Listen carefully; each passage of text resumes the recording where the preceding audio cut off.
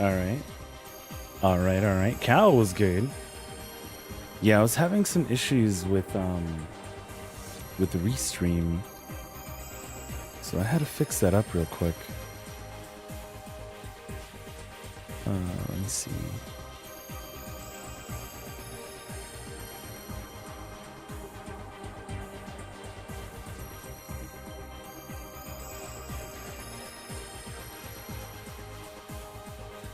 Ooh, we actually do get to fit all this. Okay. Bing, bing, bing.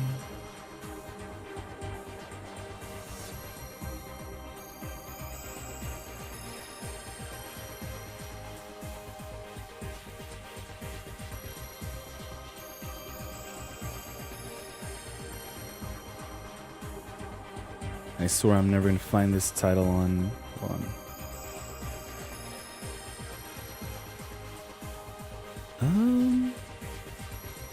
I don't know, what's another title for 428 Shibuya Scramble? Just because it's got to be on here.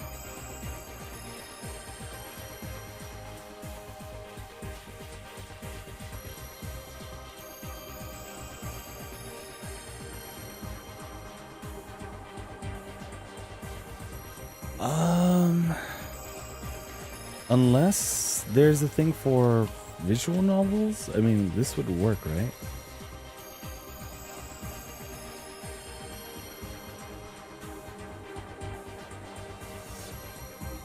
Sure. Okay. Let's pop this up and over to here, and we are good. This is also really cool and just neat to listen to in the background.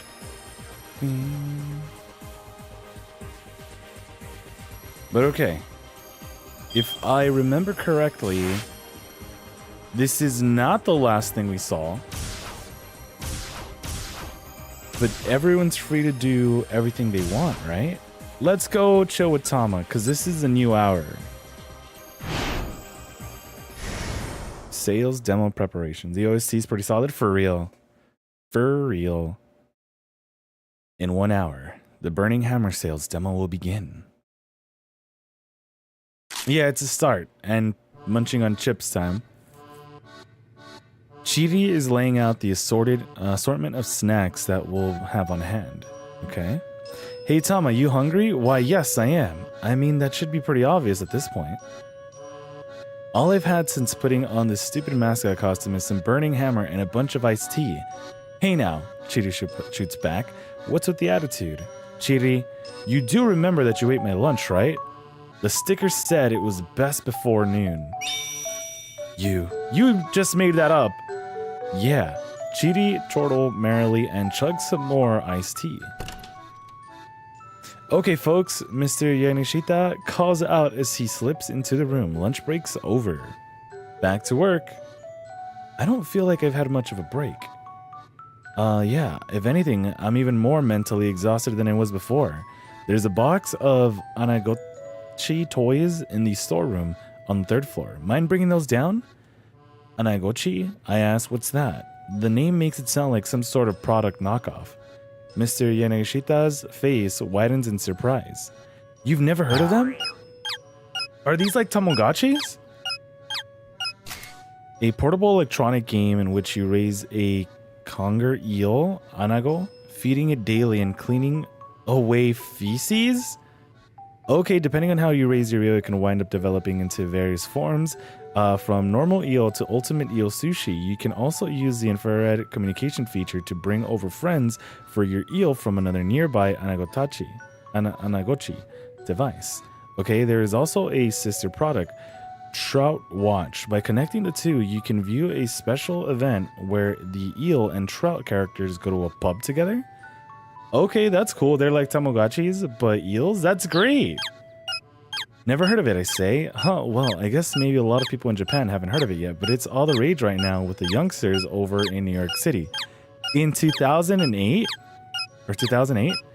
New York City, huh? Oh, well, you might mean New York City. It's popular in New York, really? Anyway, I did some quick checking and thought that's what I learned, so last month I bought a whole bunch of them. And once again, you were swindled. Yep. Ouch, Chiri. Dropping that hard truth. Mr. Yanoshita let out a pathetic whimper. No. Just like that, his confidence evaporates. He starts muttering to himself. I thought it sounded a little fishy, really. I mean, think about it. Why would kids in New York be interested in raising eels from Tokyo Bay, he muses. What appeal would an eel character even have anyway? None, that's what. Should have known that. I did know it. Why'd you buy it then? Why'd you go through with it? Yeah. This farce is getting tiresome. Anyway, Yanoshita continues, it was going to cost way too much to keep them in storage. So, I was just going to let the recycling guy take them. He hangs his head in shame. In a matter of moments, he's borderline catatonic. The type of eel that gives Anagochi its name, Anago, can be loosely translated as the creature that lives in a hole. Mr. Yanoshita is probably wishing he could crawl into a hole right now. Chiri, on the other hand, flashes a big bright grin. Still, you know, eel's pretty delicious. Are you just riding now? Oh, Chiri, Yanoshita bursts. Thank you. He clasps her hands in gratitude. I wasn't exactly complimenting you there, boss. It's the same thing. There's a little bit of me in each of my products. Okay. Anagochi and I are one and the same. Okay, a brief Anagochi gameplay clip. The trick is to feed your eel proper food and give it proper exercise. Another important strategy tip is to make sure to obtain the sharp chef's knife when you visit Kappabashi Kitchen Town partway through the game. Okay. Grub or squid?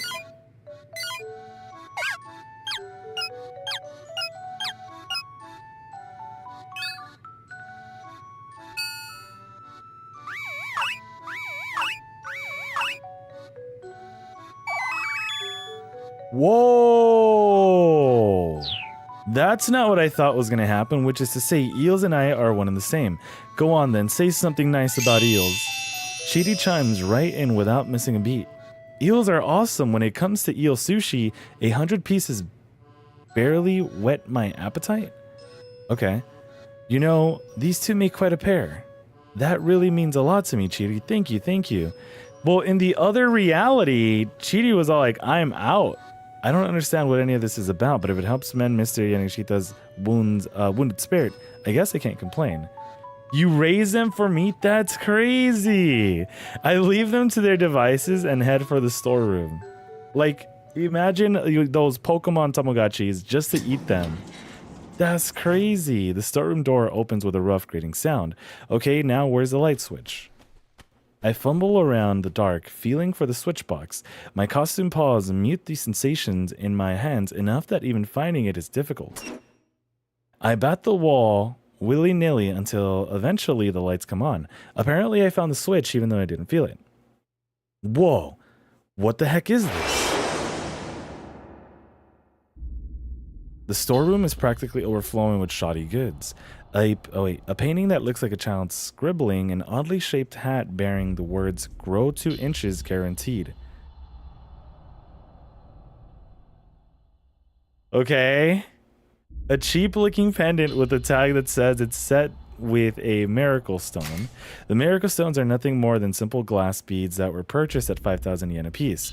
The seller claimed normally these sell for 10,000 a pop, but if you buy 100 of them, I'll give you half off. At which the buyer declared it really is a miracle before joyfully agreeing on the purchase. The fact that someone like Yanoshita actually exists to buy these things up is kind of a miracle. Oh man.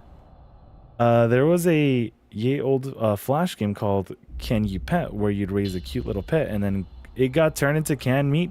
Bro, I don't think I could do that. Grow 2 inches where though? Exactly. Is it places where I'd want 2 inches? It looks like the knockoff boneyard where cheap products go to die. They break away from their pathetic herd knowing their time has come and end up in this graveyard or storeroom. Is this our life now? Let's see. Anagochi. I quickly spy the cardboard box I'm looking for. Then I catch sight of a dark silhouette out of the corner of my eye. Eek, I yelp. A roach?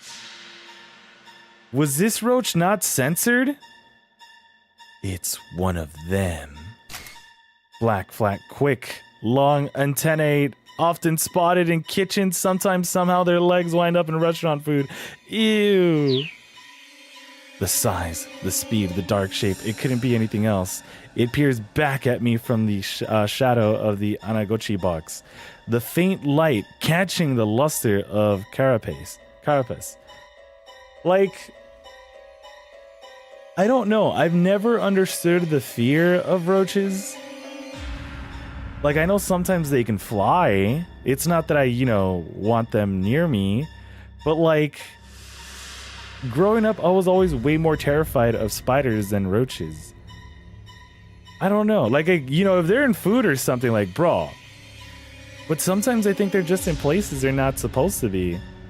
Like, you can keep everything clean, but for whatever reason, they'll just be like, it's comfy here. And it's like, bro, get out of here. For me, it's less of a fear and more they're gross. They are disgusting. They are indeed disgusting. But, sometimes people are like, oh, they fly. Which, if they're like thick, that adds an extra layer. But I don't know. It looks ready to leap out at me at any moment. I need to act fast. This is really an important decision to make. I challenge it to single combat. I snatch it up the cardboard box and make a run for it. Well, there's really only one thing you can do when you see a roach, right? I challenge it to single combat. It flitters aloft. It's gunning for me, all right? Bracing myself, I step forward to confront it, which paradoxically helps calm my nerves. I get the sneaking suspicion this isn't the first time I've done battle with one of these things. It's like I've trained myself to protect someone who's even more scared of them than I am. As I mull that over, the thing hovering in the air presses its attack against me. Now's my chance! I snatch up a nearby piece of cardboard and swat at the creature hard. It did have wings! It sails out the window in a graceful arc, then flitters away into the world beyond. Whew. At least we parted on mutual acceptable terms. I didn't have to squish it or blast it with pesticide. Hefting the box labeled Anagachi, I scurry away from the graveyard of schlock merchandise. I thought it was going to say, or Tama was going to say something like, why do I get the feeling that there's more than one here? A very critical decision. Fight. Fatality. I made it. When I got back to the break room, Mr. Yanishita is clutching Chichi's hands. An eel's super tasty when you salt broil it too? Okay. Thank you, but tempura style is probably the best. Don't say thank you. Well, Mr. Yanishita's spirits have certainly turned around. Okay, got it. I hold out the big cardboard box. Excellent, thank you. You girls are the greatest, Yanishita shouts. His voice resounds with gratitude. Hey, I just got an amazing idea. There's always more than one cockroach? True. But, if they both jumped us, I don't think we would have made it out alright. Why don't the three of us start our own company? I'll pass. Chidi and I responded in unison. Man, you two shot that one down quick. Well. For today, let's just focus on selling Burning Hammer. By the way, I ask, where is the Burning Hammer? There wasn't any in the storeroom, and I didn't see any either. That's right, it's out back on the loading dock. We should probably bring it in. Oh, and bring the Anagochis with you too. The recycling guy is going to be showing up soon. Come on, let's go. Chidi and I followed Mr. Yanishita out the loading dock. I mean, let's see how this goes. Is that a chair? Hold on.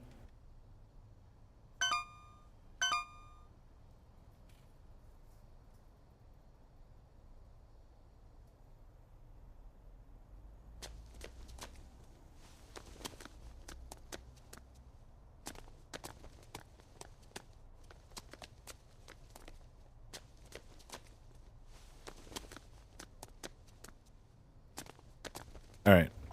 But no matter where he looks, there's nothing for him to find. It was right here a little while ago, like right here. I hear the sound of an engine revving outside. Maybe they thought it was garbage? Mr. Yanishita cries out in alarm. We can see the truck starting to pull away. Its bed is piled high with cardboard boxes and other sort of trash. Hey, boss? Is that? Yes, there it is! Hey, boss! Wait. Okay, Mr. Yanishita begins racing after the truck. Are we gonna have to save him? I mean, they're not wrong, true. My burning hammer! His voice cracks as he cries out. Give that back! Give it back! But he's no match for a speeding truck, and the boxes of burning hammer vanish before his eyes. Burning hammer! Come back! Come back! That's it. Yanishita's wailing echoes from the surrounding buildings. It's like something out of a movie. What the hell? What's up with that truck? Tama, what the heck was that? Hey, don't look at me, I reply. Huh? With those piles of stuff, it looked like just like the recycling guy. As soon as he says it, a revelation dawned on his face. He probably confused the two, right?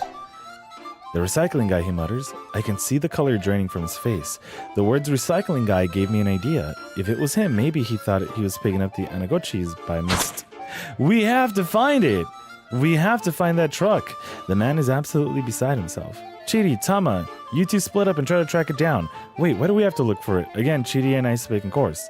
If there's no sales demo, there's no money to pay you, and all the work you've done will be for nothing. Right when he puts it that way, I guess there really isn't much of a choice. Somehow or another, we'll have to find that truck. Burning hammer! I can't have gotten far, he continues. Now, go hunt for it like your life depends on it. That's rough. Chidi and I look at each other and sigh. How do you want to do this, she asked. Want to search together, or we should split up? Ooh, okay, I could see this being more important. Splitting up. Splitting up definitely seems to be the way to go about things. I think. I make my way to Center Guy. I am so focused on searching all over as I walk that I lose track of where I'm going, and I wind up bumping right into a man who's hurrying along with his daughter. Wait, isn't this the dude who was in the office? Yeah, Teru and Hana Toyama. They came to Center Guy to eat lunch. Before that, they were at Heaven Publishing in Shibuya 1 Comb. While wandering around distractedly looking for somewhere cheap and tasty, Mr. Toyama bumped right into Tama. Yeah. Pardon me, I hop back into my feet and bowed to the man in apology. Ow! He bows at the same time as me and we manage to bonk our heads together. Okay.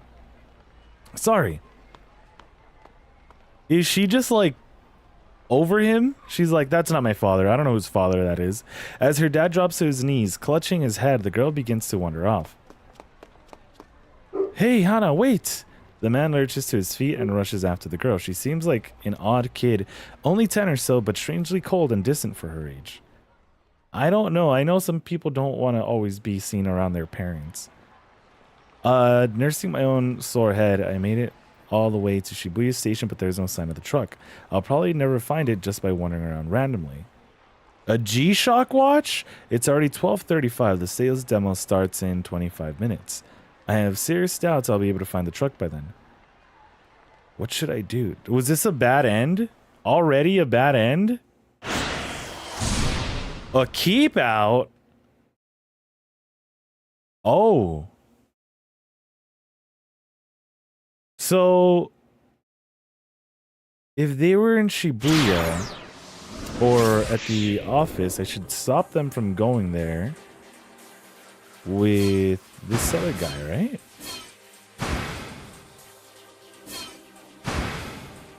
There we go. Minorikawa.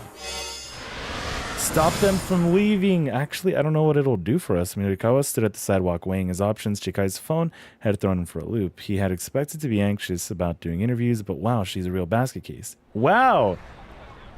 Still, that didn't change the fact that he had a schedule of his own to keep. The surveillance camera story had to be his top priority. Chikai would have to just find some way to fumble through things on her end. He headed down Dojonzaka, scanning his surroundings as he went. There were cameras set up on the street lights all over the place.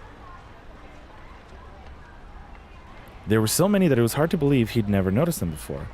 That's kind of like what happens when you have like expired tags And then you kind of notice everyone else have expired tags. One over there, one just over here, electronic eyes peering down on passers-by from high above where they were tough to spot. Just how were the people who came to Shibuya reacting to the situation? You there! Minorikawa called out the man riding by on a bicycle. Hey, you stop! You look familiar. Why do you look familiar? Oh, Taisei Yusada, proprietor of a knickknack shop in Uragawacho. Roughly 30 minutes earlier, while he was wandering along the JR tracks picking up lost and abandoned items, Achi foisted off his trash onto him, and so he's in a bit of a foul mood. Since then, he's been going along on his bicycle, still picking up things from the roadside. There's a trunk on the back of his bike where he stores his finds. We're gonna give him more garbage, right? What's the matter, he asked. The name's Minorikawa. I'm a freelance writer. Okay. I'm just doing interviews for a magazine, and I'd like to talk to you. A magazine? Which one? 4-Star General Gossip. Minorikawa did his best to sound proud. Oh, well, I'm actually in a bit of a hurry here. Minorikawa soldiered on. See that? He pointed out one of the nearby surveillance cameras. What's that? The man asked. The blimp? Yeah, the blimp? A massive blimp was indeed drifting slowly overhead. A type of aircraft that floats using the lift provided by an enormous envelope filled with lighter-than-air gas. This envelope, the balloon, is often used to corporate advertising. This particular blimp, has been puttering about the skies above Shibuya since last night. Okay, but like, are blimps still even that common? I don't think I've seen a blimp in a very long time. No, the camera! The camera watched them both in uncaring silence. Oh, that. What about it? What do you mean, what about it? Cameras have been installed all throughout Shibuya. They're taking in anything and everything. Privacy be damned. A shocked pallor came to the man's face. Oh, really? He muttered uneasily to himself. I guess I should be careful next time I go picking stuff up. Hey, what are you talking about? Minorikawa asked. Oh, nothing. Just stuff. Way to dodge the question entirely. Blimps still exist, but they're not super common these days. Yeah, I haven't seen them like as much as I used to back in the day. I wonder why. Anyhow, I think there are some good things about cameras too, the man said hurriedly. Oh? Well, I mean, they must have helped catch some crooks, right? Yeah, I think you're right about that. Oh, am I? The man looked shocked to have his own statement confirmed. Are you hiding something from me, huh? No, nothing in particular. The man shook his head vehemently. Nothing at all, really. Well, whatever, Minorikawa said. In any case, even if the cameras are helping in arresting criminals, there are some places where people just don't want to be watched. Okay, so like, look, that's fair. You know, privacy. But like, you're in a public space. You know? That's like what I'd be thinking of. Like, you know, I get it, like if you're in your own home and stuff like that, you know, or like in the restroom or something. But like, you know, I don't know. It seems like a bit too much. This dude's overdoing it. In 2021, Reader's Digest said that consensus that there are about 25 blimps still existing and only about half of them are still... Wait, 25 blimps? But the military has surveillance blimps. Surveillance blimps, okay. Or going to a love hotel. Yeah, like, you know, doing stuff like that. I get you don't want to be watched, but like, I don't know. There should be some love hotels here though, right? For instance, how would you like it if someone set up a security camera and said, see, that's different. What do you mean? I mean, a burglar might try to get into your home. If you had a security camera, you could be altered right away. Isn't that kind of an extreme argument? Nope, you're the one making the extreme argument here. Get the hell out of here.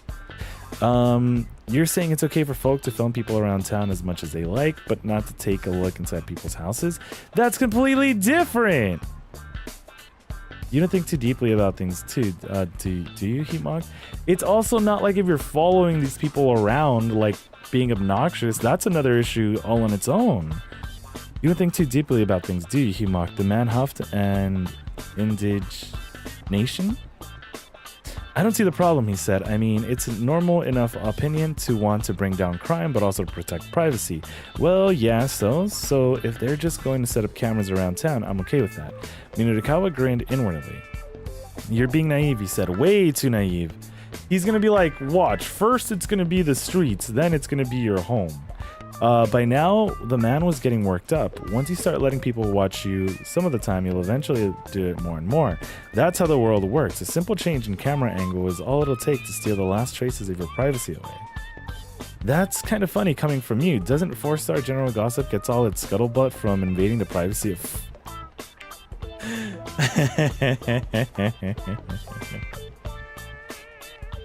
Minurikawa takes an extreme approach to interviewing. He does. I guess this is his interview, right? Since when are you people concerned with the personal privacy? Meaning what exactly? Minurikawa asked. You know damn well what I mean. Have you no shame? I've got nothing to be ashamed about, Minurikawa exclaimed. If some celebrity scandal breaks, I read it up in the form of top class. Socially conscious expose. That's the Minurikawa seal of quality. Are you sure? The man rolled his eyes, please, as if anyone ever heard of that. Your everyday freelance reporter would say something about how security firms have no right to use cameras to disrupt personal privacy. But not me? Oh no? I'm the only guy who'd write a first class piece on the subject. And you want to know why? The man's only response was a doubtful look. Because privacy only exists for me to utterly demolish it. So you're upset about cameras, but then you're not upset about cameras or privacy? That's nothing but journalistic arrogance, the man railed. Oh yeah? Yeah, I'd rather have surveillance cameras any day if the alternative is some weird gossip piece. Yeah. This time, Minurikawa didn't have a handy retort. An awkward silence descended over the pair. Right, I see. Minurikawa muttered to himself as he busily scribbled his notepad. The man was visibly taken aback. Thank you for your cooperation, Minurikawa said at last. You gave me some good stuff. He held up a hand to forestall an angry retort.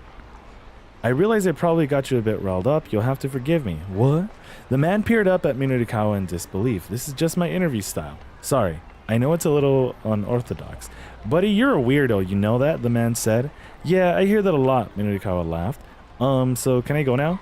Sure, I'll quote you as passerby A in my article. Sure, whatever, the man uttered. He quickly sped off in his bicycle. Minurikawa now had some material for his surveillance camera piece. He wanted to organize what he'd managed to put together so far. He decided to head toward his next interview location, keeping an eye out for a cafe where he could stop to work on his copy. He used the map included in the project proposal to guide him. It was hard to read the words and make out the details, but it looked like the Nokane building, where the Burning Hammer demo was being held, was just down Center Guy. There was no indication of which floor the event would be held on. However, that made him a little anxious, but he'd probably be able to find someone to point him in the right direction once he got to the building. Are we gonna run into that mascot? Or Tama? He spotted a cafe up ahead. Coffee please, he shouted. As he strode inside, he slumped down in an open chair. Hopefully he'd be able to hole up in there until 1 o'clock, working on his article. If he couldn't have done it by then, finishing the whole issue would be, by the end of the day, would be a tall order. He pulled a cigarette from his overcoat as he waited for his computer to boot up.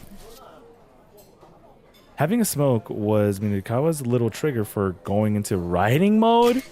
The state of being in a mood to write some text. As Minurikawa goes about his job, he switches between writing mode, interview mode, food mode, and sleep mode. When busy, he'll sometimes go into writing mode and food mode at the same time. Okay. Sometimes even straying into sleep mode in the midst of food mode. Okay. When he's even busier, he'll eat and write mid-interview while nodding off. This is known as his ultimate mode. He stuck the cigarette in his mouth and lit it up. With the first heavy draw of smoke, he felt his mind focus. The rough idea for his article came to his head nearly fully formed. All he needed to do now was to get it all written down. Finally, his laptop finished booting up. Took you long enough, pal, he muttered to the computer. His hands leapt to the keyboard like a predator pouncing on its prey. Okay. He's locked in. In a matter of moments, he had his stride. His fingers clicked away. One by one, lines of text filled in his screen. A waitress stepped up beside him. Excuse me, sir, but Minurikawa was in writing mode. He didn't even hear her. Oh, this is just like in Lost Judgment. Sir, I beg your pardon? Again, Minurikawa was deaf to the waitress' attempts to get his attention. Sir, excuse me, the waitress smacked the table. Quiet, Minurikawa snapped. He slammed the table right back. Don't interrupt me when I'm working. Not if you know what's good for you. Whoa! Okay, the waitress didn't so much as flinch. She leaned in aggressively, getting right in Minurikawa's face. Okay, that's what's up. Ikumi Omiya, employee at Kolabo Cafe. While appearing cute and demure at first glance, she's quite strong-willed and frightening when angry. She works nights at a place called the Scolding Pub, where customers rent private rooms in which they are scolded at length by attractive girls. One middle-aged businessman once told her, your face looks simply marvelous when you're angry. Okay. Sir, I hate to bother you, but I have to ask you to please refrain from smoking. Minurikawa blinked. Huh? This is a non-smoking establishment, sir. No smoking, Minurikawa asked. The cigarette bopped in his mouth as he spoke. The waitress pointed sharply to the sign on the wall. The words no smoking were spelled out clear as day. We ask that patrons please not smoke so other customers can fully enjoy the aroma of their coffee. The waitress drew herself up in an arrogant trump. A woman sitting at the table next made a face as she tried to fan the smoke away with her hands. Customers all around the shop were glaring at him. You guys don't know the first thing about the aroma of coffee. Why are we focusing on this? The scent of coffee only truly comes to life amidst the choking stench of tobacco smoke?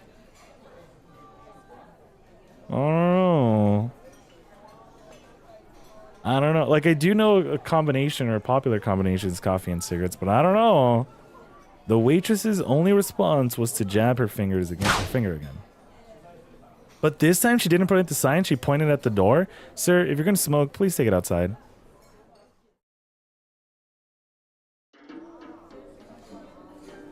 Sometime later, sitting inside the cafe Lactre, Minurikawa lit up his third cigarette?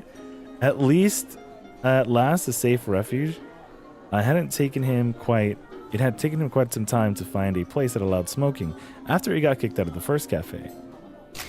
In recent years, many cafes and restaurants have phased the concept of the smoking section in favor of prohibiting smoking across the board. This makes a place like La Trek especially important to smokers. There are large air vents in the ceiling to help keep the interior more agreeable for those who do not smoke. Okay.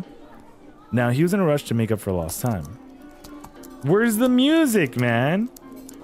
You don't smoke or drink coffee? Yeah, it's like same here, but like... when I would? Wow, I'm old.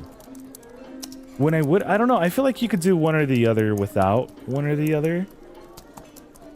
I think. Like, I don't know. Well, like when it comes down to smoking, I know it's not allowed like in a lot of places.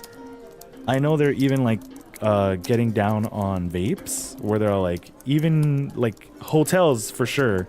They're like, you can't smoke even vapes in the vicinity. Which I'm like, that's cool. I know a lot of people aren't for like smoking just in general. But coffee? I feel like the smell of coffee is really, really good. Really good. So I think that should be a little bit more acceptable, right? Like if you could bring your coffee into a smoking area, I don't see why not. His fingers flew over the keyboard at lightning speed. The more he wrote, the harder he focused. At this rate, he'd have the story wrapped up in no time. Today, you hear me? A voice intruded suddenly on his awareness. One of the other customers was shouting. You're breaking up with that fella today? Minurikawa's fingers drifted to a halt. No shot! He looked around to see where the voice had come from. An older man, red in the face, was shouting at the young woman who sat across from him. Please, Dad. Please! You're making a scene.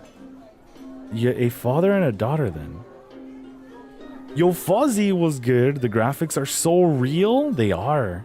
We are live actioning it up in here.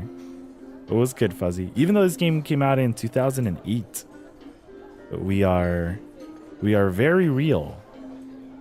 Just how sheltered had he been trying to keep her.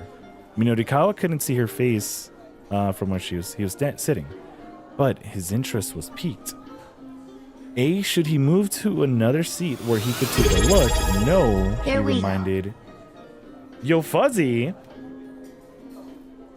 Hold on, because I had the audio down. Did you guys get a notification?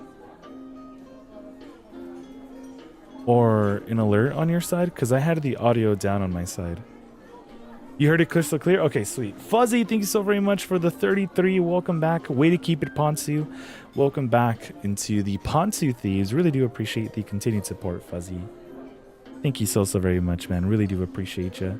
Here goes some more Ponsu. Actually, you know what? I want to do this combination just because I forgot about the zero with emotes. There we go. That's how it works, right?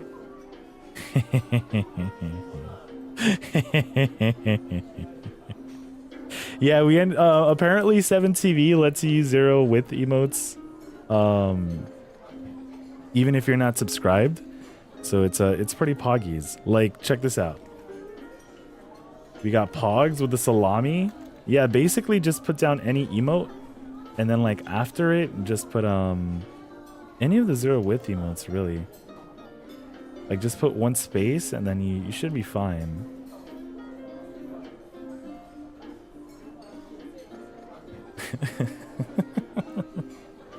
So yeah. Wait, no, not the thinking one. So when you open up the 7TV option, it'll show you some emotes that have like a yellow box around them. Yeah, so you can use any emote and then yeah, just add it. Like we'll do Ponzu again. We'll do Ponzu. Oh yeah, oh, now I get you. Now I get you. Okay.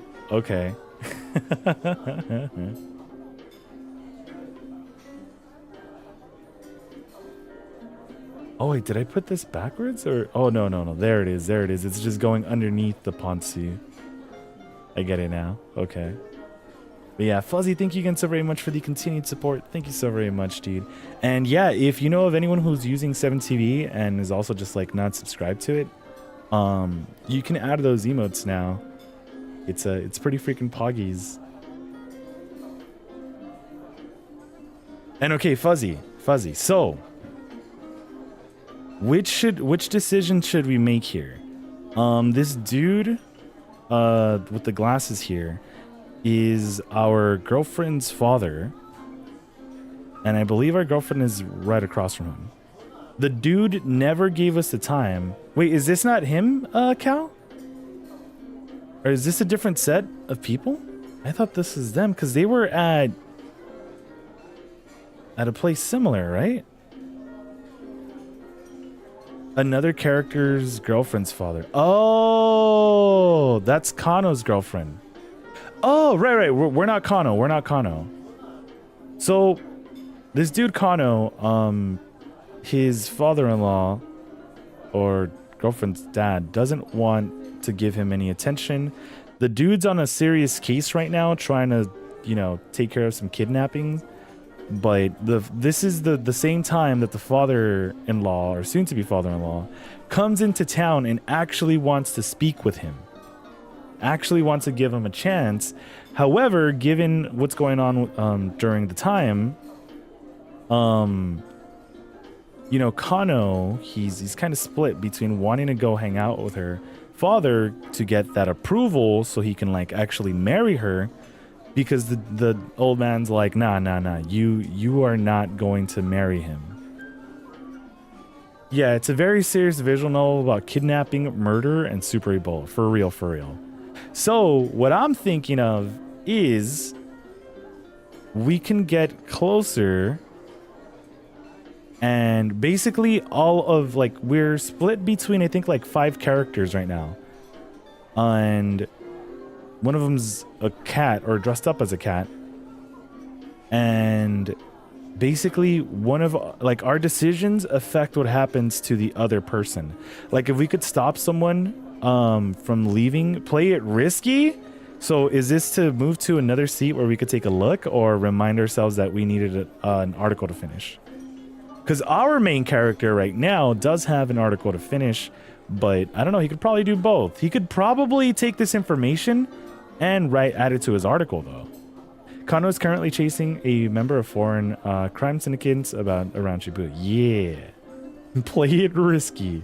It is also him who's trying to protect the girl from a mysterious guy who keeps trying to kill her. Yeah.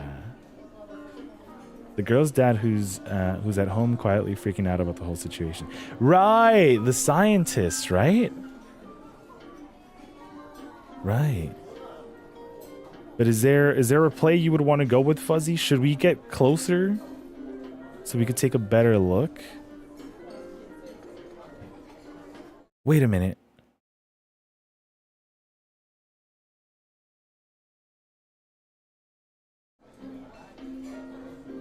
You know what? We can probably get over here. Sag? Yeah, so from what I know, the zero width emotes always go second. And you can actually stack them. He reminded himself that he needed to finish the article. You should move to another seat where you could take a look. Gathering up his laptop, Minutakawa switched to a different table. I don't care if I'm making a scene. The older man was saying, I'm not leaving until I see you cut ties with that boy, do you understand? I understand that you're never happy unless you get your way. You're acting like a spoiled child. Don't you talk back to me. You don't understand your own situation. You're letting your emotions cloud your judgment without putting any thought into your future. No, Dad, you're the one who doesn't understand. The father-daughter argument was getting more and more heated.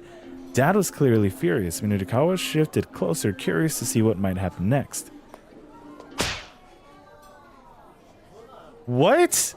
Then he saw the daughter's face and gasped out loud. What the hell? Oh, hey, I know you. You're on TV, right? The father scowled up at him. You must be mistaken, he said gruffly. No, I'm sure of it, Minutakawa said. God, what show am I thinking of? The young woman seemed disconcerted by his enthusiasm. Who was she? He called out to the waitress who was passing by. Hey, miss, do you know this gal? She's an actress, right? It's right on the tip of my tongue. The waitress ignored him, but Minutakawa was undeterred. I know this. Wait, I know this. Weren't you in one of those TV dramas or something? Minutakawa was probably thinking of a series starring Masami Nagahama. Possibly Operation Cause the Last Frenchman touched by a tuna, or Sailor Moon Pies?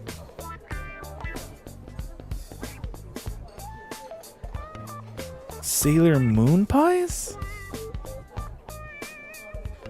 All of which received high viewer ratings and are fondly remembered by the public. Consciousness?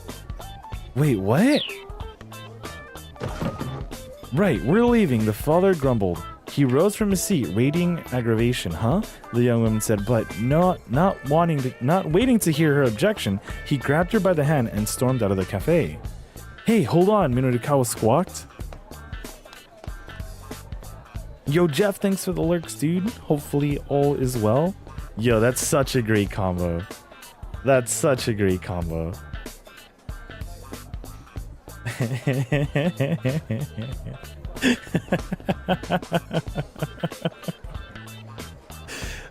shuffle back to his seat in disappointment. Damn it, what was her name? I should have asked for her autograph. Look at this autograph. Mumbling under his breath, Minutakawa went back to typing.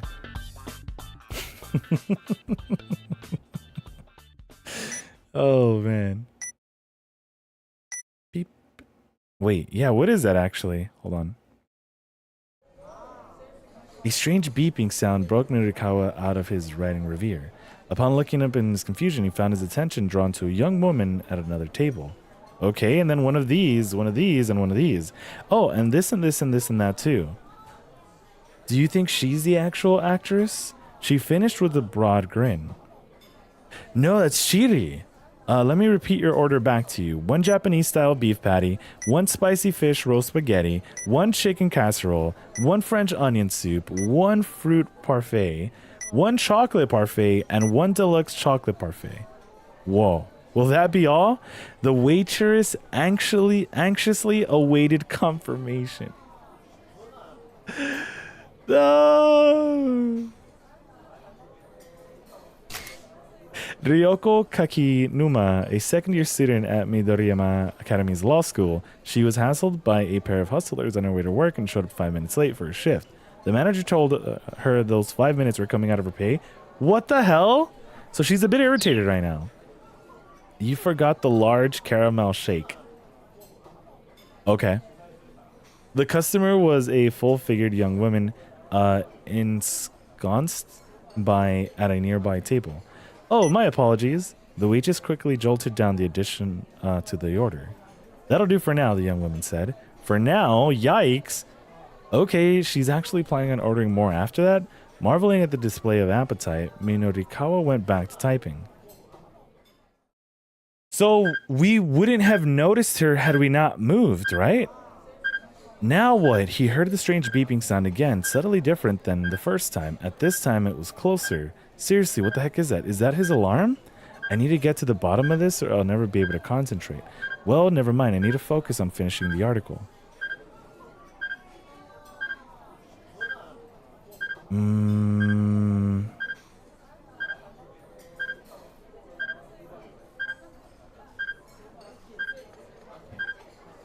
What if it's like a bomb or something, though? He stopped worrying about the curious sound. I probably doomed us. That's girl Achi saved from the assholes earlier. Oh, the waitress. Yeah. Yeah, that's what I'm thinking. What if it is a bomb? I should have probably kept looking at that. The plump young woman said about devouring all the food she'd ordered despite the strange look she was getting. Now, that was an appetite to be reckoned with. It took her under 3 minutes to polish off the lot. Then, looking not the least bit sated, she picked up the menu right back up. Was she seriously going to order more? Minurikawa was starting to take an interest in this young lady. Whoa! There might be a story here. He conjured up a series of headlines in his mind. Woman inhales 30,000 calories in 3 minutes. This is the equivalent of 100 pieces of shortcake, 300 glasses of milk, or enough steak and rice to feed about 30 people. No, he needed something with more punch. Food for thought, an expose on obesity. No, that was no good. He wasn't writing for a fashion mag here. A gourmet daily in Shibuya. That was it. He was able to whip something up if he went with the foodie angle. Minorikawa got up from his seat. Oh, that's pretty impressive, he said to the hungry diner. Do you always eat that much? The young woman glared back at him. Not always, she said. Suddenly, tension filled the air. Oops, was that way too blunt of me? I mean, she is a young lady after all. Maybe I should change up my approach. Who the heck are you anyway, the woman asked. I'm a freelance writer. I was hoping I could do an interview with you real quick. You want to interview me? The suspicion was plain on her face. I do. Wait, I do. I mean, girls all over the world worry about their diets, right? I hear that, yeah. So would you be willing to share your secret or your technique or whatever for how to eat without getting fat? What, me? Sure, I mean, look at the figure you're maintaining despite eating all this food. The young woman's expression brightened up. Oh, you notice? There's actually a lot that goes into all this, yeah? The basic thing, though, is to eat 10 meals a day. I don't think I could do 10 meals a day. Okay, I'm done. No, carry on, Fuzzy. Carry on. I don't know if you know of any others that are with emotes, though, that we could also add. We're close to filling up the 1,000 emote slots on 7TV. But I think once we get there, I will, replace some. I'll be like, okay, out of the 1,000 emotes that we have just on 7TV, which ones are the ones that, don't get used? Kyle struggled to keep his jaw from dropping. 10 meals a day? She flashed him a chubby-cheeked grin. You don't know how diets work, do you? She chuckled. Eating only 1 or 2 meals a day, that's what'll make you fat. You gotta space your food out into smaller portions throughout the day. That's the fundamentals of dieting right there. Right, but what happened to the smaller portions part? Minurikawa had to bite his tongue. Ah, I see, he said. Any other pro dieting tips you could share? Well, for the basics, I'd say always drink protein instead of tea, yeah? Drinking protein all day, seriously, once again, it took all of Minurikawa's willpower to keep his thoughts to himself. Let's see, what else? Oh, there's a stuff called burning hammer, too, but she trailed off with a little wince. Wait, isn't that what she's supposed to be looking for? Wait, Minurikawa perked up. Did you say burning hammer? Oh, you know it. I've heard of it anyway, Minurikawa replied. He decided he was better keeping his plans to head to the sales demo a secret. There's a sales demo later on. If you're interested, the woman said if she were reading his thoughts. Though, full disclosure, I am working for them right now. She handed Minurikawa an advertising pamphlet. There was a more detailed map for the venue included. What a stroke of luck. Now he didn't have to rely on the crummy map in the project proposal anymore. He'd have no trouble finding a venue with the building's various floors all broken down for him. And actually, I gotta get back to work, the woman said. Wait, are we left with the bill? I'm gonna hang back and finish up my copy here. The woman left the cafe and Minurikawa went back to work on his laptop. Yeah, did we end up having to pay for it? Or are we back at our table? He'd gotten some new info on the Burning Hammer sales demo, but it also lost some more time. The surveillance camera piece still wasn't finished. It was going to be a near thing to get done before the sales demo started. Yet, instead of returning to his writing, he got out on his cell phone. Wait, what if Toyama had gotten another of his crazy ideas? If he tried to hang himself again, the thought that Minurikawa too worried to work on his copy. I'm sure they're okay, right? The phone rang several times before someone picked up. Mr. Toyama, where are you right now? Minurikawa asked. Right now? I'm on the run, somewhere near Shoto. An upscale residential district, despite being smack dab in the middle of the city, it's a quiet neighborhood rife with greenery. The residence of the former governor of Tokyo is here, built on a massive 2,200 square meter plot of land. There's a shady hotel district a short walk to the south, making for quite the... Is it like juxtaposition? Toyama was speaking in an oddly hushed tone. Shoto. After you left the office, some guys came by to collect on my debts, so I made a run for it. Okay, so he wasn't dead, but the situation was still pretty bad. Well, look, we'll get you through this somehow, Minurikawa said, hoping it wasn't true. Just keep your head down and stay out of trouble. Stay where you are now. Okay. In this time, he crashes into the bunny. You need to get back to the office ASAP. There's no way that his pursuers would also return to the office, right? But they'll find me there for sure. Toyama's voice was a little more than a pathetic whimper. It's a little bit of reverse psychology. The last place the debt collectors are going to think you went is back at the office, right? Yeah, stump strats. Ah, I see, Toyama said. He sounded impressed by the suggestion. For now, just stay hidden until I can get these articles finished. All right, Toyama said weakly. He hung up. Minurikawa let out a deep sigh, then turned back to his laptop. All right. I guess that was the play.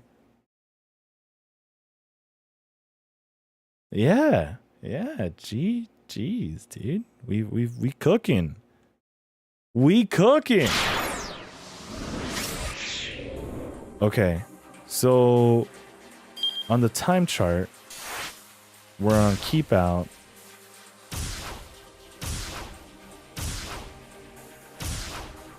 Okay. I don't think I've seen anything related. So you know what? Let's go with Achi.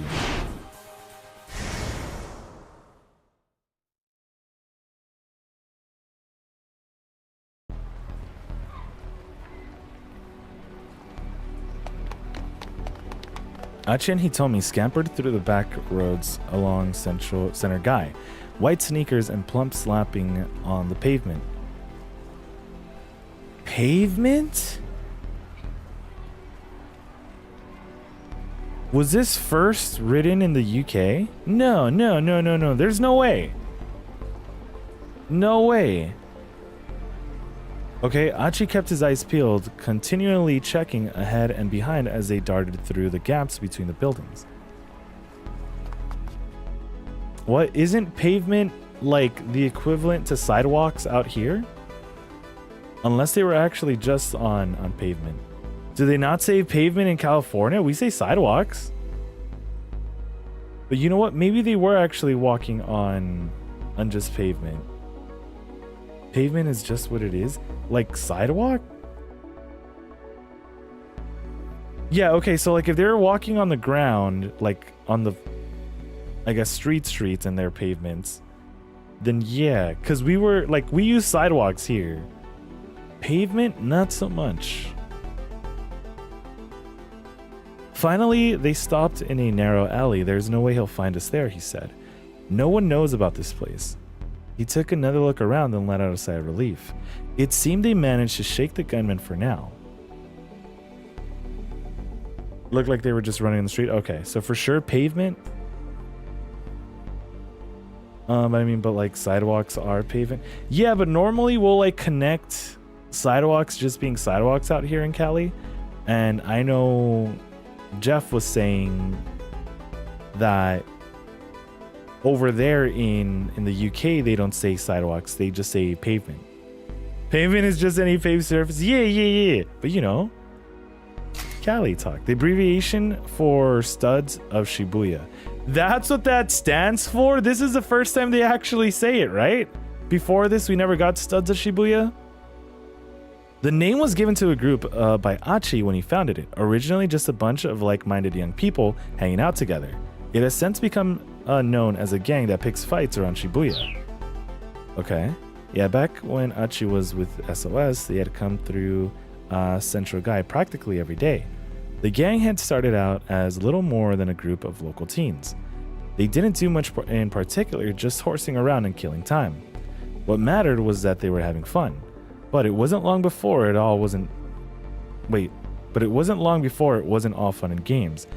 Achi couldn't help but notice the slobs who were making a mess of Shibuya dirtying it up. He wasn't about to let them get away with it. Most frequently, it was folks who tossed cigarette butts out on the streets or plastered walls and graffiti. They didn't respond to his more gentle warnings. He found slightly more forceful ways to getting his point across. SOS got a reputation. Street punks started trying to pick fights with its members. Those guys required a bit more force to handle. And when it came to the worst of the lot, the drug dealers, the muggers, the guys who tried to force themselves on women, it was full-on battle, no holds barred. Okay, before long, SOS had established itself as something of a vigilante corps.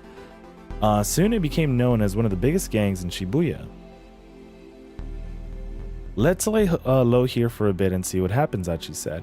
The alley where they hid was like a dimly lit chasm, obscuring them from view.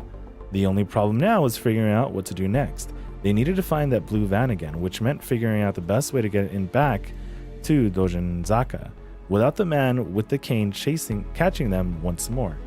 Yeah, there's a dude with a cane that's been chasing us. He has a gun too. So there is that. I think hitting the pavement is a common term for the sound of something hitting pavement because it's a distinct sound. Okay. Now, chiefly in technical context, the paved surface, a hard covering on the ground. Now, chiefly Canada, US, the paved part of an area other than a road or sidewalk, such as cobblestone plaza, asphalt schoolyard, or playground or parking lot. That's usually what I'd think of with pavement. Do you guys not use the phrase hit the pavement? No. Or at least I don't think so. Are the streets not pavement? They're paved. Yes, streets are pavement. Asphalt, concrete, whatever. Paving just means to make the surface, make a flat surface. Okay. Nymph of the pavement, plural, nymphs of the pavement. Euphemistic, a female prostitute. That's a new one. Not where I thought we were gonna go with that. Catching them once more. Achi, Hitomi whispered. Oh, Achi. I think I can handle myself from here. She got to her feet and gave Achi a deep bow. Whoa! Achi held a hand. We've been over this already. You're not going to be okay. That guy has a gun. If he lets her go against that assassin alone, he might as well be the one to pull the trigger himself. Thank you so much for everything you've done for me. Hitomi continued if she hadn't heard him. She started to shuffle out of the alleyway. Hey, what did I just say? Really, Achi, I appreciate your concern, but I can't in good conscience, put you in danger anymore. But I mean, Achi tried to press the point, but Hitomi cut him off. There's no good reason for you to risk yourself to keep helping me. Her tone was resolute, but Achi was determined to help her anyway. He refused to back down. Achi knew she had a point, but decided to back off. I really think this is the thing, though. Still, Achi was determined to help her anyway. Look, I want to help people who are in trouble. What's so wrong about that? Huh? He locked eyes with Hitomi, willing to, okay. I'm not the most dependable guy, I know that. But still, Hitomi dropped her gaze and Achi trailed off, feeling like an idiot. It's no use. I'm no use. He hung his head with a sigh. Aww. Just then, a bit of light shone into the alleyway from above. It looked like someone on the adjacent building's upper floor had... So we're getting a new character? Who's this someone? Tama?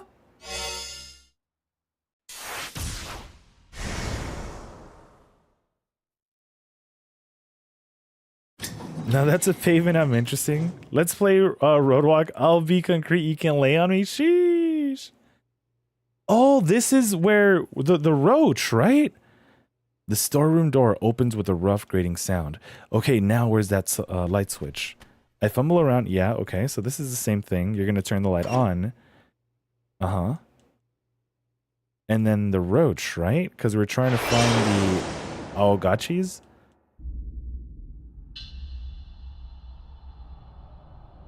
Grow 2 inches guaranteed. Yep, this is the same line. To the storeroom. Okay, okay. Anagochi. Then I catch sight of a dark silhouette out of the corner of my eye. How much do you think they paid that roach to do that? It's one of them. Beam, beam, beam, beam. So, we made progress when we smacked it out. Wouldn't we get the same ending, though?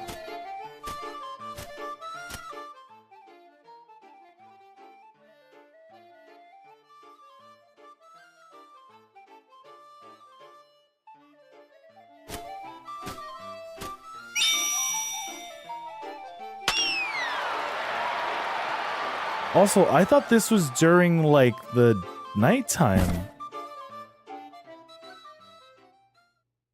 But since I chose the same answer, aren't we going to get the same ending? Or is there something new?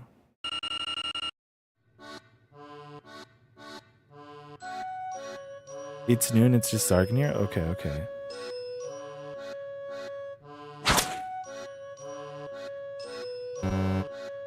Yeah, are we locked into that same other ending?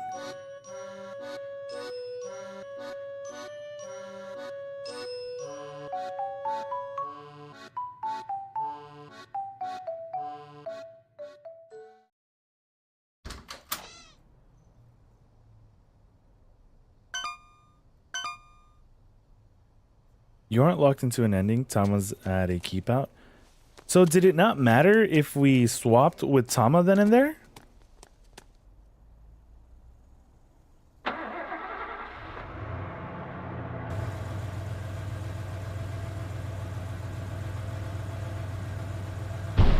Because if we got that option to swap out, I just want to make sure that we're making progress.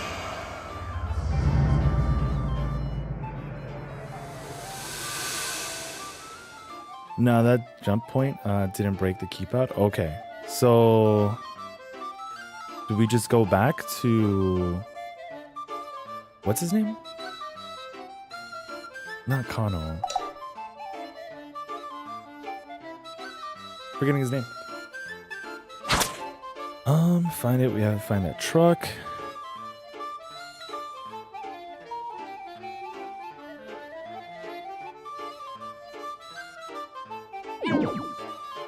Achi, there we go. Not all jump points are required. Okay, okay. So we're gonna have to head back.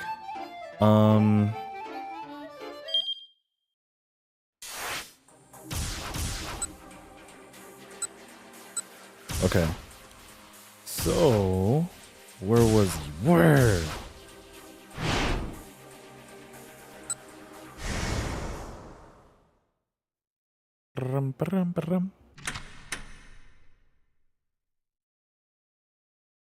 Okay, upper floor had turned on the lights.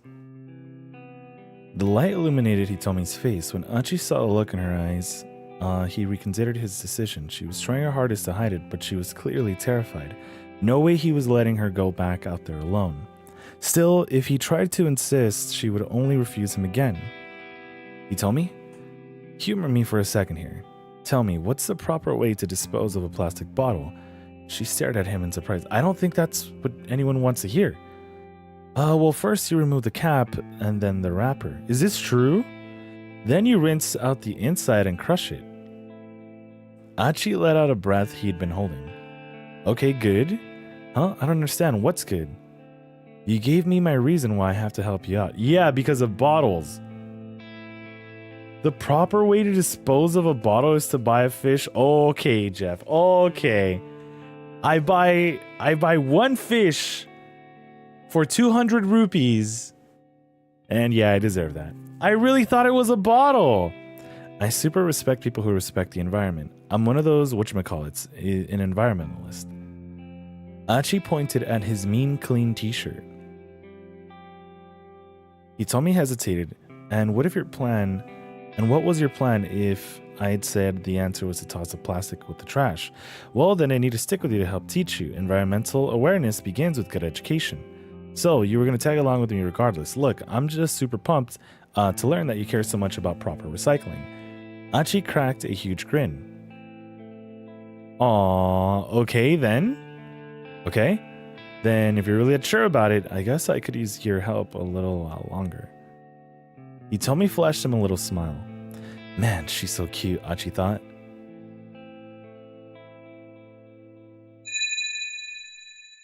Wait, what? I agree with you. It's the game that's the enemy. It is, Jeff. It is. Then something else caught his eye. Huh? What's that there? It looked like something black was stuck to the top of her head. Achi, what are you staring at? You've got something stuck there. What, on my head? Without thinking, Hitomi reached up and plucked it off.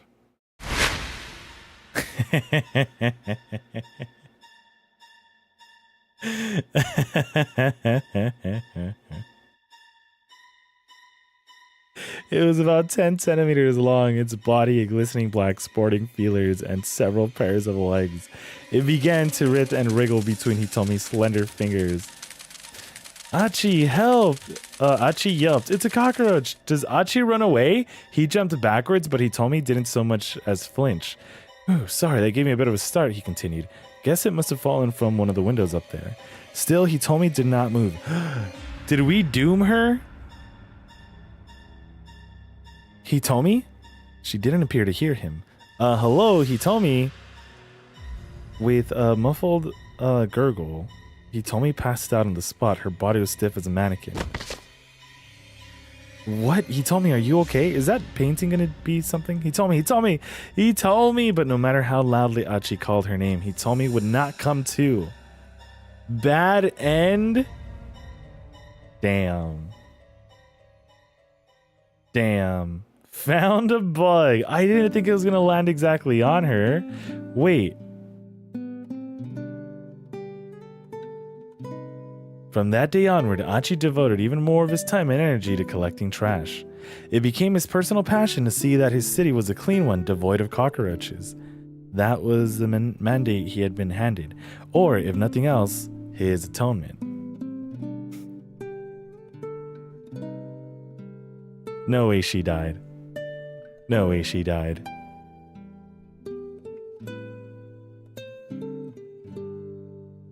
The cockroach.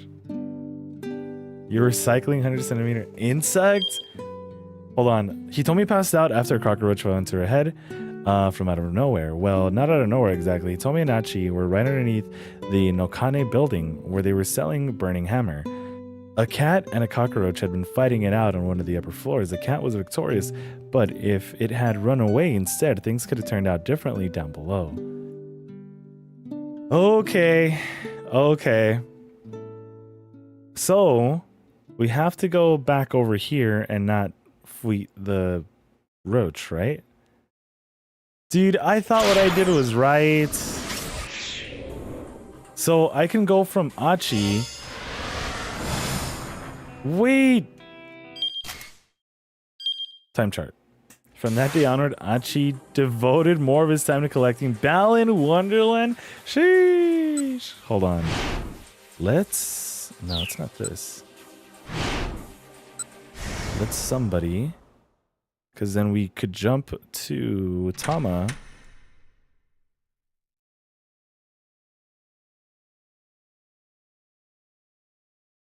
Wait, can I not?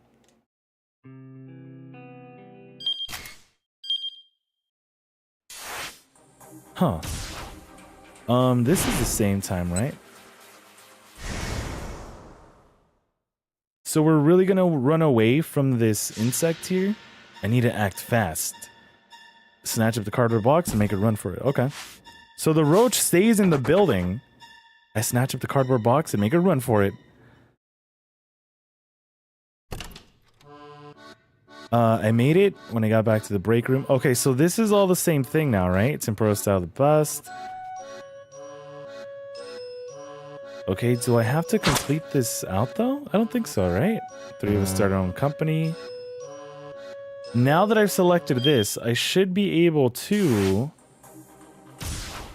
jump back here, right? So this is all the same for time. Okay. Yeah, because I think now, right, we fix the time. Once you make a decision, it's set. Okay. So, wait, I didn't even read that thing up there. Huh?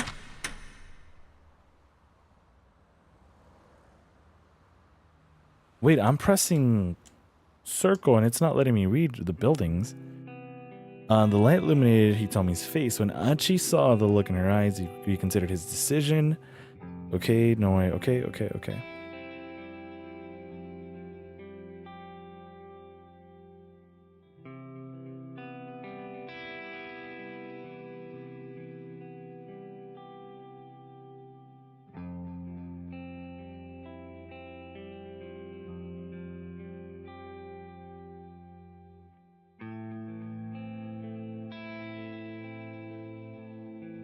Okay, but when she fainted, how'd she die? Did the guy catch up? Okay, then.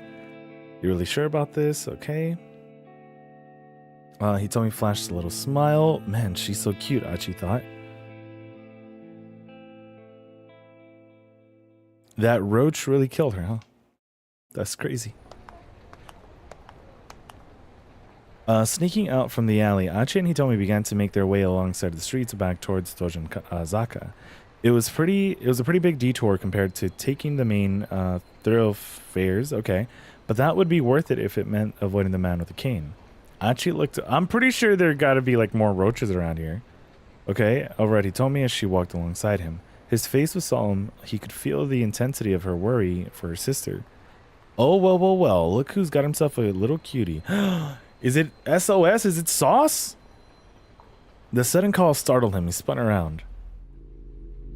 Yo, Mean Clean over here. What? Achi spotted a young man up ahead, sneering at him. Wait, were the other two Achi recognized a lot. SOS. He told me to let out a nervous squeak. Achi? Don't worry about them. He led her onward, attempting to stride right past the trio. Whoa, hey now, you're just gonna ignore me? That's pretty damn rude, especially coming from someone who used to be an old buddy. The three toughs moved to bar Achi's path.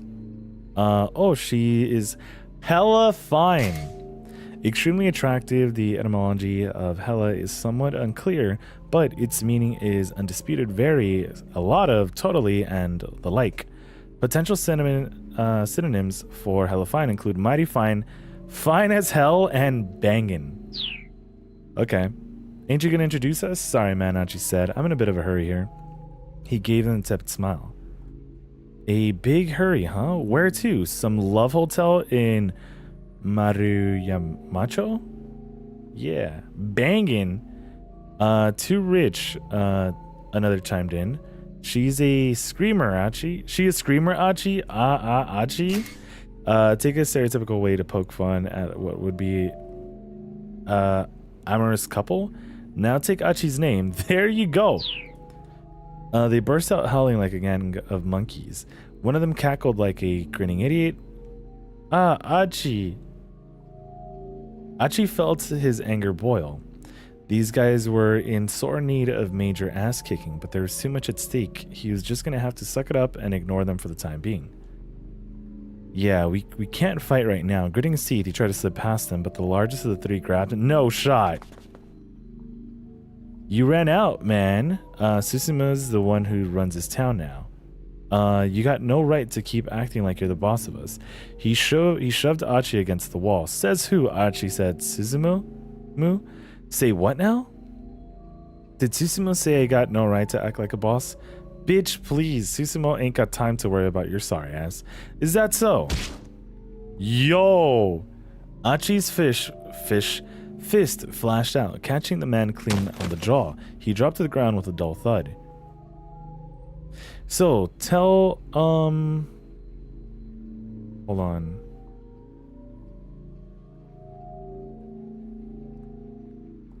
Wait, what was this? Hold on.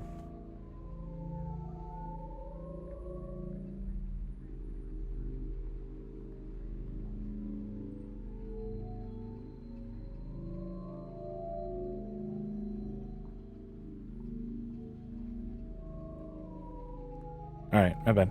I was like, wait, what was this notification? So tell Susumu this. Everyone in Shibuya needs to just play nice and have fun. Achi kept his tone light and jovial. But he eyed the two other toughs like a hawk eyeing its prey. Is he gonna be alright? He told me, murmured. She looked at the man Achi had laid out with some concern. He'll be fine. If that's all it took to knock him out, he's got no right to act all badass. Achi, huh? I don't believe I've had the pleasure. A taller man with an angry gleam in his eyes had appeared atop the steps nearby. He must have turned up during the commotion. He radiated a distinct... And this is also that we chose the option to just leave. He radiated a distinct aura of menace. Menace? That's me, Achi replied. And just who are you? For once, it was someone he didn't recognize. The name's Yoji Kiryu used to roll with a gang from Ikebukuro until a few months ago, known as the Killer Whale of Bukuro. He answered any and all resistance with his fist. His crazy antics led him to being kicked out of the gang, however, and lately he's been hanging around Shibuya. Kiryu-chan, I joined up with SOS after he left. Now I'm Susumu's number 2 guy. The newcomer stared at Achi's face, sizing him up. Our legendary founder, I've heard so much about you. The founder. It had been a long time since anyone called him that. There'd been a bunch of arguing over who would take charge of the new group that was forming to set things straight in Shibuya. At some point, folks had started hailing him as the force behind SOS. But founder, that was just something his buddies called him. He had never paid much heed. Shibuya was a place for fun, not hierarchies. At least in Achi's mind, that's how it ought to be. Okay. This Kiryu's a meanie though? We gotta take him out. Like how you busted up some mean old drug dealers, rescued your pals from Yakuza bondage? Here, bondage is used strictly in the sense of captivity. Any other types of Yakuza bondage will not be featured in this game. Sorry if the tip link here got your hopes up. You're a real hero. Kiryu's tongue flicked from his mouth like a snake's. He told me he shuddered. Achi couldn't blame her for being creeped out. But that's all in the past now, isn't it? Kiryu continued. You went modestly on your own way. It's up to us now. And we've helped SOS grow by leaps and bounds to help carry on your legacy, no matter who stands in our way. That thought didn't sit right with Achi. If aggressive expansion was the name of the game, the gang was losing touch with its roots. It wasn't about keeping Shibuya safe and fun anymore. Make SOS bigger, huh? He said. I'm guessing that was Susumu's call as well. Kiryu didn't answer this question. His mouth merely twisted into a knowing sneer. In any event, I think these boys here need a little lesson in manners. Guillotine ought to do the trick. Ooh.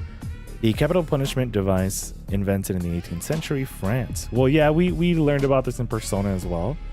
The condemned is executed by decapitation by means of a heavy blade that descends from above, named for physician Joseph Ignace Guillotine, who advocated its use to the National Assembly. Both King Louis, the 14th, and Marie Antoinette were executed by guillotine. The other gang members started an alarm. Whoa, hey, just calm down, man. Please, anything but the guillotine. It was 16th? Damn. See, just goes to show, right? Just goes to show. Yeah, we talked about this in Persona. Yeah, I remember this for sure. Kiryu potentially ignored their pleas. Whoa, hey, what's the guillotine? Achi asked. Kiryu smirked. The guillotine is the guillotine. No shame, nobody knows Roman numerals. Thanks, Fuzzy. With me, worms! Without a glance back, Kiryu strolled away, his two underlings following him unhappily. Achi wondered what lay in store for them, but right now he had more important things to worry about. Come on, let's go! He took Hitomi by the hand, and they were back on their way.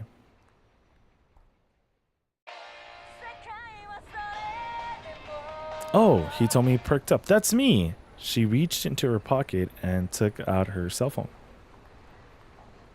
Which... You know what? I remember a while ago. What was it?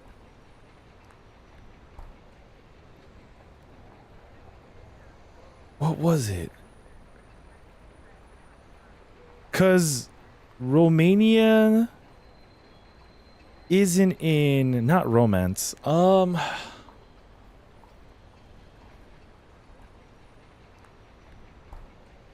I'm trying to remember.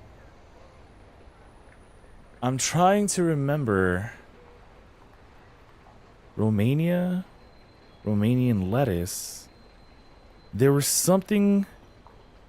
Right! I thought Romania and like the Roman Empire were like the same thing.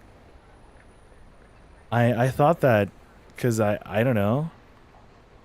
Yo, Galaxy was good. Scramble some Shibuya. Oh yeah.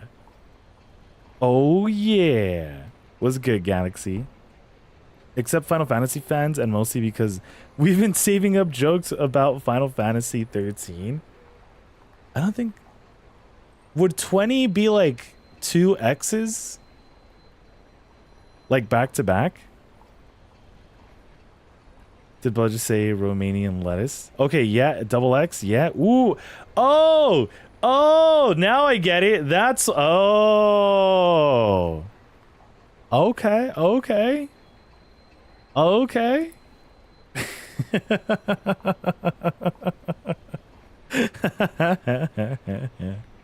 Chillin', just woke up from a nap. That's what's up, Galaxy. That's what's up. What are you planning on doing for today? She reached into her pocket and took out her cell phone. Huh? She stared at the screen with concentration. What is it, Achi asked. It's an email from Mr. Tanaka. Who's Mr. Tanaka? He works with my father. I'm not sure what I should do. Achi remembered that the criminal had warned her against contacting her family or the police. She seemed reluctant to even open up his message. I'm sure it's fine to read an email, he said. And besides, he's not the police and he's not your family. Yeah, you're right. He told me scan the message anxiously. It sounds like he's worried about me, she said. Then does he know about the kidnapping? Maybe he's related to it. Yes, I know my father trusts him, and he's always been so... He told me to cut herself short. Still, it was clear to Achishi and this Tanaka person had some sort of close relationship. I wonder if it's safe for me to let him know what the situation is. I think it should be, Achi told her. I mean, the kidnappers aren't going to know you sent an email, right? But what if he is part of the kidnappers? He told me he began typing out a response. Achi watched over her, wild speculations running through his mind. There was no way a mild-mannered young lady like her could be dating one of her father's coworkers, was there? Was there? Unless she was all about finding herself a sugar daddy. Well, I couldn't transfer, so I guess we're just going to play this out. No, he was being ridiculous. Achi banished the thought from his mind. Besides, he told me his personal life wasn't the problem right now. The problem was that psycho with the cane and the gun. Is something wrong, he told me as she finished sending her email. Oh, no, nothing. Nothing at all. Achi did his best to look nonchalant. It was a good thing she couldn't read his mind. Damn. Are we at an end? Not at an end.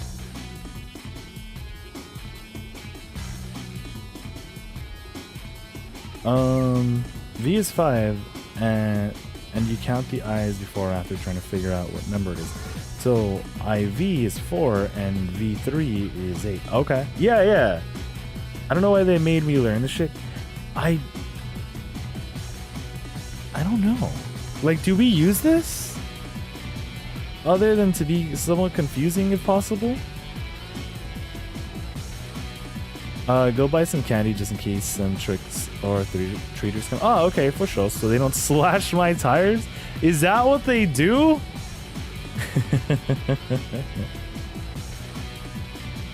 Wait, was there a cow? Is that what kids do? Slash tires? When they're like, we didn't get ice cream candy? Damn. I remember back in my day, I mean, I wouldn't do anything. But I don't know. I went to private school elementary. They made me learn fucking Latin, which honestly, it may have helped me learn other languages. But like, why, man? Yeah, I've heard learning a language at a young age is really good.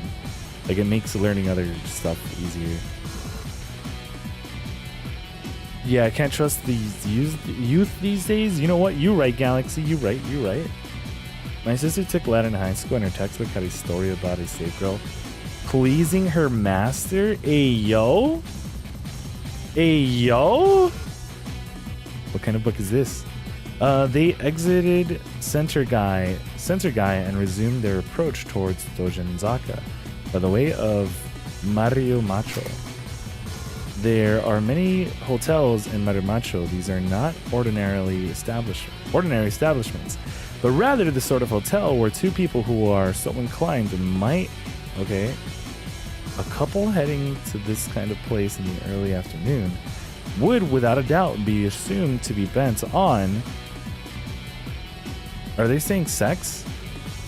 You might be wondering whether an option for these two to get up to mischief will appear as a selection prompt. Well, don't get your hopes up. This isn't that kind of game. Scam!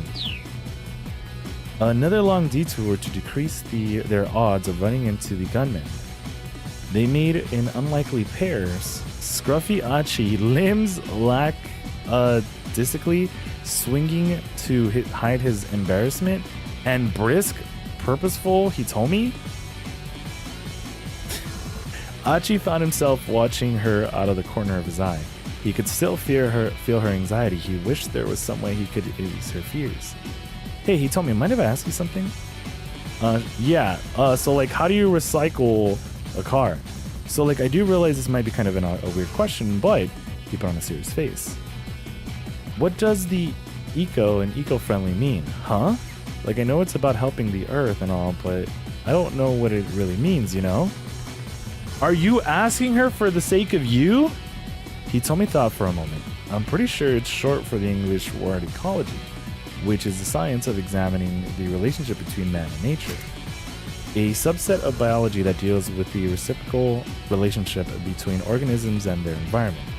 Nowadays, the term can also refer to cultural and social effects on the global environment. The latter usage can be broad and imprecise, making the exact meaning somewhat difficult to define.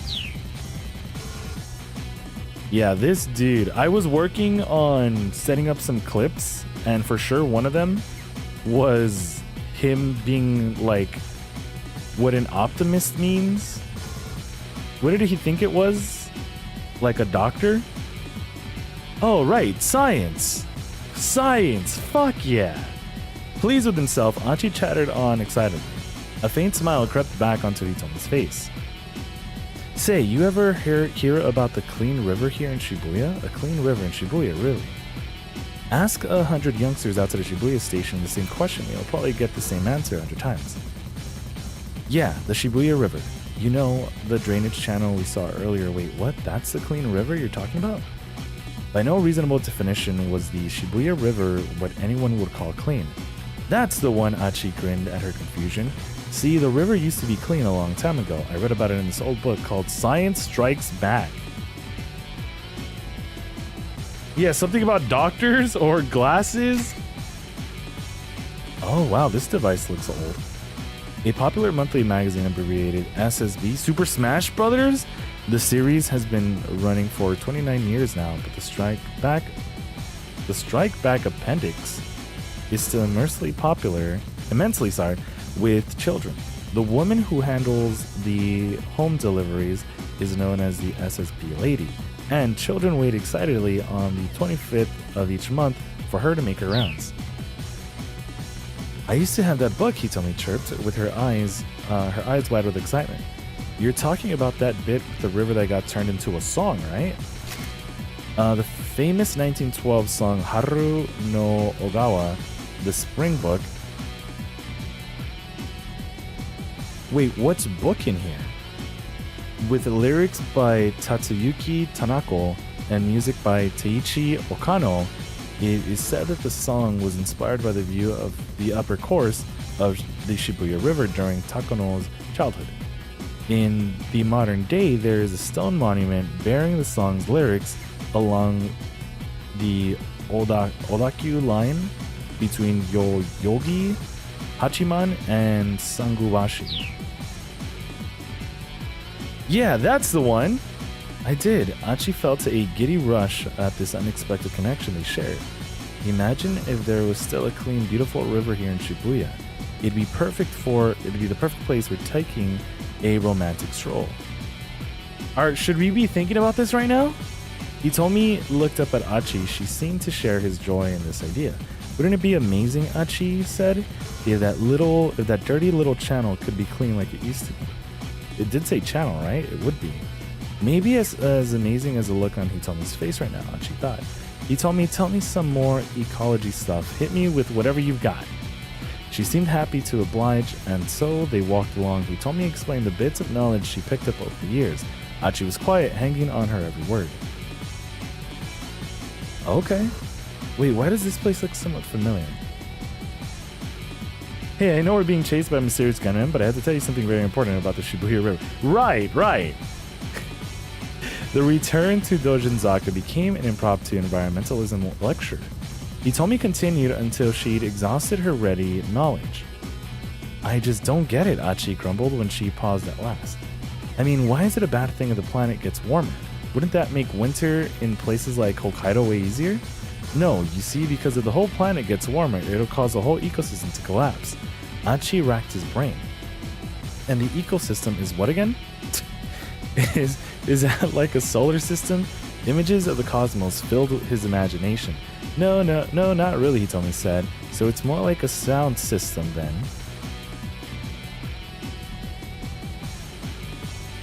Not really. Oh, but anyway, you're saying the problem is with the what is it again? Carbon dioxide. Yeah, that stuff. I'm gonna have to cut down on that. Sure. That settles it, Achi declared proudly. No more soda for me. Soda, Hitomi asked. Yeah, it's carbonated, right? Hitomi burst out laughing. What? I'm serious. You don't think you can do it? I'm sorry, Hitomi said, catching her breath. It's just... Her face froze, her mirth abruptly vanishing. Oh, no. Huh? Achi stared at her face in alarm. What is it? He turned his attention to the direction Hitomi was looking. The man with the cane was bearing down on them. But wait, this seems like an action song. Oh, come on, you've got to be kidding me. He grabbed Hitomi's hand and ran. This time, he headed for the main road, hoping to get lost in the crowd. Hitomi struggled to keep up. She was exhausted after all their earlier running. You can do it, he told her. This guy's got a cane. We can outrun him. Well, you know, villains from like the 90s or whatever could like walk super slow, but still catch up to teenagers. I don't know. The assassin was still hurrying after them. Once we get around to the next corner, we'll be out of the main road. Yeah, okay. She strained to get the words out. Bit by bit, her feet were slowing down. It was another 50 meters or so to the main road. Achi realized that they might get caught before they got there. Sorry, he told me, he exclaimed, but I gotta do this. He scooped her up in his arms. Hey, yo! Yeep! By the time the squeak had escaped her mouth, Achi was already running full out. Achi, please put me down. Don't worry, you're super light. Achi glanced back and saw the assassin, now far behind, break off his pursuit.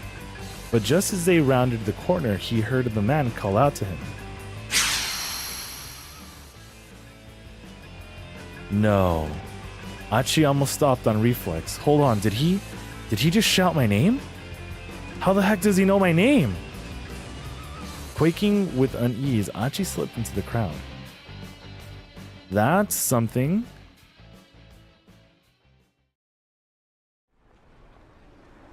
Achi, could you please set me down now?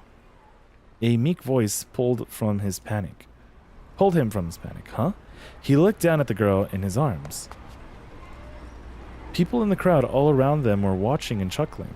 I mean, I'm really happy you saved me and all, but being carried around like this is He told me he was blushing beet red, but Achi's expression had gone pale. Achi, wait! Had he really heard that right?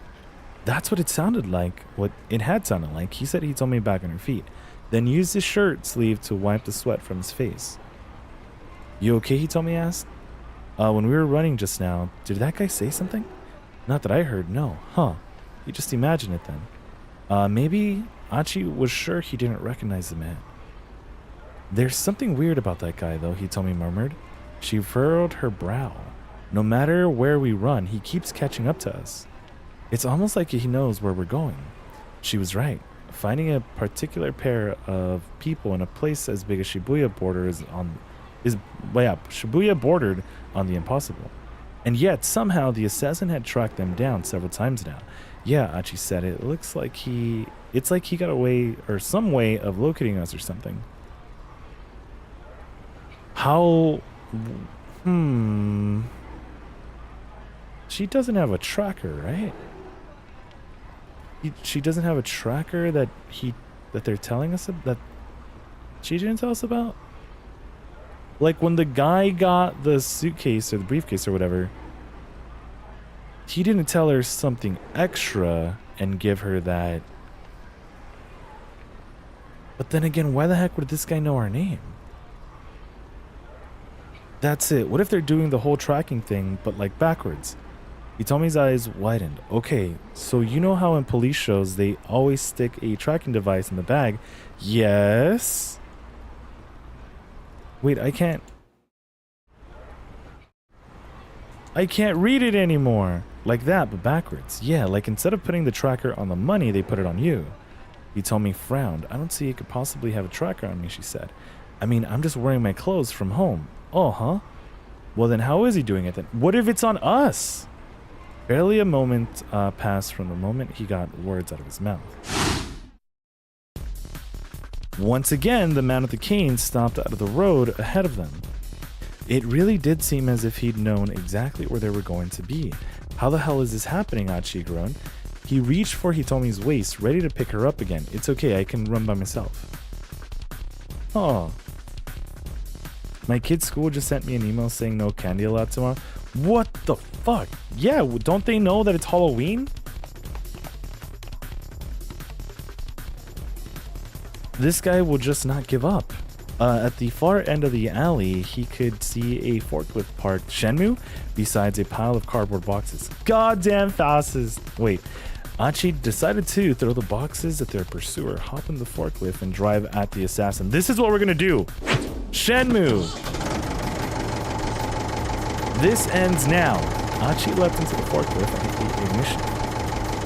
The engine roared to life. He lowered the forks and stepped on the accelerator, picking up the pallet of cardboard boxes as he charged towards the man with the cane. The tower of boxes struck the man with a thud. Achi kept accelerating, driving him back a good 10 meters or so. Oh! Wait! That's where what's-his-name's drinks are. The bottles. The gunman let out a low grunt on the impact. Achi then hit the brake, shifted back into reverse, and hit the gas again, picking up as fast as he could. The boxes crashed down in the heap, burying the assassin underneath. Several small bottles spilled out from the broken cardboard and shattered on the pavement. Uh-oh. I think we screwed Tama. What the hell are you doing? A middle-aged man with a sanitation uniform had come running at the sound of the forklift. Sorry, man, gotta run. Achi exclaimed as he jumped from the vehicle. And don't forget to recycle that glass. He took Hitomi's hand and sprinted away down the alley. The sanitation worker glowered after him, then turned and gazed despondently at the jumbled pile of boxes and broken glass. This isn't good. This is not good. I didn't think that the containers or those things were going to be there. Their ragged breathing echoed through the maze of side streets. All that work just to wind up pleading for their lives again. Achi ground his teeth in frustration. There are two main types of teeth grinding: the subconscious act of gritting one's teeth together while asleep. Gritting one's teeth together is a response to anger or frustration. Here we have an example of two. At roughly the same time, Minoru Minorikawa was grinding his teeth. Oh, I can't actually check that out. Okay. Oh my god. It's specifically called the day after Halloween message? No shot. One of the things listed was get a full night's sleep. Thank you, I take care of my children. For real, for real. He tried to kill me with a forklift. Yeah, I felt like that's what we had to do, because if not, the dude was just gonna shoot. He told me he was nonplussed. Sorry, whatever for. I keep saying how I'm gonna help you, but instead I just keep putting you in danger. Achi, no, if you hadn't been there with me, I'm sure I would have already be dead. No, Achi hurried to cut her off before she could finish. Don't go there, please. He sighed, then spoke again more quietly. I just want to help you. Clenching a fist, he looked up at the sky. Is something else gonna fall on her here? A tiny sliver of blue was visible through the narrow gap between the buildings. Hitomi hung her head. Honestly, I can hardly believe how much you've done for me. I do appreciate it, but still, the lengths you've gone to. Achi looked at his feet, then drew himself up. Well, I admit it's not just because some gut instinct or your love for the environment, he said. There's another reason I'm doing this. There is? Achi paused, searching for the right words. I've got a little sister. Her name's Suzune. Oh, she's cute and smart. Kind of the exact opposite of me, you know? His voice took an uncharacteristic solemnity? But she's got a weak heart, so she's in the hospital. Oh, I'm so sorry to hear that. But what does that have to do with wanting to help me? Back when Suzune was first admitted, I'd go visit her every day. But she...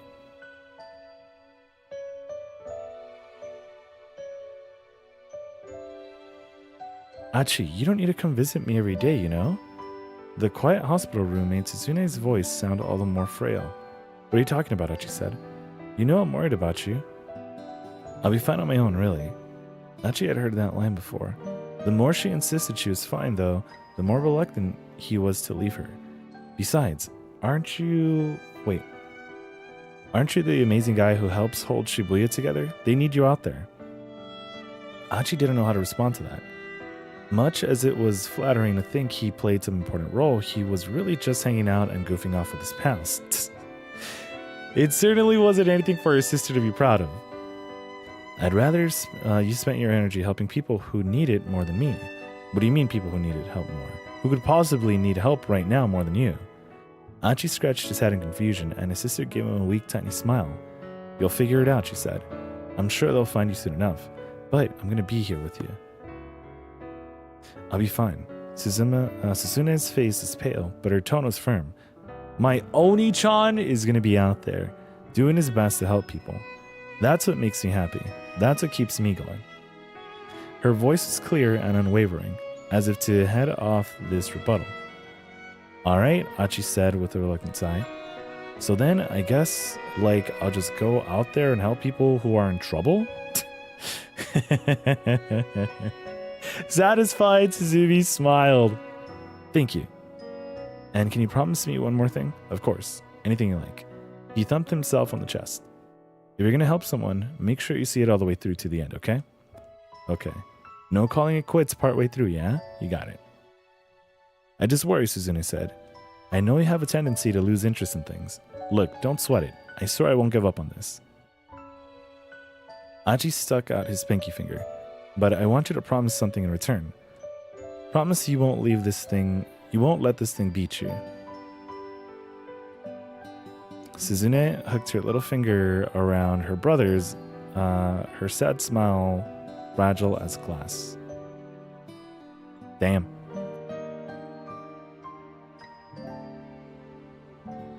And so there you have it, Achi said. Kind of a rubbish story. Okay, so it is UK. I know, not very funny. So your sister's heart's condition, it's pretty bad. Achi nodded. You know, she called me amazing. There's nothing amazing about me, Suzune. She's the amazing one. She's been in the hospital so long and in so much pain, but she never complains. All I do is hang out and goof off with my friends. Gave a shrug. But I just keep thinking about how happy she'd be if I really did help people. It had turned out that finding people in need hadn't been all that simple. The only helpful thing Achi had been able to think of was going around picking up trash. And that's why Suzune's idiot brother left SOS to be Shibuya's garbage man. Did your friends know, Hitomi asked, about your sister? I didn't tell them. I didn't want to pin this all on her being sick. At least now Hitomi understood what the fight with the local toughs had been about. Well, what? They just want you to be in their team? I think that's dumb of them to be so upset. The sound of approaching footsteps struck them back into the present. Dude! The man with the cane appeared at the end of the alley. He raised his gun. There was no time to flee. Watch them all just be like different men. Achi quickly stepped in front of Hitomi. If you shoot us here, people are going to come running, he said. I'm guessing you don't want to get pegged for murder. Pegged? The assassin didn't flinch. Stay out of my way, Achi. This time, there was no doubt. The gunman had spoken Achi's name loud and clear. How do you know who I am? The man stared at him through the sights of his gun. She has to die, Achi. It's for your own good. What the hell? Is this us from the future? What does he mean, Hitomi whispered. Achi, what is he talking about? Achi's mind was a whirl. Things were coming at him too fast for him to process. I don't know this guy, Hitomi. Please, you have to believe me. But Hitomi took a doubtful step away from Achi. The assassin didn't miss his opening. He quickly aimed at her. Cut the crap, man. What do you mean killing her is for my own good? Once she's dead, you'll understand. What the f... The gunman's finger tightened on the trigger.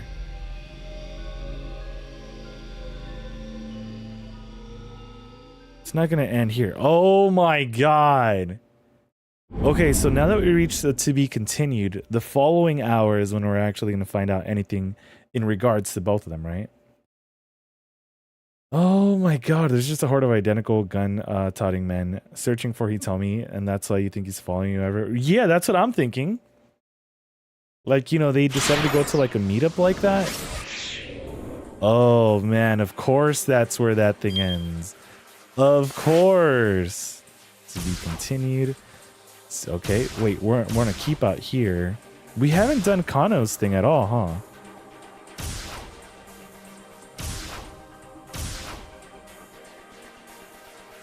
I mean, we were just in something serious. I'm pretty sure Kano's story is gonna be more on the silly side.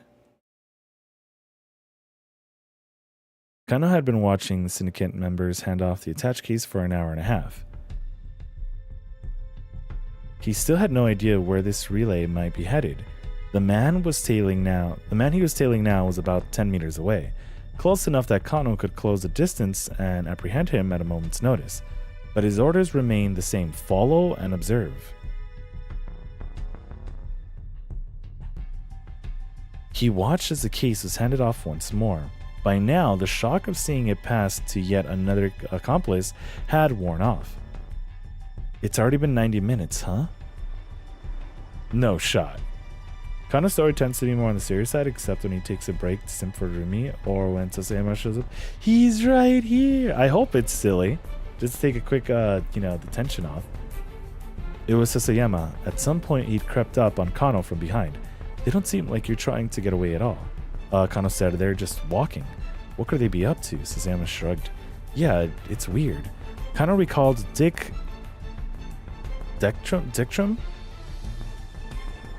Wasn't it Dick Diary? I mean, a dictrum would probably be what's written in it, right?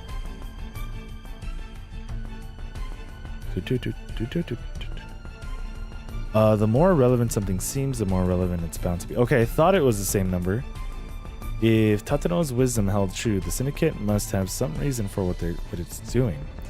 Were they trying to throw the investigators off their scent? No, that couldn't be it. They were wandering in circles, staying right in the same area. They were just running up the clock. What is exactly they were after? Buying time? Kano felt a sudden conviction that he was on the right track. If they needed more time to make sure they got their hands on the ransom payment... Wait, hold on. Could it be that the real case had already been switched out? The ransom money wasn't even in the case anymore. His dick diary contains his dictums. Could it be that the real case had already been switched out? It made a certain amount of sense. By handing the case off to an accomplice after another, they were leading the detectives to pay more attention to the individuals in the case itself. That could enable them to swap the case while all the focus was elsewhere. Kano shared his hunch with Sasayama. He's gonna pop out another banana. I see. I mean, it is a possibility. Yeah, we might be following the wrong case. There is a palpable tension in the air now. Kano, Sasayama said, you gotta report into Kuze. On it. Kano's hand flashed to his wireless, but Kuze was dismissive. No, that's the case, I assure you. No offense, sir, but how can you be sure? Kuze sighed. Because that's my job. There's an ID tag in that case that allows us to keep tabs on it. There's no way those crooks could have whipped up a duplicate. ID tag? What ID tag? Wait, no. That's right. Kano had forgotten all about that detail in the wake of his all-nighter. Alright. Don't you alright me. Clearly you weren't hired for your brains. Focus on what you're good at. Kuze ended the call. Still, Kano couldn't shake his conviction that something was off. The man with the attached case made his way back to Shibuya Station. The heck? Sasayama grumbled. He's right back where we started. Kano felt his frustration growing. It honestly looked like the syndicate was just randomly lugging the case around town. Near Shibuya Station, a girl approached the suspect. We've seen you before, right? She was Japanese and entirely unlike any of the other criminal accomplices. She spoke to the man while showing him something on a notepad. He glanced at the pad, but it did not slow down. Within moments, he had left her behind. It looked like she just passed him a message. Well, that's sure fishy, Sasayama muttered. What, the girl? Asked Kano. Yeah, wanna go hit her up? Susanna could only mean one thing, questioning her. Yeah, let's go see what she knows. She can't be involved in this, can she? Ooh.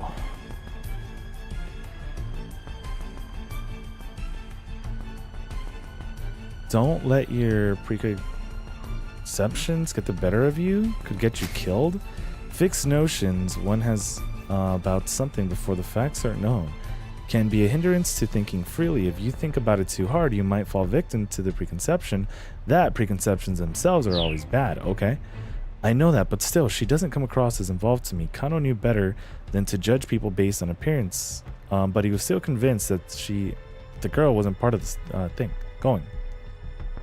She just struck him as far too well inept, really. All right, I'll go look into the girl, Susanna said. You keep following the attached case. Kano nodded and hurried after the man. Yeah, she just doesn't seem like she'd be a part of that. The man's black garb made him stand out in the crowd at the intersection. It occurred to Kano that all of the criminals who had handled the attached case had been wearing the same black coloring. The fact made the whole situation even weirder. Could they really be ignorant that they were being followed while they were all wearing the same eye-catching outfits? It was more like they were going out of their way to make sure the investigators spotted them. That still didn't provide any clues as to what they were after, though. The longer Kano kept tailing these guys, the less it all made sense. Was it really such a good idea to keep this up? Someone's life was in danger, and they were just letting the kidnappers carry out their plan, whatever it was. The first page on the Dick Diary spelled things loud and clear on that front. Is this number 1? Dick Trim number 1. Never lose sight of what you're supposed to protect, ever. Okay. Your Dick Diary? Right now, the single most important thing was ensuring the hostage's safety. This was a situation where Tateno would have stuck to his guns for sure. Kano thought back to that day 3 years ago.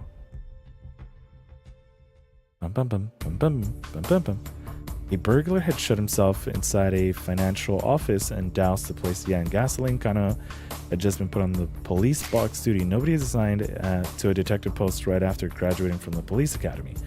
Detective positions can be quite hard to come by. Candidates are selected for detective training only after accumulating enough experience working at the local police box, a very small type of neighborhood station manned by only a handful of officers. Okay, and was ordered to the scene because of his box. Was just down the street from the standoff. Several officers had surrounded the building, keeping close tabs on the situation. The suspect was shouting nonsense through the entrance on the first floor. Things were getting heated. A crowd of alarmed onlookers had started to form as well. Step aside, a voice said suddenly from amidst the throng. A middle-aged man in a rumpled business suit had approached Kano as he hovered nervously at the edge of the scene. I'm still trying to think about Achi's name. I'm sorry, sir. Kano said you have to stay back for your own safety. He attempted to usher the man back into the crowd. A no-nonsense look crossed the newcomer's face. He spoke in a low voice. I am Detective Tateno from the Shibuya precinct. What's the situation? Oh, sir, I'm so sorry. Yes, of course. Kano stammered, then quickly explained. He hasn't taken anyone hostage, but there are still people on the upper floors of the building. Giving only a slight nod, Tateno marched straight up to the building. The plastic container of gasoline the suspect had used was on the ground out front. Tateno picked it up and dumped the remaining contents over his head. Kano was at a loss for words. He couldn't believe what he was seeing. I've covered myself in gasoline too, Tateno called out from the entryway. The tension in the air reattached itself up several notches. Hey, what the hell do you think you're doing? Kano heard the burglar shouting from the inside. If you're gonna do it, Tateno called out. We can die together. And as he walked into the building, all Kano could do was watch things unfold through the plate glass window. Tateno was talking to the burglar, but Kano couldn't make out the words. The crook was clutching a lighter, his hand trembling. Yo, Kara, yeah, we're doing some Shibuya scramble. Was good, Kara. I had to restrain myself from the Jin Kazama trainers. Wait. Wait. What do you mean, Jeff? What do you mean? His expression was like that of a frightened child. Tatano slowly approached him and took firm hold of his shaking hand. The onlookers erupted into cheers and applause. Tatano handed the now docile suspect over to the detectives, then warily sat down against the planter out front. It was like something ripped straight out of a police drama. That was amazing, Kano breathed. You have to deal with these guys like this as quickly as you can. You let a situation like this get even a little out of hand, and you never know how things might go south. Okay. Tatano spoke quietly, almost as if he were talking to himself. As the police evacuated the rest of the building, Kano noticed that there were children and elderly people among them. If the perp had managed to set the fire, there was no way they would have escaped in time. But I mean, what if he'd actually set the place on fire? If someone's willing to risk their life, you're not going to convince them of anything unless you do the same. Kano still remembered the awe he'd felt at Tatano's matter-of-fact tone. Kano hadn't become a police officer out of any real sense of duty. He just thought it would make Rumi happy if he'd become a detective like her father.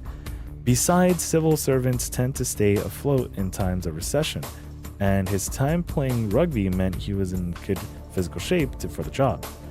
He'd never really thought too much about protecting the citizenry or keeping the peace, but now here he was in the presence of a detective who literally risked his life in the line of duty without a second thought. A police officer never loses sight of what he's supposed to protect, ever. Getting back to his feet, Tatano tugged off his gasoline-drenched coat and walked away. Kano wrote the words on a notebook he just purchased. Thus, the Dick Diary was born.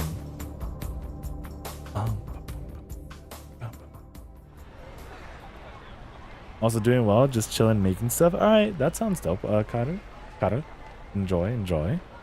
Thinking back to the way Tatano had put his life on the line to rescue a bunch of strangers made Kano feel all the more raw about just tailing the syndicate members. Letting the crooks just wander around wasn't going to bring Maria Osawa to safety. Of that, Kano was now certain. Never lose sight of what you're supposed to protect, ever. He uttered the fundamental dictum out loud. Well, you lost sight of it completely, a voice said out of nowhere. What? Kano spun around. It was his girlfriend, right? It was, yeah, Shizo. Rumi was with him. Sir, Kano stuttered, weren't you supposed to be waiting for the cafe? For there was some lowlife in there, so we left. Rumi's dad looked plenty mean under ordinary circumstances. Right now, he looked like a man possessed. Oh, I beg your pardon. I'm still on duty at the moment. I'm going back home, Shuzu huffed. You're not marrying my daughter. He turned away to walk away. No, please, just wait. I'm done waiting now. I'm going home. Please don't do this. Just hear me out. I've heard all I need from you. Rumi, we're leaving. Dad, please, goodbye.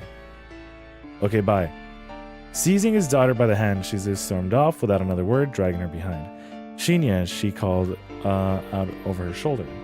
Okay, Rumi, she was gone. Rumi was gone. Kano desperately wanted to go after her, but he hesitated in agony of indecision. I can't turn my back on my responsibilities. I'm a detective. My work has to be my first priority. Going after Rumi isn't a good detective. What a good detective would do. Oh, Detective Tatano, what should I do? Tatano,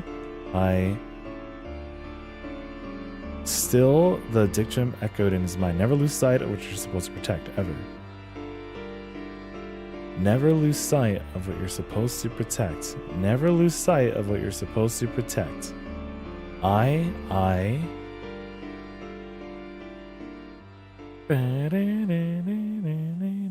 6 months later. We fast forwarded a lot.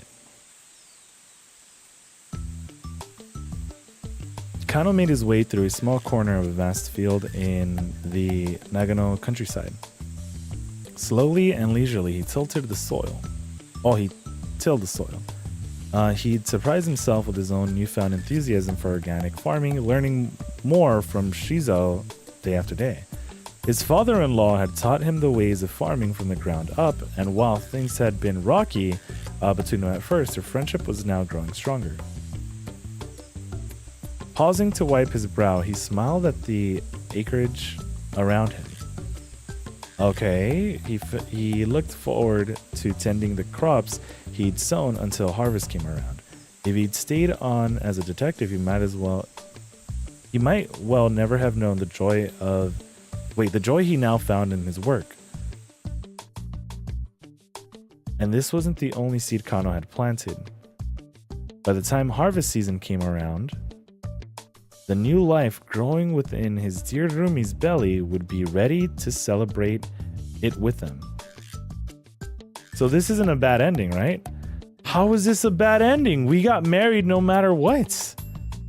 What? Kano went after Rumi and Shizu, proving his devotion and earning her hand in marriage. Now he's a farmer in Nagano, and crime in Tokyo is someone else's problem. But hang on a sec, why weren't Rumi and Shizu waiting at the cafe like they were supposed to? Well, there's no way for Kano to know. Well, it's because what's his name, right? Annoyed them? You've got to be kidding me. Beam, beam, beam. Yeah, we're farmers now. So, I mean, I guess we're supposed to stay detective and also marry her. Yeah, bad end. We got married. Oh, damn. All right. Wait. Just keep your head down. Wait, where are we on the time chart? Isn't there something else I'm supposed to be doing?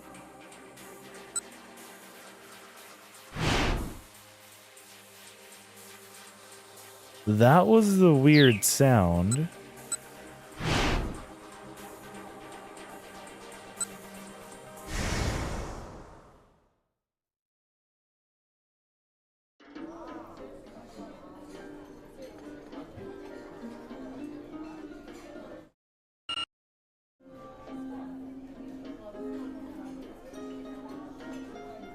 Okay.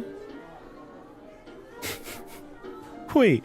He reminded himself that he needed to finish his article. Besides, if this young lady looked anything like her father, he'd just as soon pass.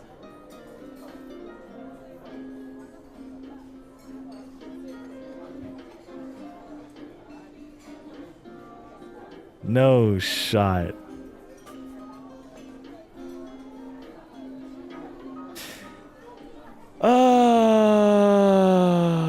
Minorikawa went back to his typing. It took a few minutes to reestablish his writing groove, but the two still bickering across the room. But thankfully, he soon regained his focus.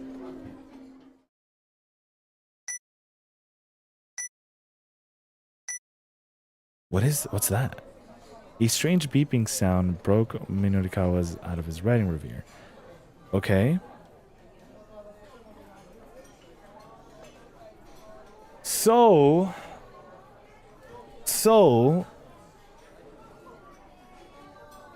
we can actually figure out what that beeping is.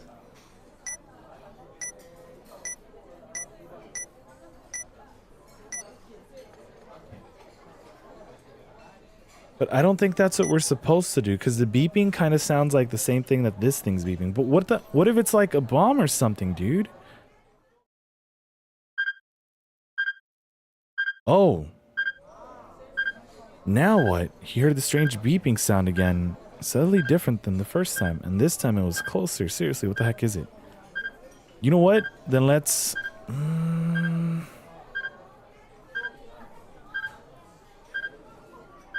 Just where the heck is it coming from? Search his surroundings and quickly discover the noise is coming from his own bag.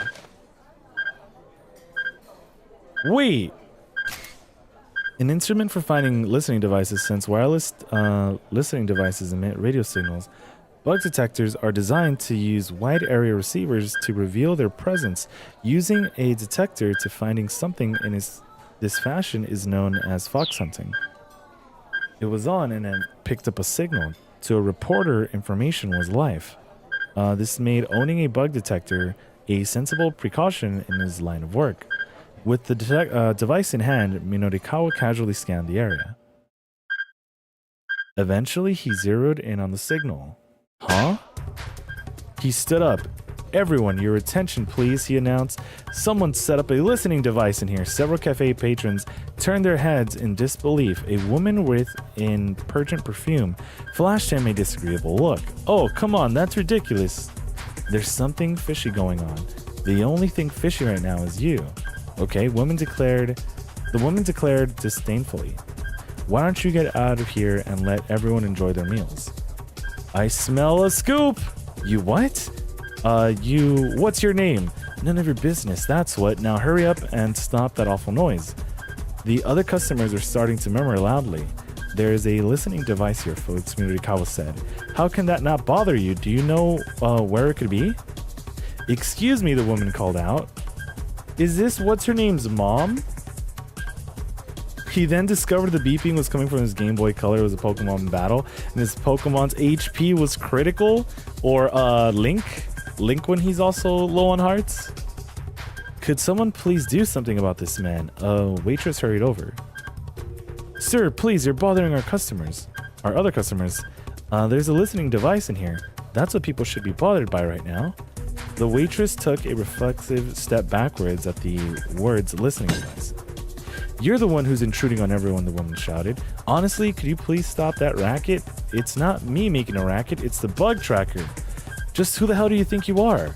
Police! Somebody call the police! Man, please calm down, the waitress said. Oh, my controller.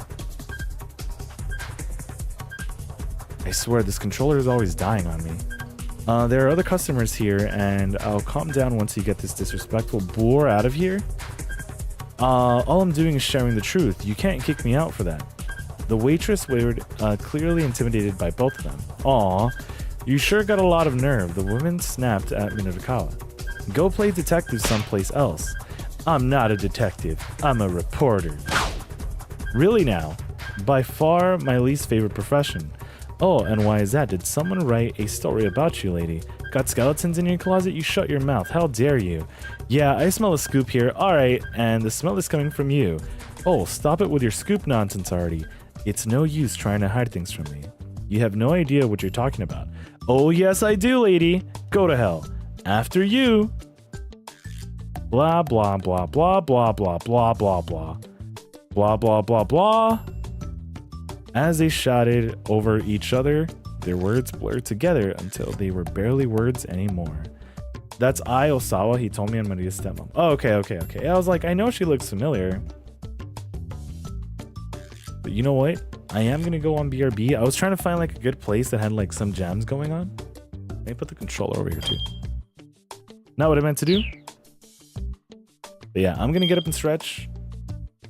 I just didn't want to leave it while the thing was beeping either, because bruh, imagine BRB and just beep beep beep beep.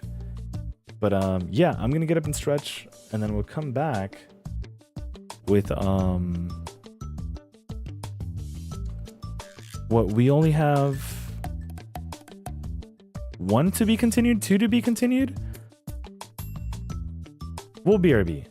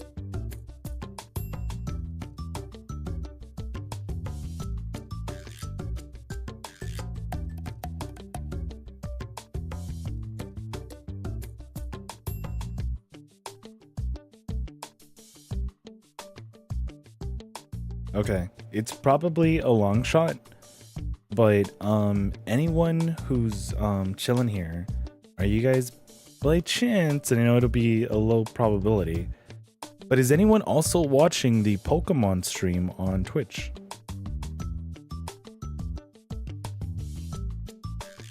Yokata, thanks for the welcome back. The reason I asked this is because I think they're playing something Lavender Town. What stream? The actual Pokemon Twitch channel here?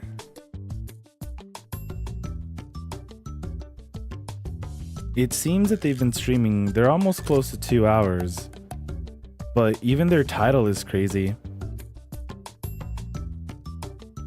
They're basically just playing Gen 1 and going around Lavender Town.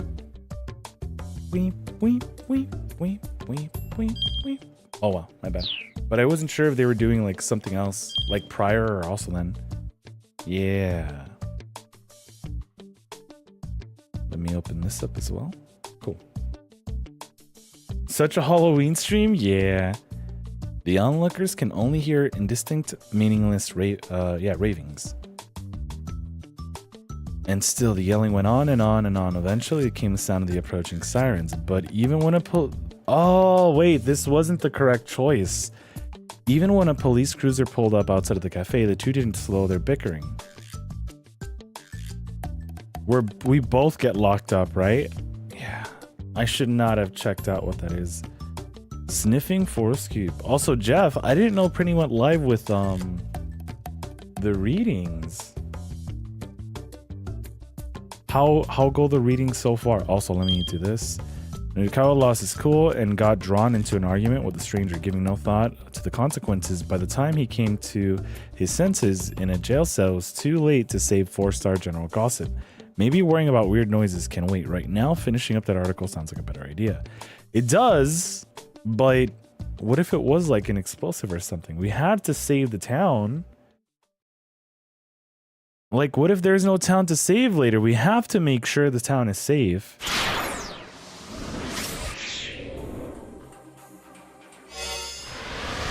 How far back did we go? Seriously, what the heck is that? I need to get a bottle of this. Okay. Beat him.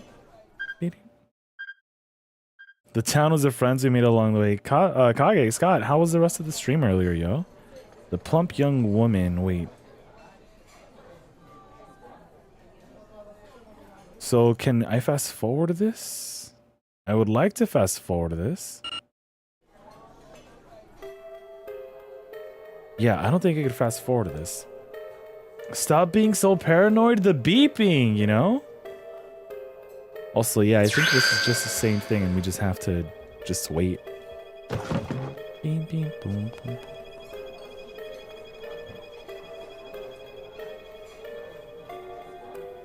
Like, there's no way to skip this, right?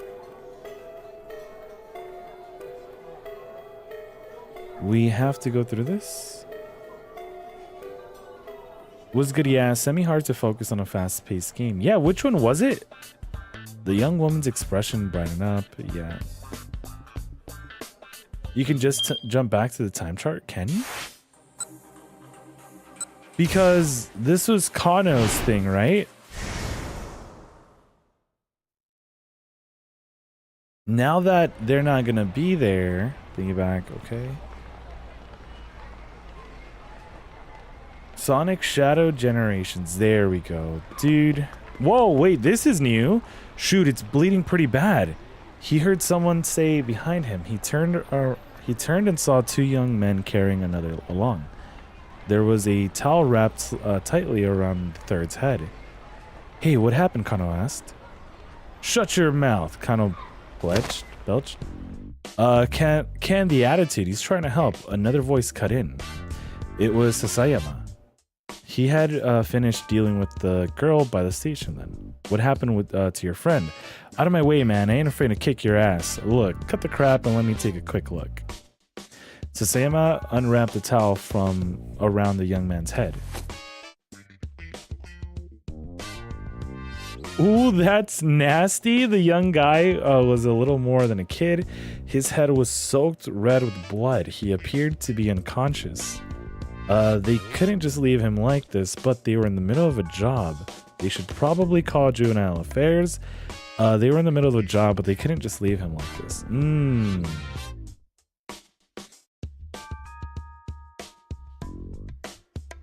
I don't know. I don't think I've seen this connect to anything.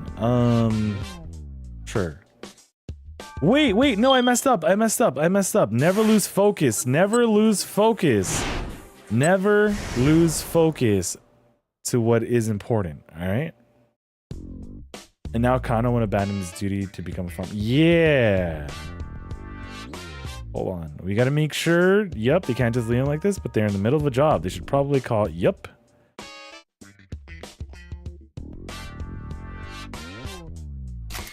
Part of the communal safety section, which handles crimes pertaining to public decency, finances, pollution, and so on. Juvenile affairs deals with misconduct and criminal activity involving minors. Since many SOS members are underage, the Shibuya Precinct's Juvenile Affair Divisions has been ramping up its efforts to deal with the gang. Although one detective in particular has been using this as an excuse. I gotta sneeze.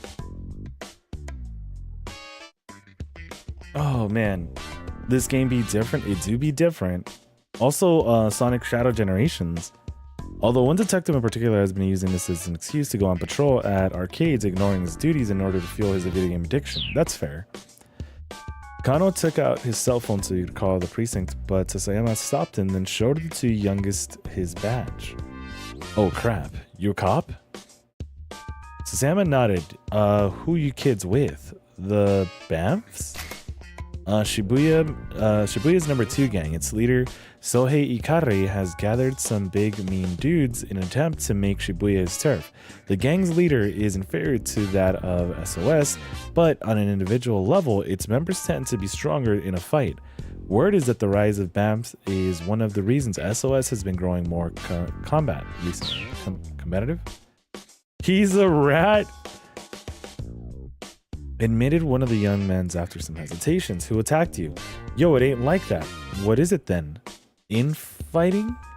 The young man was silent. Sasayama must have been right on the mark.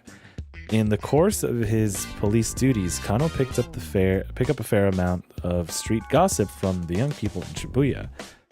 Lately, the scuttlebutt about the legendary SOS gang that they were dealing with some internal strife. Look, don't worry about it. I get it. There's a hospital just down that way. Hurry up and get him there.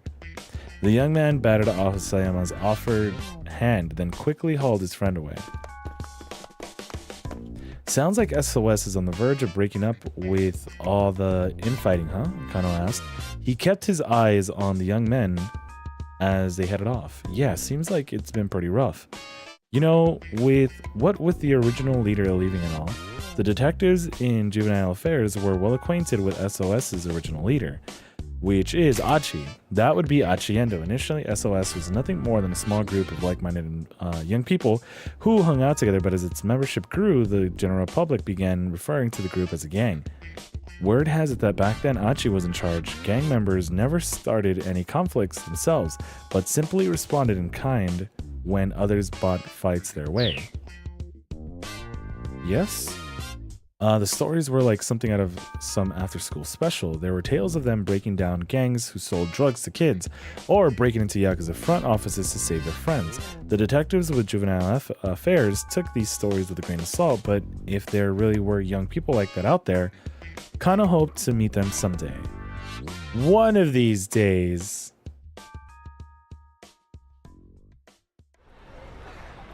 It's the same dude. The detectives had to hurry to catch up with the man they were tailing. He was still strolling along, seemingly in no particular hurry. They kept him in sight as he crossed another pedestrian overpass and circled back around. Still following the same MO, huh? Sasayama grumbled. Guess so, Kano asked. Oh, hold on. I'm gonna mute just in case there's background audio.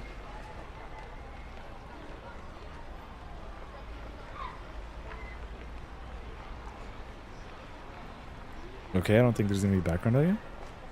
Saving their friends from Yakuza bondage. Yeah, you were right.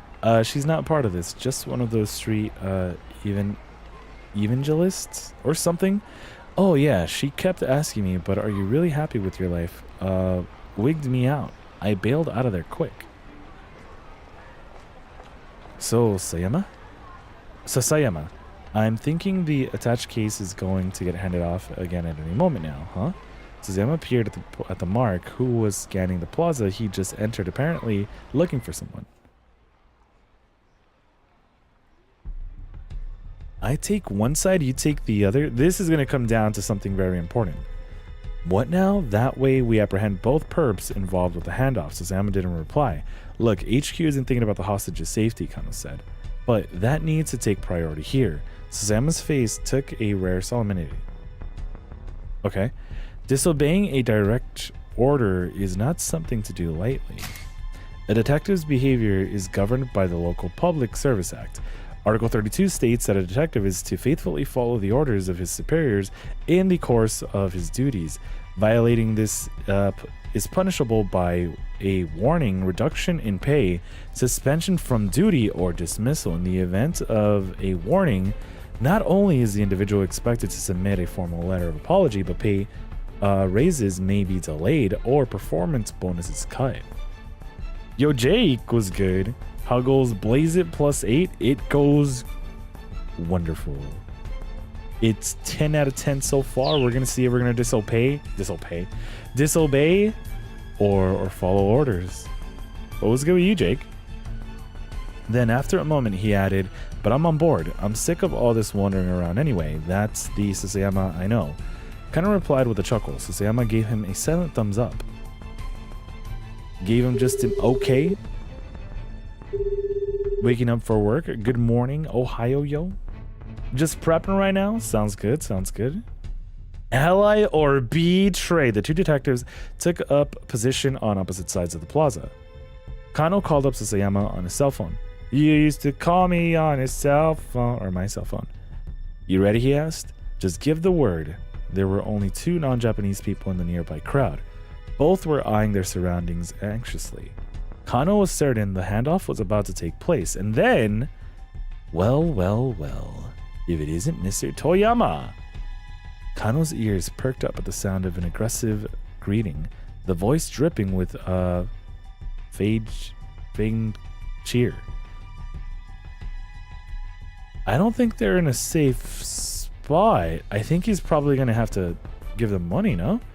He whirled around to see two rough-looking men confronting a father and his daughter.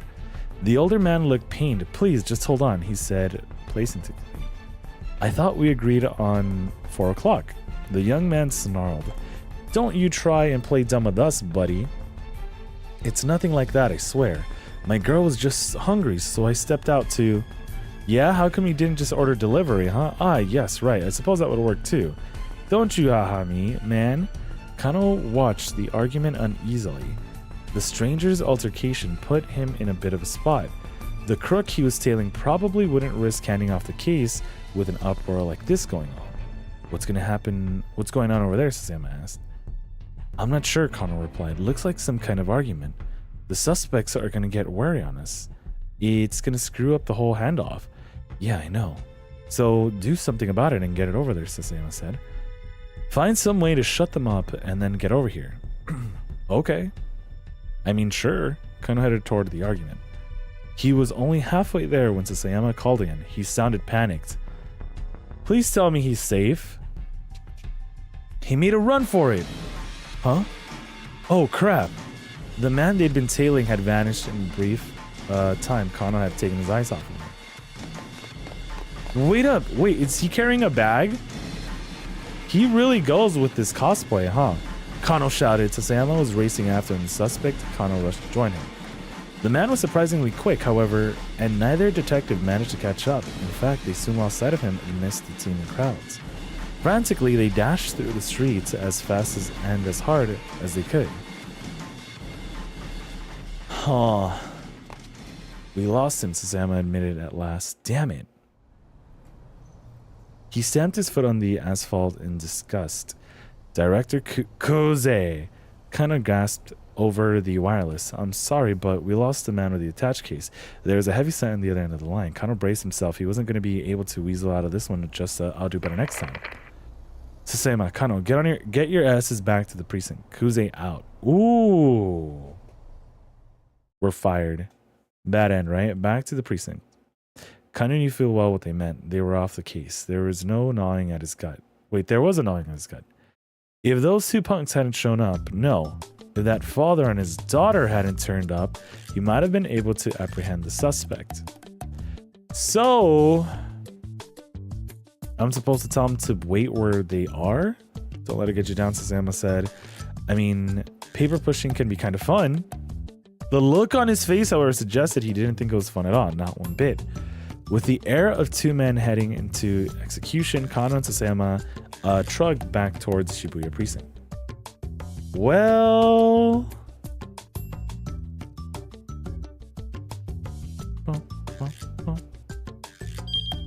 Kano was taken off the case because he lost track of the suspect thanks to some random altercation nearby, and his glum conclusion was correct. If the father/daughter duo hadn't shown up, that wouldn't have happened. A certain someone needs to give those two some better advice, and a certain other someone needs to meet up with them outside of his or her house.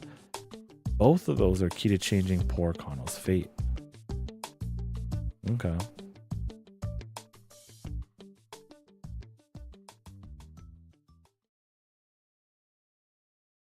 Huh.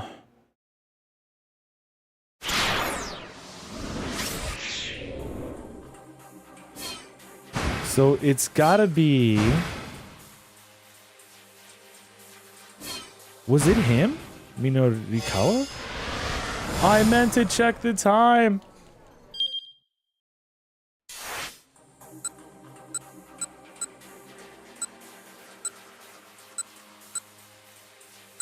There's no way it was this far back. No.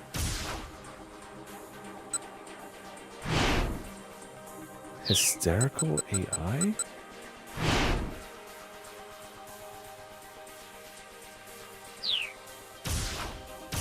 No one else was on the phone with him.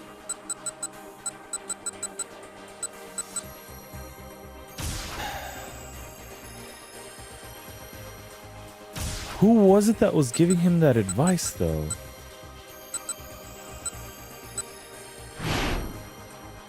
Ai shows up. It wasn't her either.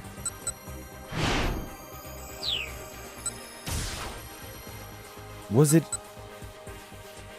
Yeah, because, okay, he's the one.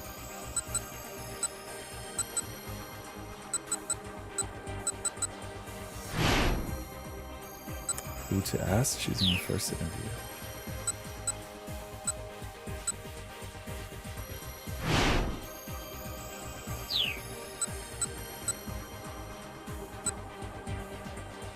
Why are we...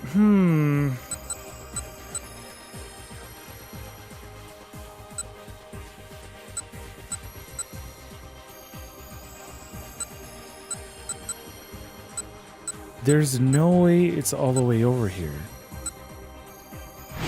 This is where we get here, okay, and who we ask. Would I actually have to do a jump?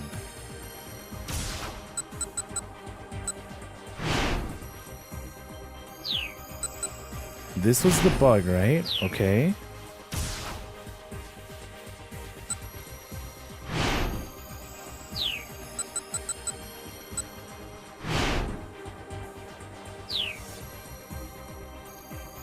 Decisions only have... Yeah, I know, it's only during this, but I don't remember...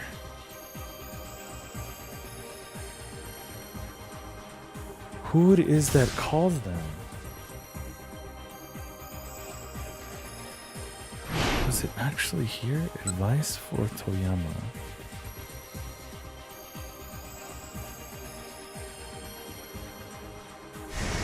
This is what it was. This is what it was. Okay.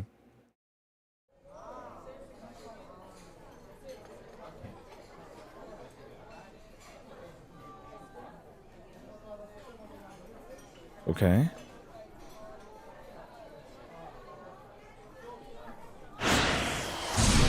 Okay, so that is what we were supposed to do. Because now he's going to be stuck there, and we should be fine. This is all ending speedrun? People do all death speedrun in Sierra games? Are these Sierra games? Or Sierra games? Okay. So now... the boy should be good.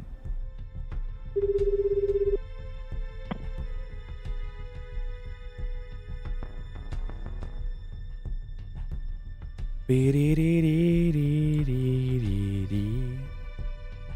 me hydrate. Wait, what?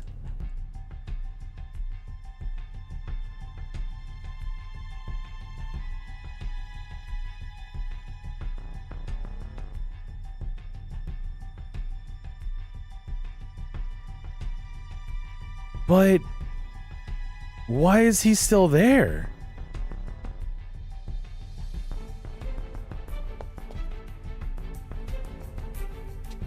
Unless two people making a decision alters this. So then yeah, I guess it is Osawa time, right?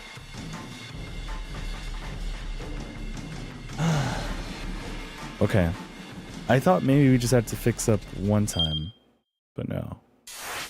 Bum bum bum bum bum bum bum bum bum. 2 years ago with Maria.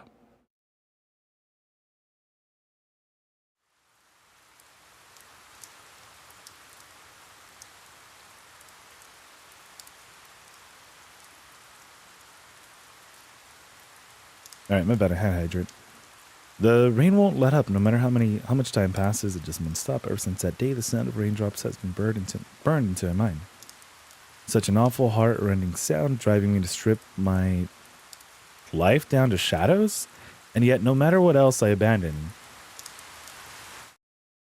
nothing will make the sound of the rain stop.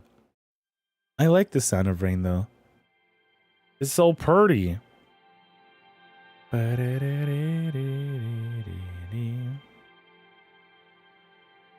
Sierra Online made infamously high lethally adventure games. Okay.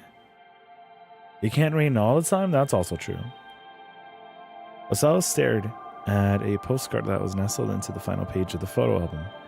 He purchased it 2 years earlier while on a trip with Maria to the Middle East. I can't oh wait, I can. Originally used to indicate Iran, Afghanistan, and the region surrounding them. In modern times, the term refers to the part of southwestern Asia, excluding India and Afghanistan, and the section of northeastern Africa along with the Mediterranean coast. However, in Japan, as well as the US, the term Middle East is often understood to refer specifically to those parts of the region with a strong Islamic influence. He'd mentioned that he'd been sent there on business, and Maria had just blurted out, "I want to go with you." She recently developed an interest in the Middle East conflict. The ongoing friction in the Palestinian region between the Jewish people who founded the nation of Israel and the Arabs who have been living there previously. The religious and historical context of this cultural clash is well beyond the scope of what can be elucidated here. And apparently she had been yearning to see the area firsthand. His daughter's newfound curiosity had taken him aback. She had always tended to be quiet and self-contained.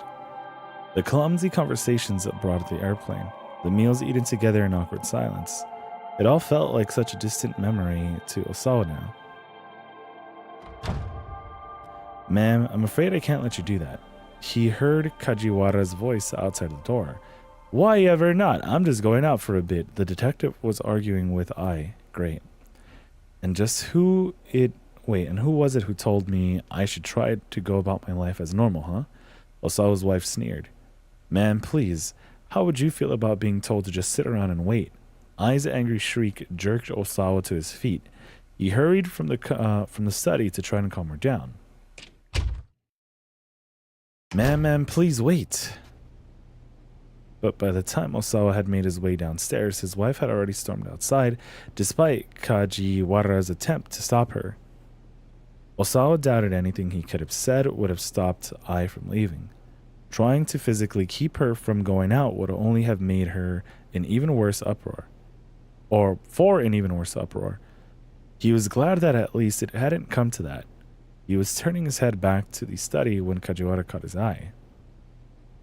Resigned, he headed down the stairs and bowed to the detective. Dee-dee-dee-dee-dee. Now that other song's stuck in my head.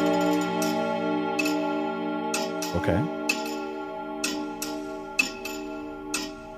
He's terrified, isn't he?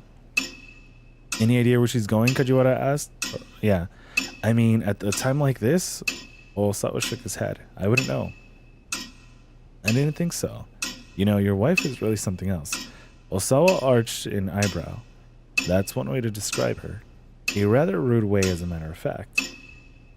Oh, no offense intended. It's just that ever since this case started, you've both been holed up in your own respective rooms. The more Kajiwara spoke, the more irritated Osawa became. So what's your point? He demanded. I just mean you haven't been having any, marital discourse? According to one survey, in roughly 6% of household discourse between spouses is largely non-existent. Various reasons for this were offered, by the couples in question.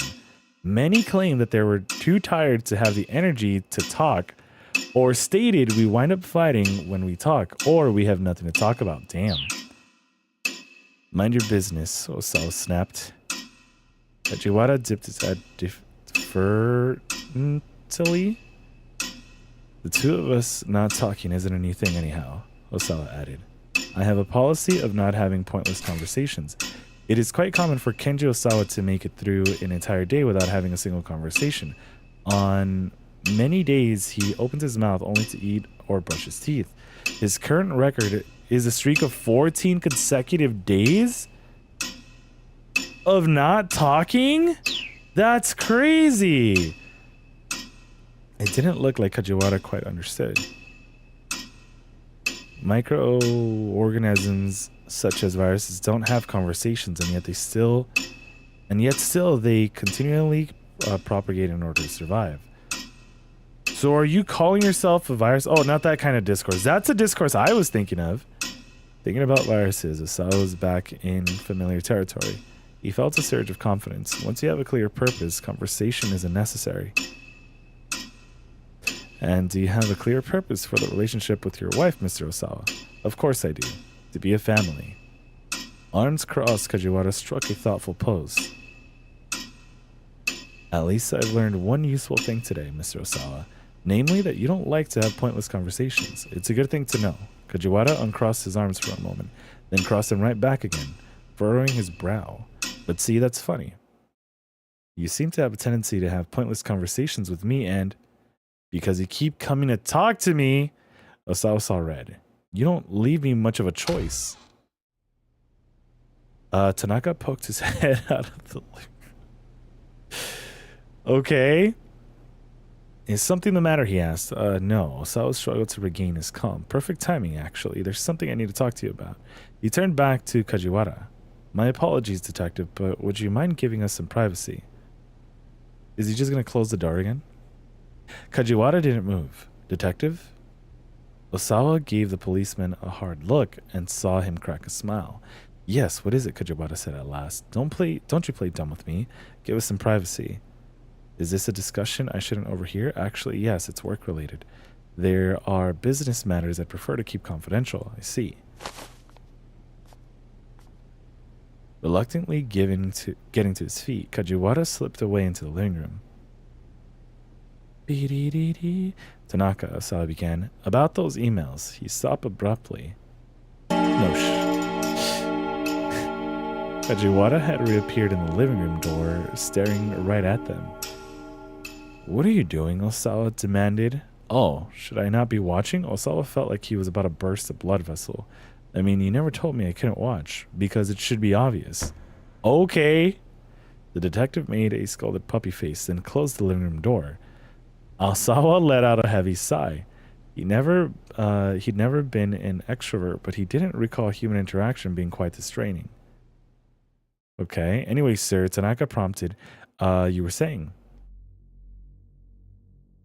Yes, about those emails. Something doesn't make sense. I don't understand how Mr. Makino was able to get the antiviral agent to anyone on the outside. Sharing an Okoshi Pharmaceuticals drug with external sources while it was still in development required the approval of an executive committee that included Osawa himself. There should have been no way the antiviral could be sent without his knowledge. Tanaka hesitated a few moments before responding. Are you aware of the strife between the company president and the chairman? Osawa shook his head. He was a researcher through and through. Factional rivalries held no interest for him whatsoever. Makino effectively leads the chairman's team, and the antiviral agent is their pet project. Despite being the executive officer in charge of the project, however, Makino still needs the president's approval too. You know what? Forget about that right now. What do we do about security? In theory, it was physically impossible to get the antiviral out of the lab without detection. Entry to the biohazard laboratory where it was kept required fingerprint authentication from both Osawa and Tanaka. Okay, technology that allows an individual's identity to be verified by scanning the fingerprints. It is one element of biometrics, the measurement of physical characteristics to identify individuals. There are even devices that can identify people by checking the veins in the palms of their hands or the irises of their eyes.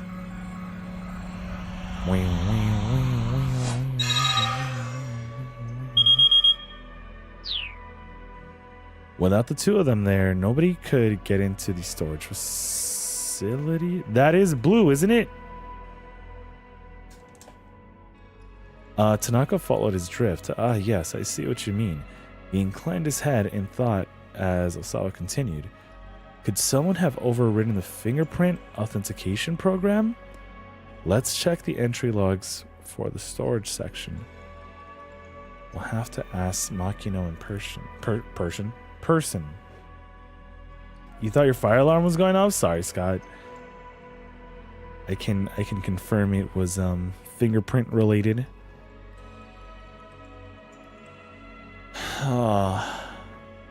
I don't know if it's this. Let's check entry logs. We'll just have to ask Makino in person. The fact that the antiviral had been used for clinical testing, either Makino had taken it from the laboratory personally or someone working on his orders had done so. But how? Was there really some way they could have bypassed lab security without anyone else knowing? Osawa couldn't think it would be possible. The living room door opened with a soft creak. It was Kajiwara. He looked stiff and pale.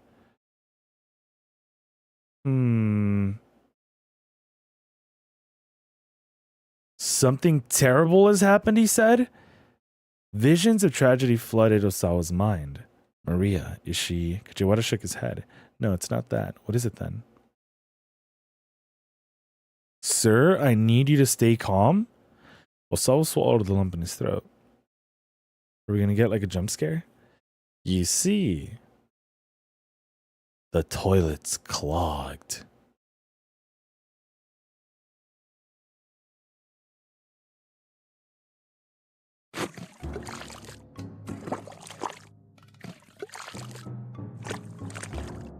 Plunger in hand, Osawa stabbing vigorously at the reluctant, recalcitrant toilet bowl, struggling to loosen the unseen blockage. Kajiwara was at his stride, wiping the floor with a rag. How did this even happen? The detective groaned. Are you kidding? I was hoping you could tell me that. The plunger sucked and slorped at the Proclean basin. This was the first for Osawa. He'd never tried to unclog a toilet before in his life. Think of it as a blessing in disguise, Mr. Osawa. What the hell are you talking about? What about this constitutes a blessing? I just meant that at least this happened before you needed to do your business. Without the slightest hint of guile on his face, Kajiwara picked up his bucket and headed for the sink back at the washing area. Grumbling to himself, Osawa pumped the plunger over and over again. This was almost funny. Okay. Almost ridiculous, in fact. His daughter had been kidnapped, and he was stuck unclogging a toilet. He was quite possibly caught up in a major corporate conspiracy, and here he was unclogging a toilet. Tanaka poked his head into the bathroom. Did you fix it yet? If you need to urinate, then use the restroom on the second floor. That's alright. Here's fine. Tanaka stepped in besides and abruptly shut the bathroom door.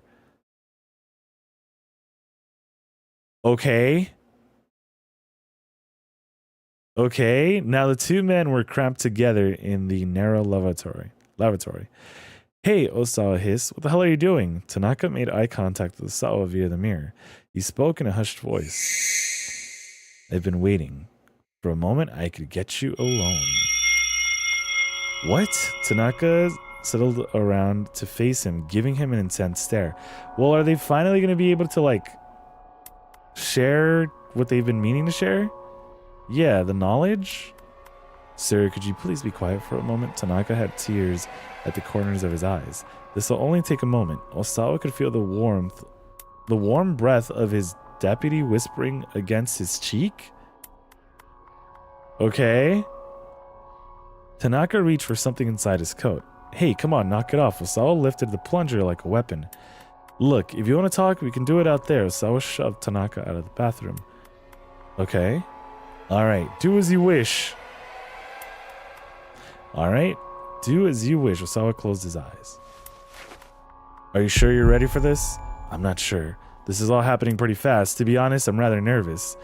I understand, sir. I mean, now that I think of it, we do spend day in, day out in that lab together. I suppose this was bound to happen sooner or later. Sir, could you please open your eyes? I'd like you to look at this. You'll have to forgive me. This is all a bit sudden. Please, sir, take a look. No, I can't. It's just the two of us. It's probably going to shock you. I know, but please just look. Is it really that shocking? Oh, yes, very. Now, please open your eyes. Okay. No, I can't. Sir, trust me. This isn't easy for me either. All right. Bracing himself, Osawa opened his eyes. Tanaka thrust out his cell phone. Here, take a look at this. Huh? Osawa blinked, bewildered, then refocused on the phone. He could never have anticipated what he saw on the LCD screen.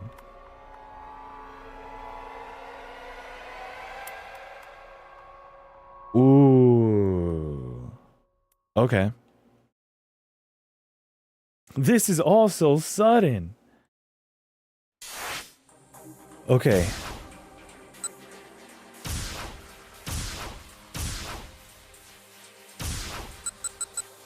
Still, we didn't do anything. And Kano's locked into a bad end.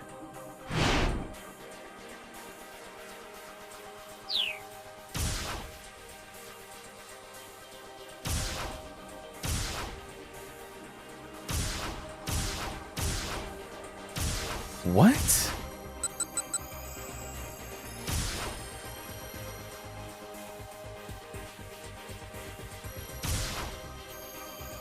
Because keep outs, in order to progress, we gotta make a change in someone else's timeline, right? Or probably our own?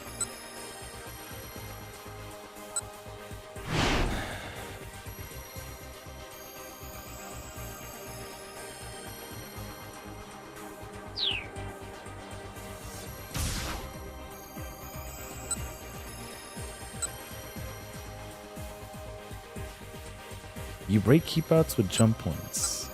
Would they be related to these jump points?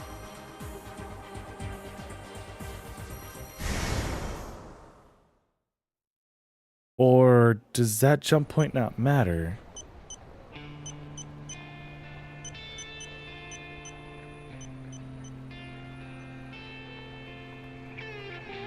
Yeah, I can't circle into this.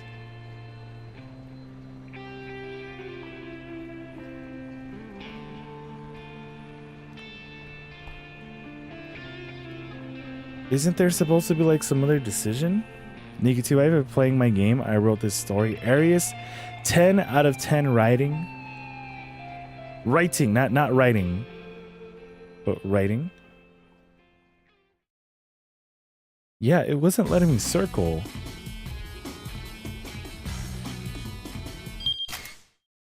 Hold on.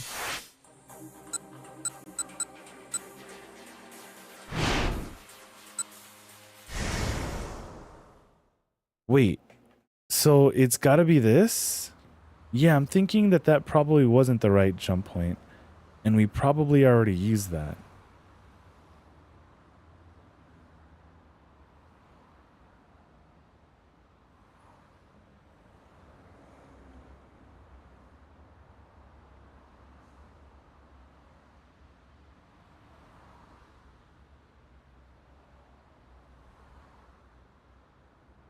You know what? It could have been the fact that we drove the forklift. Maybe. But how do we skip this? Because we already know this. We already know this.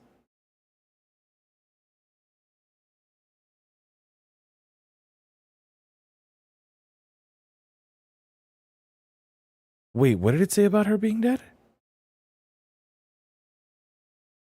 Oh, right. If you used it already, it would have been dark. So did I not? It's just that I don't want to sit around through this again. But it did say that there was a jump point there, right?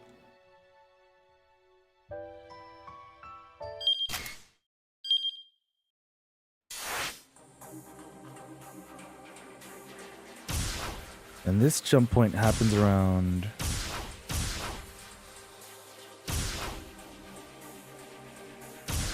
Huh?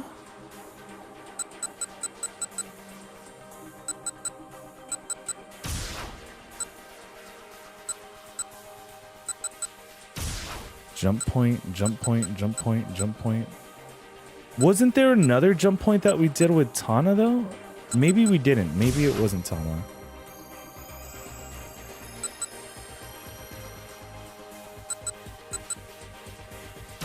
But this is also after.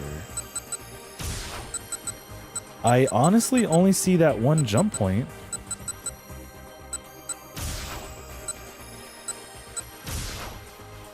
Unless I'm missing something else?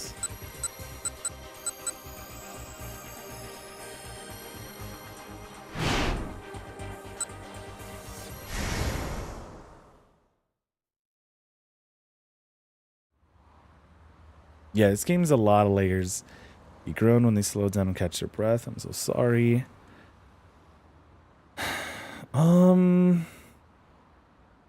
Did you say you were pressing circle for tips and jump points? Yeah, is it not circle? Or is it square? Because I swear it works sometimes, and it must be circle. Okay. Things you've gone through.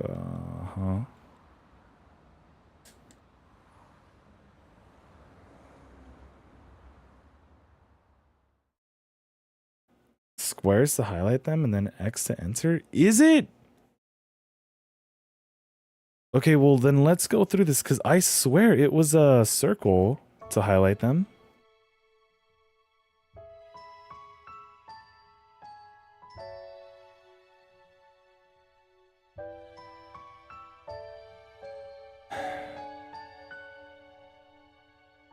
I also don't want to like spam too much, just in case that option comes up. But of course we have to go through this.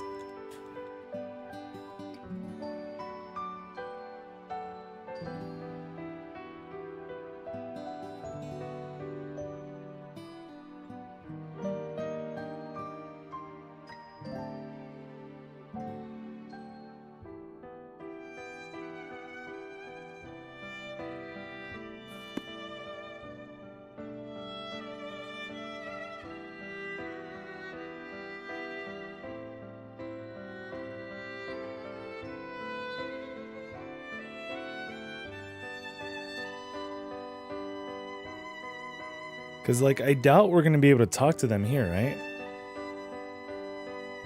Uh-huh. Because we're, like, in a flashback or something? Bum, bum, bum, bum, bum, bum, bum.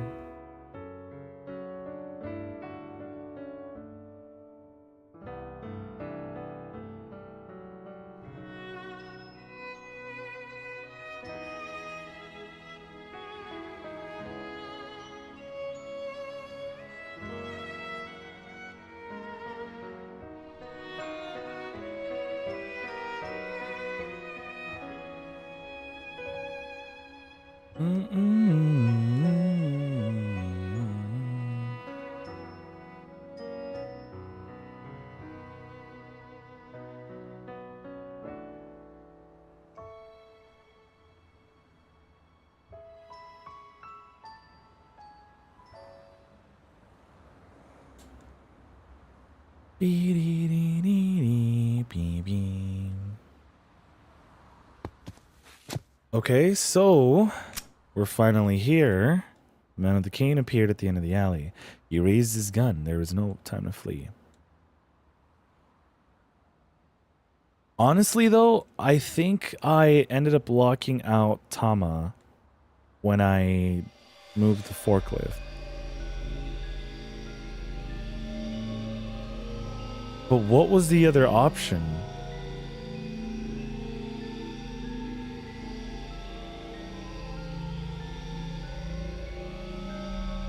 Because if the other option is just to drop the boxes, well, maybe they just don't break?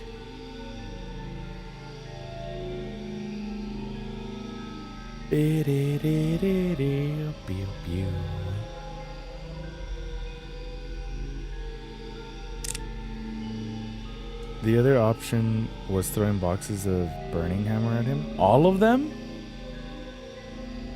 Because that was it. Like, I think... Where was the decision? Wait, what?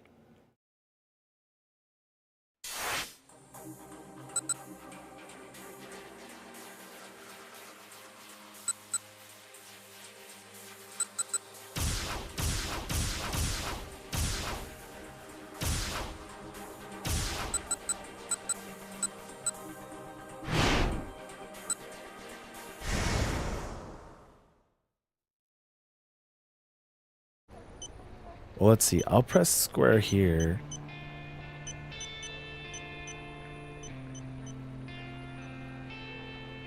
What? I swear it was circle. No shot. GG's cow. I swear we were circling before.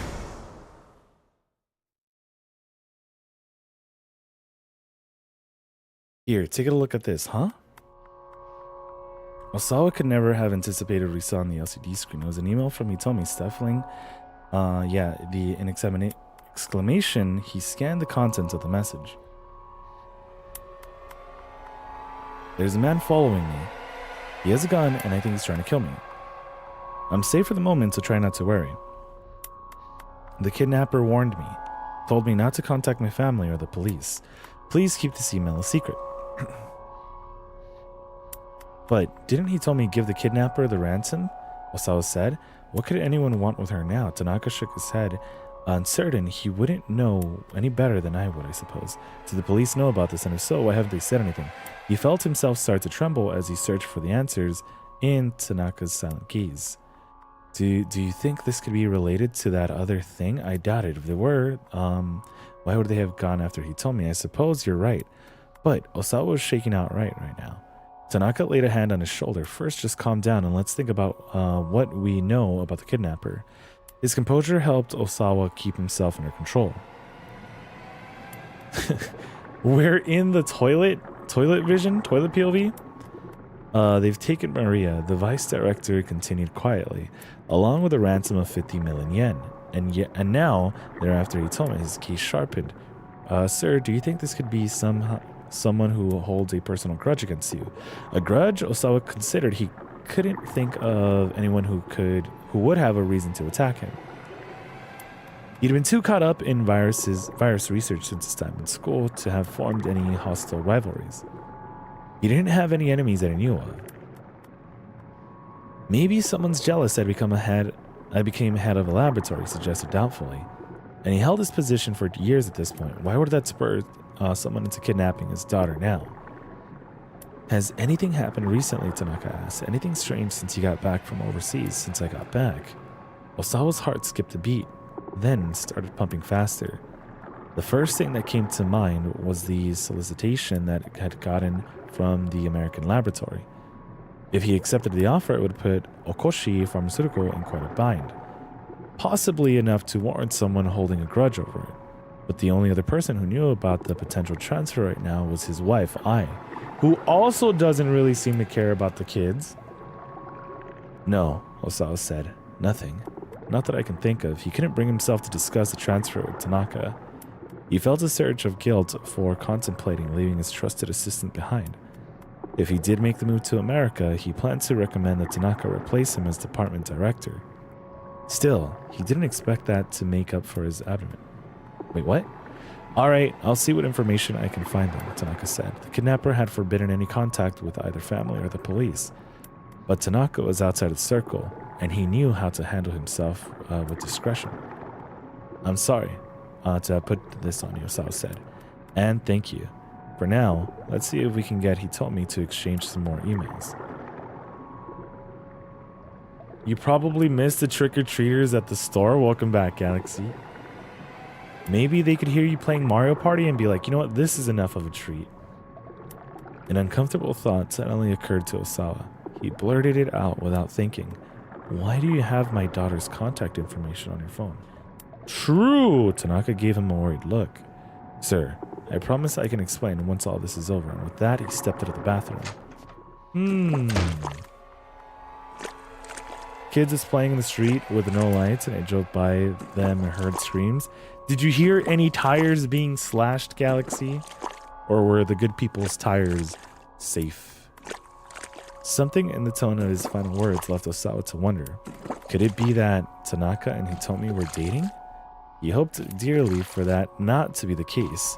The age difference alone, made the idea a disturbing one, let alone so many other considerations. Mamoru Tanaka is 40 years old. Hitomi is 19. This makes him just over twice her age. This does not necessarily mean, however, that they could not date or fall for each other. Many couples with such an age difference between them wind up in a happy committed relationship. Trying to put aside his paranoia, Osawa resumed the struggle with the clog in the toilet. Most toilet clogs are caused by a buildup of flushable paper products, or by solid objects inadvertently dropped into the toilet bowl. But shockingly enough, on very rare occasions, they can be caused by someone taking a dump that happens to be that big, and it gets stuck in the pipe. Apologies to anyone who might be eating right now. Oh, goodness. Kajiwara reappeared, still totting the bucket? You seem to be having a lot of trouble there, sir. He made it sound like the whole mess was Saul's fault. Of course I am. I've never had to do this before. Really? I think the research you would do would be a lot more difficult than this. Fixing toilets gives me far more trouble, I'd say. So it would seem. Kajiwara stood watching as if Osawa's efforts made an interesting show. I don't know the first thing about viruses, sir, but I don't find unclogging toilets to be that difficult. Oh yeah? Osawa snapped. Then how about you fix the damn thing? Kajiwara really was a world-class pro at pissing people off. Are you sure you don't mind? The detective asked. Be my goddamn guest. Osawa shoved the plunger into Kajiwara's hand. Okay. Leaving the detective to handle the toilet, Osawa marched back to his study. Beam, beam, beam. He turned on the CD player and lay back on the sofa, squeezing his eyes shut. He was seriously on edge. Kajiwara had totally broken his stride. What now? The door to the study slid slowly open. Uh-oh. It's Detective Kajiwara, sir. Please don't come in here without asking. My apologies, Mr. Osawa. I just wanted to inform you that the toilet has been fixed. Right, fine. Osawa hardly cared. He just wanted the guy to give him a little piece. Oh my, is it really all you have to say, sir? Uh-oh. Uh-oh. Nary a compliment or encouraging word, maybe a good job, Kajiwara, or you're getting a promotion, detective? Osawa blew out his breath in exasperation. How are you a detective? I'm not sure I get your meaning, sir. You are completely clueless. I'd like to ask your superiors to replace you with a detective who knows how to take his job seriously? Mr. Osawa, with all due respect, it's unusual for a precinct detective like me to be stationed here at a victim's home. What's your point? Not to brag, sir, but I happen to be an exceptional detective. Kajiwara beamed with pride. In fact, I made an excellent showing at the Superstar Detective Contest we had on our police social media service. An online platform whose primary feature is allowing people to connect with one another. The police-exclusive social media networks that Kajiwara belongs to, Poggies, is very strictly regulated, with any abusive language, slander, sexual content, or lame jokes deleted almost immediately. Okay, this is good. This is good. I'm glad. For a moment, Osawa thought the bolt of incredulous anger that shot through him was the onset of a stroke. How could a single person be so utterly infuriating? And you can't tell anyone about this, Kajiwara went on obliviously. But this summer, a new detective manga is starting up based on me. Okay. Planned for serialization in MPD's monthly PR magazine, the chapter titles have already been decided. Chapter 1, The Fabled Detective Kaji. Chapter 2, Kaji Howls at the Sun. Chapter 3, Kaji Rides the Rails. Chapter 4, Kaji at Daybreak. Chapter 5, Detective Kajak. Chapter 6, Kaji, Queen of the Street. Chapter 7, Lookout Kaji. Chapter 8, Kaji on the Edge. Chapter 9, Dance Kaji Dance. Chapter 10, Space Detective Kaji, and forth and so on. Okay. Osawa spat a peal of feigned laughter. A manga? I can tell you all about the plot, sir. Would you like to hear about it? I would not. Okay. You would last about 5 seconds on that network? You know what? That'd probably be a PB for me. That's about a telecommuting detective who solves major crimes using his wits and his computer. Surely you'd like to hear about that, sir. I really wouldn't. I know I may not look it, but I'm pretty handy with computers. Oh. You're the one who swapped it, didn't you? The fingerprints. Kajiwara's eyes drifted over to Osawa's desktop. His hand darted to the mouse. In a matter of moments, he cleared the screensaver and booted up a web browser. Hey, Osawa barked. Don't touch that. But it was too late to stop. He was too late to stop the detective. The monitor showed the page for Ayanet, a fan page devoted to Ayakamiki. Osawa's imminent rage stroke was beginning to make his vision grow fuzzy.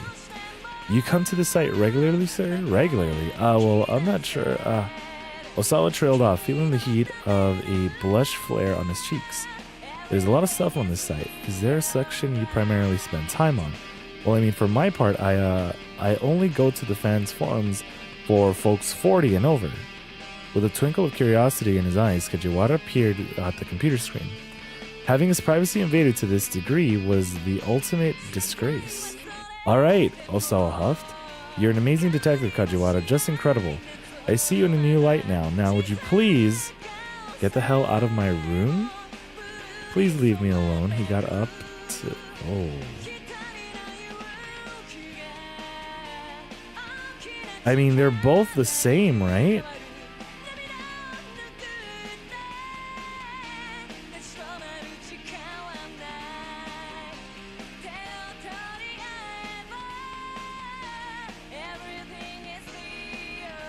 We're gonna have to see, but I don't know. Leafer was good. Yep, reanimated corpses and usual. Was good, yo. He tried to usher Kajiwara back to the door. Alright, sir, the detective said. Alright, I understand. I'll leave. But before that, Kajiwara slipped his hand into his pocket. I don't need a damn banana.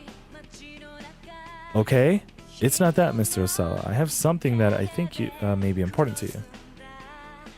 He held out a small plastic bag. Inside was a scrap of paper of some sort. What is that? Osawa asked.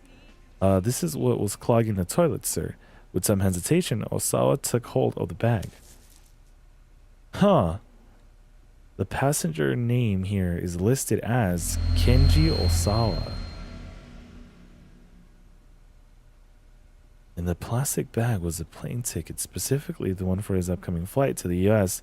The following week, he left it out on his desk. How had he wound up getting flushed down the toilet? This looks like it's pretty important, Sir, Kajiwata said. I must say it was pretty careless of you to accidentally flush it. A wry sort of smile came to his face. Although the detective added, I suppose the question of who flushed it is another matter entirely. His wife, no? Or was it the dude that's possibly dating his daughter? Osawa was at a loss for words. Someone had tried to flush his plane ticket on purpose. He was sure of it. Maybe it is his wife, because she's not for this at all, right? Maybe? Just right here, deep sinus infection. Hope you feel better soon, Leafer. I've heard those are not fun. He knocked at the door to Ai's room, but there was no response. Knocked on the door. It didn't look like she'd gotten back home yet. Osawa let himself in. Huh. The stinking scent of her perfume pervaded the room, which was decorated all in white. Clothes were strewn all about, as if to put her slovenliness on display. She's been like this ever since they'd gotten married, and Osawa had long since stopped caring. It must have been I who tried to flush the ticket. He knew she didn't want him going to America, but still, couldn't she have found a better way to get rid of it? Yeah, like ripping it up and then flushing it? Thanks to her, he'd been stuck hunched over the damn toilet, fighting with the plunger. Osawa sat down on the bed amidst the brand name clothing, then he spotted something odd down by his feet. Is that a vape?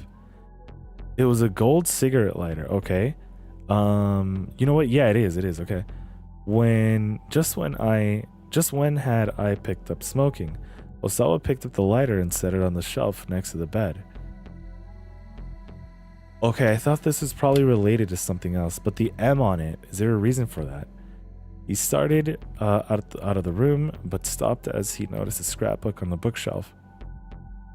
Okay, the rest of the shelf was filled with fashion magazines, so the scrapbook definitely drew his eye. Curious, he took it down and opened it. What's it gonna be? The book was filled with articles and write-ups about the results of Osawa's research and the company's various achievements. Flipping through the pages took him on a trip down memory lane. There was even an old company memo welcoming Tanaka on board as his new vice director. There was a photo of Osawa shaking Tanaka's hand at the party celebrating his new position. It was a little peculiar to think that she'd had bothered to keep something so trivial. A series of magazine articles was nestled between the pages further into the book. These hadn't been clipped out for inclusion in the scrapbook itself. Osawa glanced through them. Okay. Floundering Okoshi Pharmaceutical arranges marriage of political convenience. It was a self-indulgent piece from some rag called 4-Star General Gossip, from right after he and I had gotten married. When the piece had first run, he'd been too furious to read it. Now, he gave it a quick looking over. It was pretty much exactly what he'd expected. It talked about how one of the corporate directors had sacrificed his own daughter in order to keep one of his researchers on board, allowing someone else to come to harm for one's personal gain. In this case, the term is used figuratively, not literally. Referring, of course, to Makino offering Osawa Ai's hand in marriage. Oh! Rumors abound of material strife between the newlyweds. The article went on to talk about how Ai had been dating another man before she and Osawa had gotten married. The whole thing was a bunch of puerile rubbish. I think that's enough for someone to have that, to make an enemy. Any marriage involved some kind of calculated self-interest after all. Whatever the reasons for their union, nothing changed the fact that I was now his wife. With a faint sigh, Osawa put the scrapbook back on his shelf. Or the shelf. Mostly better, but you have a small cough and a low energy. Get that rest in, dude. New pole today that looks nice AF. Let's go. Yeah, polos always look really clean. I think if I'd get one, I'd probably get like a burgundy one. Feeling disconsolated, he returned to his study and began flipping through his CD rack. His eyes scanned for Aya Kamiki's album For Tomorrow Forevermore. A lot of her more experimental numbers were on that album. Given how discombobulated he felt right now, this was what he needed to hear. Again, Osawa reflected on how there'd been a time when he didn't care about music at all. He simply purchased copies of the most popular CDs of the moment as birthday presents for his two girls. And that had just happened to be an album by Aya Kamiki. He told me he was thrilled by the gift, but Maria hadn't seemed terribly fond of it. The next day, she tossed her copy back on her father's desk, figuring that throwing it away could be a waste. Osawa had stuck the CD into his computer to give it a listen. Rio was good, dude. I think I saw you were live, was it yesterday or today? Till like super early in the morning. It was like that Alice till 6 a.m., dude. He was immediately bombarded by an intense, bolstered by bold, uplifting vocals. You would love the polo I got a few weeks ago. It's burgundy and ruby color. Yeah, see, that's what I think I'd probably go for. Something like that. Just because I hear burgundy or red goes good on me, but I don't really have too much red clothes. I don't think I have any red clothes. Maybe shorts, but that's also rare. He was immediately okay. Aya Kamiki wrote her own lyrics, which did a fine job of conveying the emotions of a teenage girl. Osawa could hardly believe it. After listening to just one track, he was well and truly hooked. Before the day was out, he had purchased her entire discography. Okay. Huh? He muttered. For Tomorrow should have been in the CD rack, but there was no sign of it. Where the heck is it? Why isn't it here? Why does this matter? For a moment, he wondered if he was going crazy, and then he remembered. It was at the lab. He wanted something to listen to and break at work, so he brought the album there. Damn it. Not being able to listen to it made him want to hear it all the more. It wasn't like he could just go out and buy another copy right now either. He'd just have to borrow a copy he'd given to Hitomi all those years ago. Okay. Unable to contain his need to hear that music, he went to Hitomi's room. There he quickly rummaged through the CD rack besides his daughter's bed. Part of him felt like he was being a sneak thief. According to the email Tanaka had showed him, someone was trying to kill Hitomi. Under the circumstances, he knew that what he was doing was ridiculous, and yet he still couldn't resist the impulse to find his CD. But his efforts were to no avail. There were no Aya Kamiki CDs in the rack at all. Does this matter here? Because this looks... Is that German?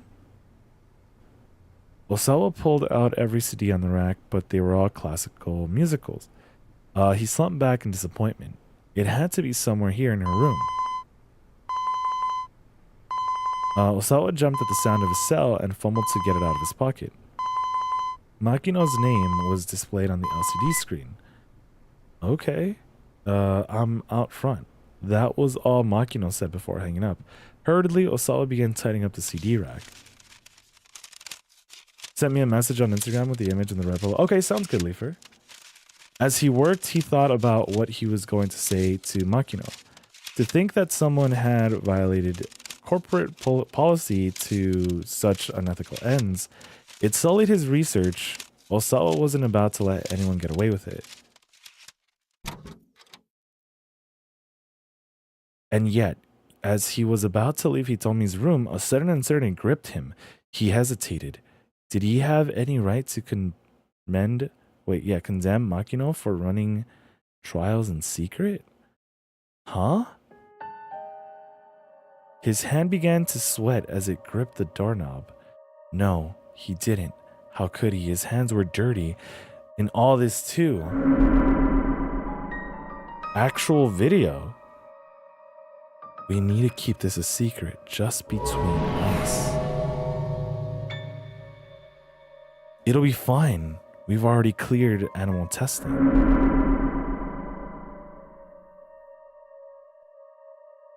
The memories hovered. Osawa himself had already administered the antiviral to someone, hadn't he? Was it to his daughters?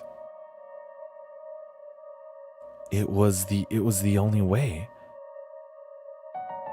Who did you test this out on? Muttering to nobody in particular, Osawa shrugged towards the front door of his house.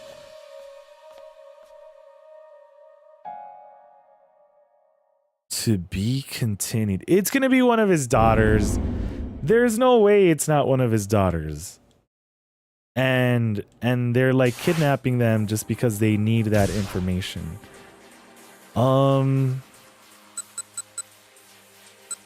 Crap. Still though, okay. If we are on to be continued, keep out. I mean,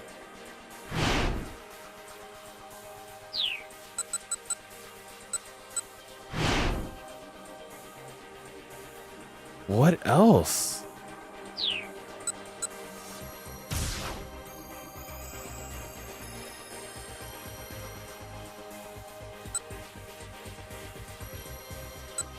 We didn't change anything else, did we?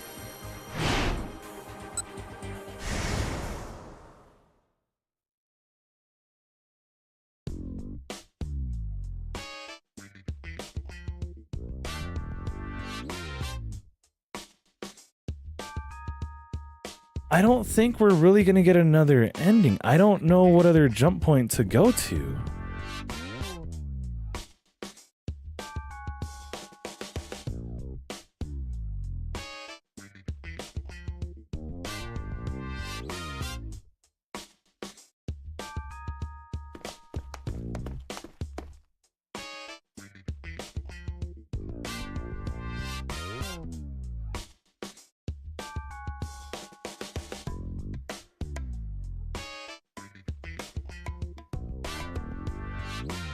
Wait, you think it's Achi's route?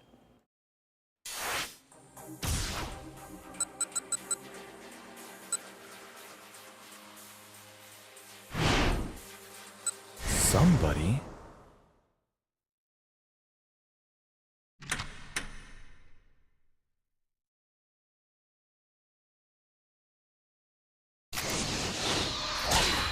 Wow.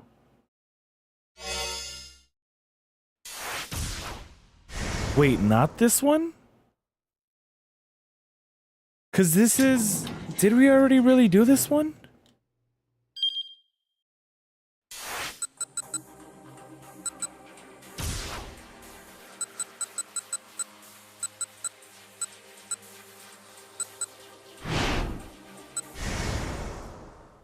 Attack was good. Did you finish that run earlier?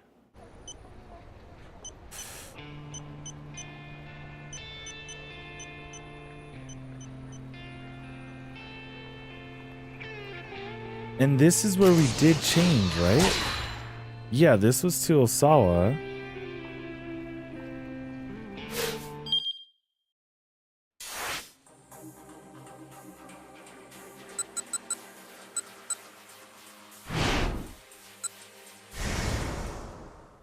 And we were here already, right? There wasn't anything? Grinding to see them frustration. Okay, let's slow down and catch their breath at least. I'm so sorry. Because this is a jump, right?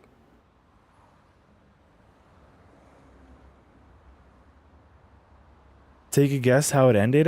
Did someone steal a star? The jump point is engrounded his teeth?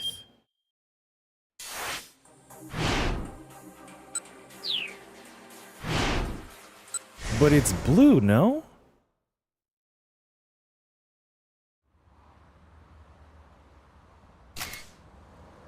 No shot! GG's, cow.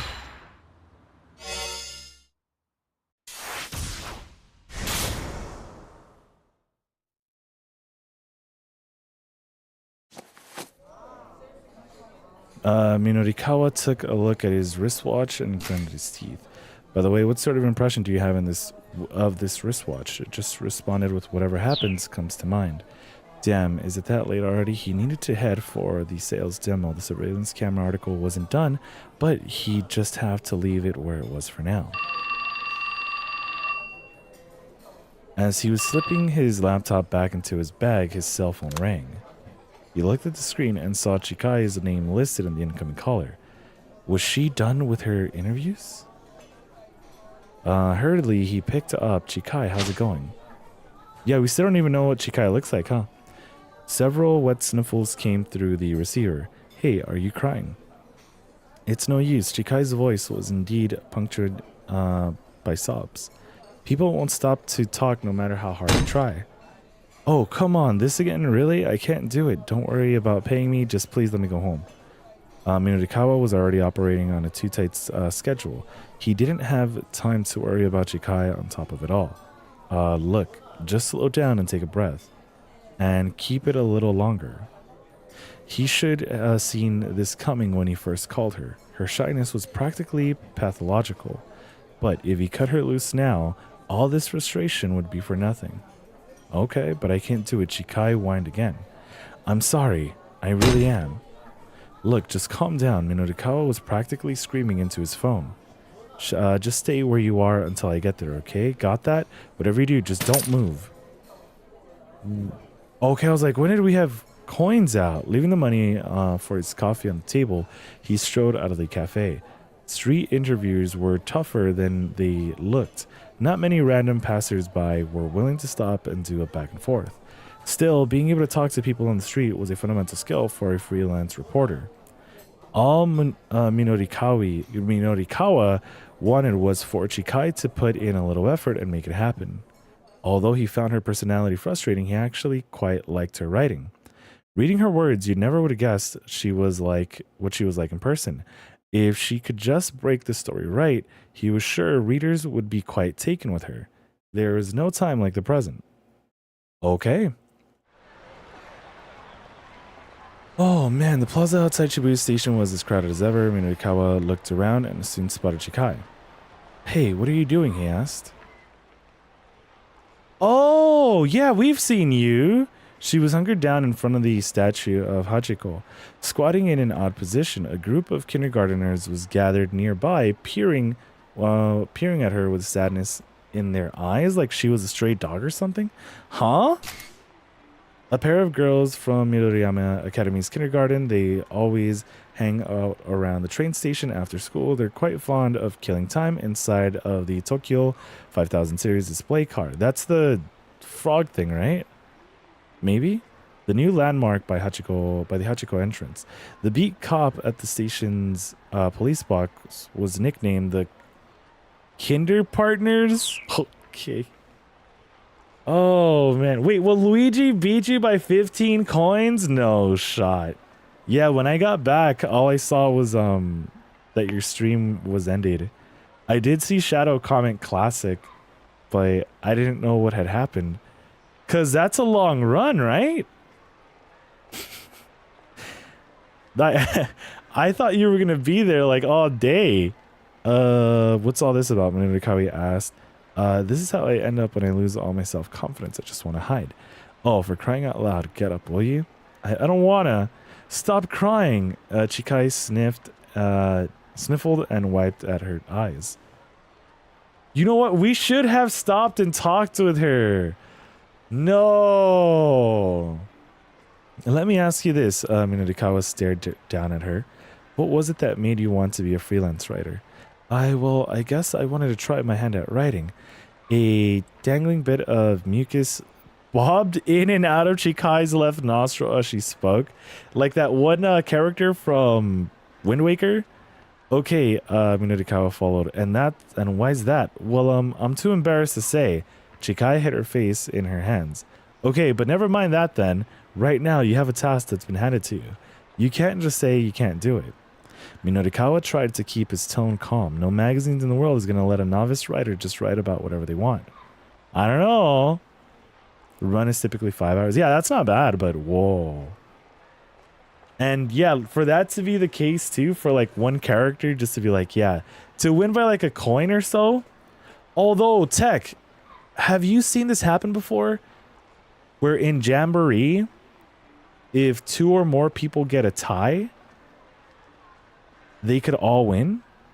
It's not like in Superstars where if 2 people or 3 people get a tie, they have to hit a dice roll and whoever rolls higher wins. In this one, just everybody wins if they, you know, end up having the same amount of stars and coins. I already know all that. Rikawa took the notebook from Chikai's hands. Hey, she squeaked. Wait, you've only talked about one person so far. If all 4 tie, what? Right.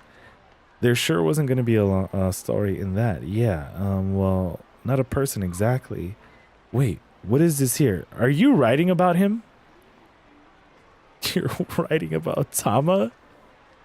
Wait, what's this here? A cat? No, I mean, yes. There was a person in a cat costume. It's time for Tama. I've been wanting to go hang out with Tama. That's never gonna happen with you? Is it because you always win, Galaxy? Easy clap. What should I do? Okay, I hear a voice call from behind me. Excuse me. Sumimasen, are you happy with your life right now? I turned to see a woman holding a notebook. Huh? I mean, just sorry. Do you mind if I ask you a couple of questions? I do not have the time for this right now. I'm more than a little busy. Oh no, I mean, I understand if you can't. She's giving me this hyper intensive stare. I can't tell if she's trying to be intimidating or if she's actually afraid of me. Something about her is definitely off, way too jittery and suspicious for my liking. Whatever she wants, I'd rather not get involved. I'm actually pretty busy, I say, just real quick, it'd be a huge help, please, yo, and that extensive, like, bow too. But, please, please, she bows so many times, she looks like one of those drinking birds. Oh, I know which ones you're talking about. Toy bird that functions by means of simple heat engine mechanism, causing it to continually dip its head into liquid and then rise back up, sometimes falsely claimed to be a type of perpetual motion device. Once a common sight in offices over the world. Yeah, I haven't seen one of those birds in a while. Yeah, come to think of it. So I haven't seen as many blimps nor those drinking birds. It's exactly a quality of life feature. I don't understand what they were thinking when they made that game design choice in Superstars. Yep, and glasses, right? Remember complaining about that in Superstars, like why haven't I already random game with a random outcome? Makes no sense! I can't help but feel bad for this poor girl. I guess I can give her at least a few moments of my time. This girl is kind of creeping me out. I decided to ignore her. No, we have to talk. I can't help but feel bad for this. Okay. Alright, but please make it quick. Oh! I really like this style. Thank you so much. She goes back into drinking bird mode. Okay. She goes back into drinking bird mode. So, what was the question? Alright, so, are you, happy with your life right now? Well, right now, as you can see, I'm a cat.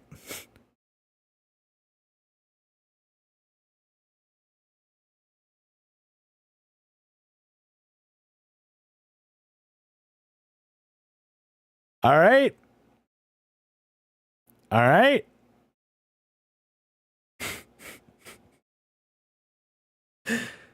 All right. Oh my god.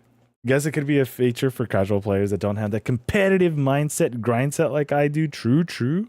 And yeah, this is not the response I was expecting, but I love this response. Oh, a cat. Yes, I see a cat. So, yeah, I'll put down cat. She just writes the word cat in her notepad. Right, thank you. Are we finished already? Yes. Yes, we can finish right there. She hangs her head in a little and looks away. Well, that sure was quick. I'm not sure I get what it was all about. Did I really give her enough to be useful? I doubt it, but hey, at least it was over fast. I head off in search of the burning hammer once more. This is great.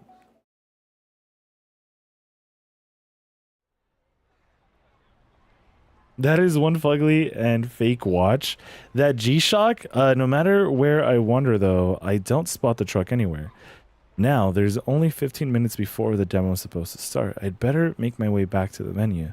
Maybe Chiri had better luck in her search. I don't know. Okay. Back at the break room, I'm met by Mr. Yanagishita, who positively radiates despair.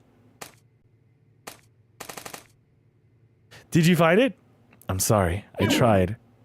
Yanagishita's shoulders slumped further at my response. Have you heard from Chiri? I asked. No, nothing yet. I guess she's our last hope. All of a sudden, Mr. Yanagishita holds up a pendant? I mean, okay. The situation's rough. I'd like you to wear this. It's a miracle stone, like the one I saw back in the storeroom earlier. This ought to kick up your luck a notch? Okay, I'm down. I mean, can we actually even wear this? Now I see Yanagishita is wearing another miracle stone around his own neck, using a bit of sham merchandise to help find another. Nice. This is the pinnacle of pitiful. That's what this is. Hurry up, put it on before the luck runs out. Okay, Mr. Yanagishita's eyes are all bloodshot. Something tells me that refusing his request wouldn't be wise right now. I mean, how did we wear this around us? Thanks for the clip, Tech. After a moment's hesitation, I take hold of the pendant. This stone is blue and glittery. What happened to the music? Is that Chiri? Mr. Yanagishita squeaks. He whips out his phone. Oh. No, sorry, he mutters after listening for a moment. I think you have the wrong number. Guess it isn't Chiri after all. Okay. And yet he stays on the line. Huh? Really? Okay. His tone suddenly does a complete 180. Yes, please. Thank you so much. As soon as he hangs up, Yanagishita strikes a victory pose. It's a miracle! Burning Hammer is back, baby. The recycling guy just realized his mix-up and returned the boxes to the loading dock. Whoa, for real? You girls did great! Thank you. From the bottom of my heart, I've never seen someone come so close to literally jumping for joy. I'm gonna go prep the demo room. Tama, you go bring the burning hammer inside. With that, Mr. Yanagishita practically flies out of the room. Okay. No way, I murmured to myself. This thing didn't actually work, did it? I examined the miracle stone more closely. It just looks like some kind of toy jewelry. I wish that I can actually get paid my 20,000 yen. Hey, it's worth a shot. With the miracle stone still clutched in my hand, I hurry out to the loading dock. Prage.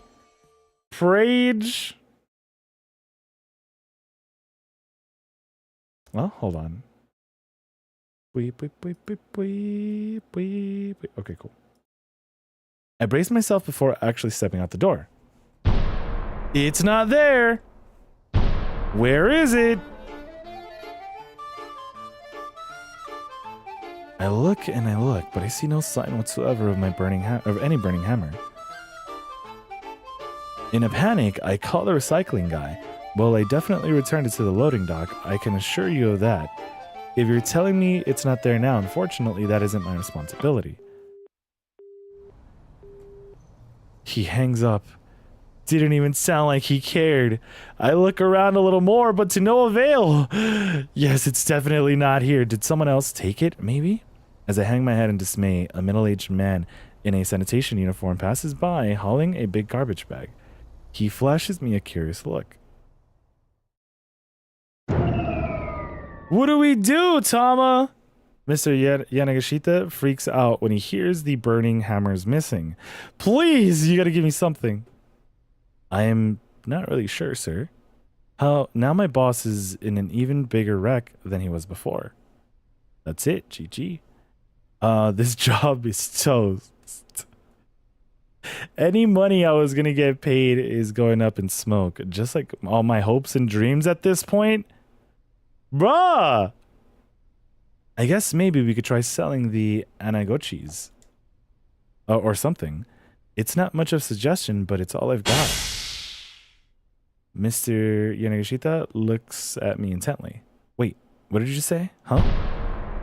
What did you say? Or something. No, before that. I guess maybe we could try selling the anagochis. I can almost see the wheels turning in his head as a smile slowly creeps back onto his face. That's it. That's it. That's it. I'm certain I've seen an actual gleam in his eyes. Right then, I guess that's our only real option. No, wait. This is a sign. That burning hammer didn't just vanish by coincidence. Oh no. Oh my god. He jumps to his feet, his eyes still positively aglow. Alright, see you later, anagochis. We're going to knock you right out the park. Okay. Okay. I'm assuming this is the end for here, right? No? I probably don't need to tell you how the event goes down. We don't manage to sell even a single anagochi. Turns out, hey, people are really creeped out by eels. And our customers have no problem letting us know that, very impolitely I might add, as they storm away in a huff. But Chidi said she liked eel salt broiled and in sushi. I hear Mr. Yanagashita mutter to himself as I get ready to leave. If only we hadn't lost the burning hammer, things would have gone so much differently.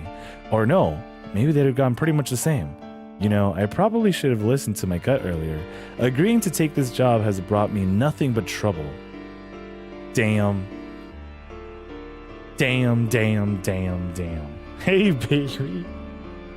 Oh my god. Wait! I wanted to see the list. It's okay, so we got a bad end. Does that mean we have to do something else? Wait, where was I?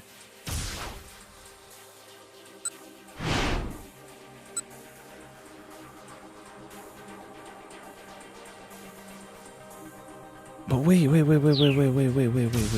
This is already a to be continued.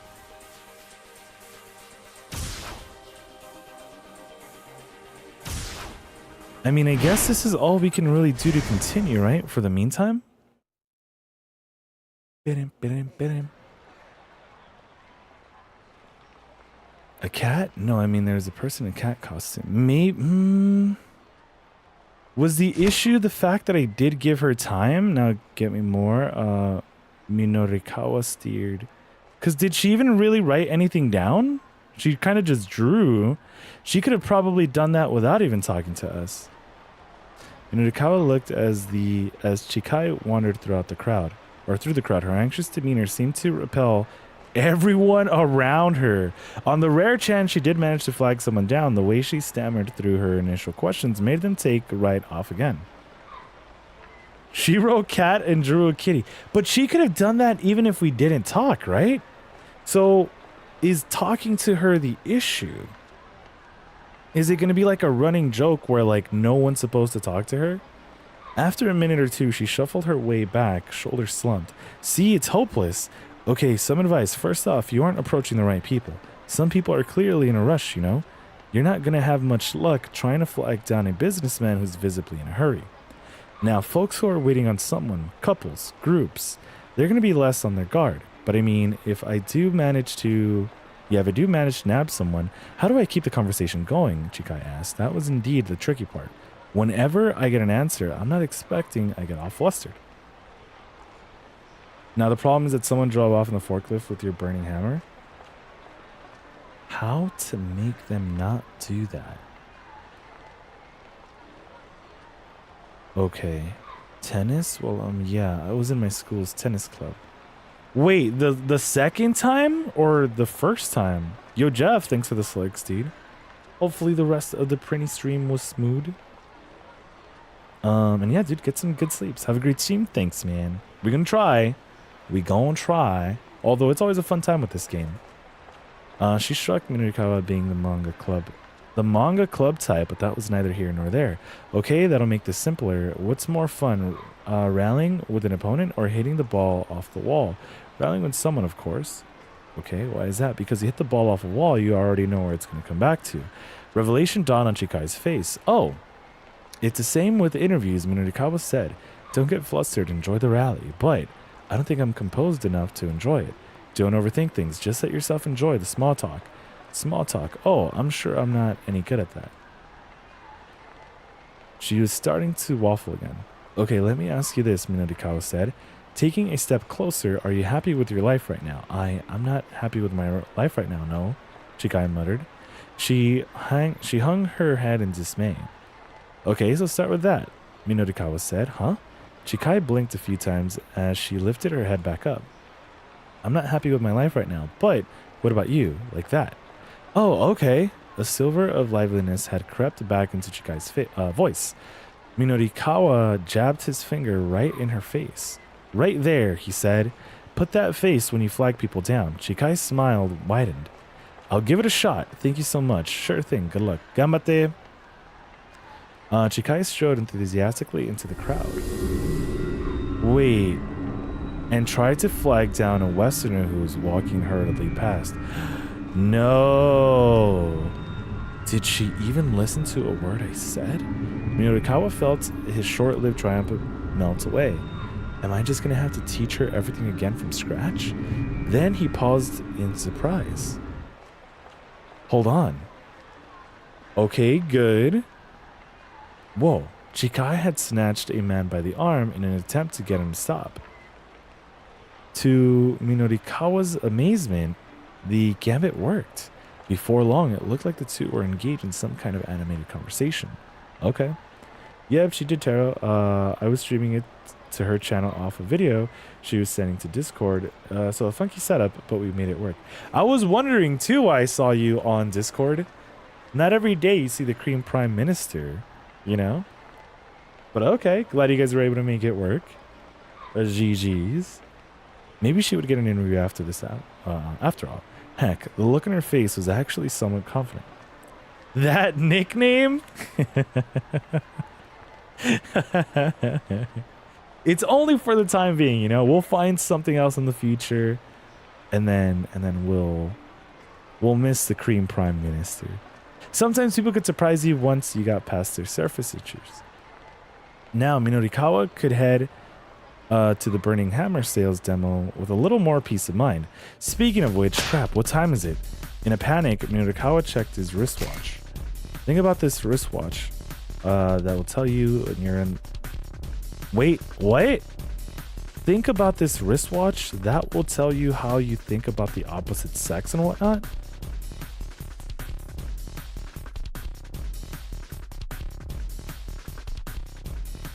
I'm reading this correctly, right?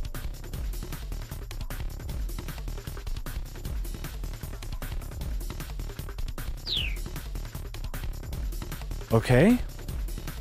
I dread to think what could surpass Cream Prime Minister. You know, there's always something. Like Jorkin. Uh-oh. He was really cutting it close. Minurikawa sprinted through the intersection, heading for the center guy. And I'm assuming this is his end. To be continued. Bum, bum, bum, bum.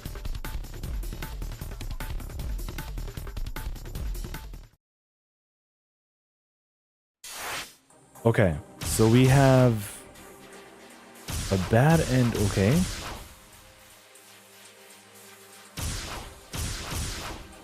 So, how do we stop this from being taken?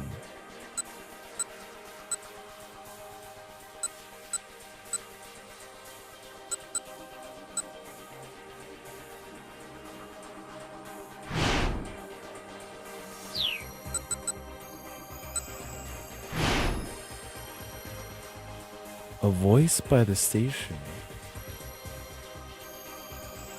So you need to save Burning Hammer and have someone give advice to Toyama. Someone give advice to Toyama, huh?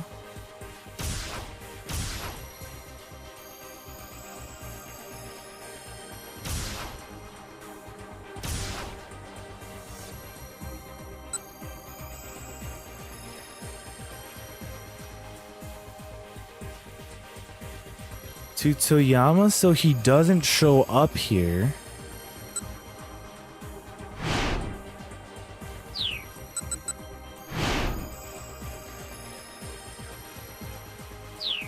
I mean, this is all I could think of right now. Buying time. But I forget, who's connected to Toyama? Isn't it Minorikawa? Because he's the one who has us doing all this stuff, right?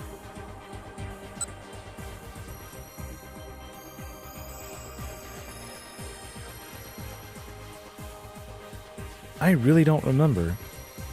But you know what? I am down to do at least 5 hours of stream time. Maybe we could actually finish up this hour in game. But yeah, I'm gonna get up and stretch, and then yeah, but everyone's continually running into everyone else. Yeah, but that's what I'm like. It gets so hard to really piece back some of these pieces. I guess yes, but yeah, real quick BRB, and then we'll come back with some more. I was gonna say Zero Escape. 428.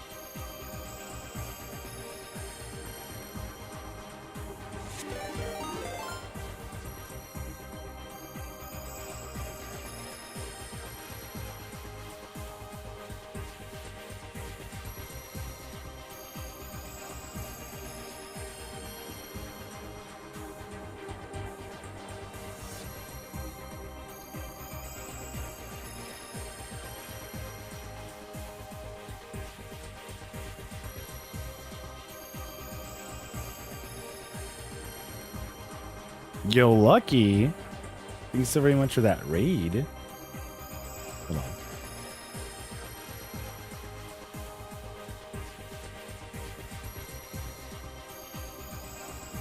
Lucky, how was the rest of your stream? Welcome on in, Raiders. Sure you guys are having a wonderful time. Coolio as well. Welcome on in. Argo, Legend as well. Was good. How was the rest of the Fall Guys? I believe I saw it was an anniversary as well. Also, Sub-Zero was good. Stream was great. Let's go. Let's go. Yeah, guys, go check out Lucky for the Fall Guys, which was it a stream anniversary today? Like an affiliate anniversary? Yeah, check out Lucky. Also doing some of the Zeldas as well. Every Thursday, you know where to be. You want some Fall Guys action? Actually, I gotta tick this thing off over here as well. My bad, I was eyeing this over here. But yeah, congrats on the 4 years, Lucky. 4 years and many more to come. Thank you again so very much for that raid. Never noticed you changed your name. Wait, made my BRB bot go nutty? My BRB bot go nutty. Yeah, I changed it probably a few weeks ago already. I'm gonna say we're closer to like a month maybe, but yeah. Some people haven't caught on. I feel like the name just Niku, just, you know, it's all like, okay, it's Niku, it's Niku. It's like, I don't know. But yeah, welcome on in, Raiders. I'm Niku. Currently, we are trying to get through the backlog of video games, which, yes, Tears of the Kingdom and Breath of the Wild are also on our backlog. But currently, we are trying to get through 428 and also going to be starting up Marvel's Spider-Man. We just finished up Lost Judgment and the DLC as well, and there's still more RGG/Yakuza stuff, which I'm hoping to play sooner than later. But yeah, thank you again so very much for that raid, Lucky. Yeah, 4 years is a crazy long time, but GG's. Also, hold on. Okay. I know a lot of people are playing a lot of spooky stuff as well today, which I can confirm this game is not a horror game, although it definitely does feel like it at times. But it's a lot of fun. It's a lot of fun. This one came out in 2008, which, you know, this is a long time ago too.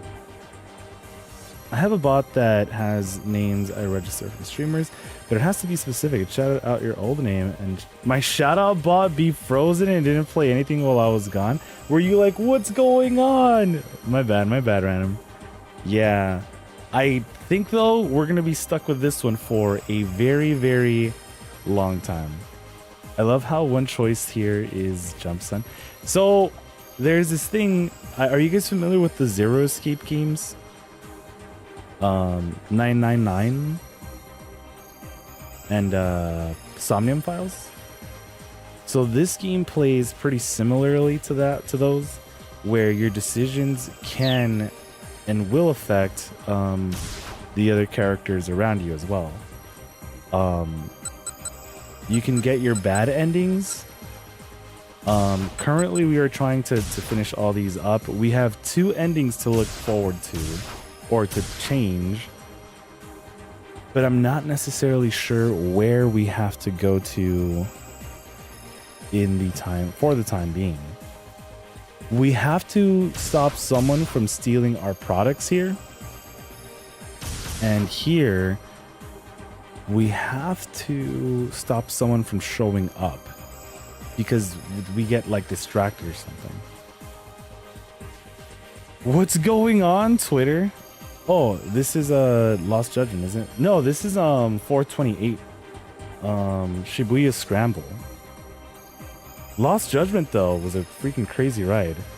Achi drove the forklift full of cardboard boxes and into the man with the cane. True, but it didn't let me change that, right? Is this not where we drive into him?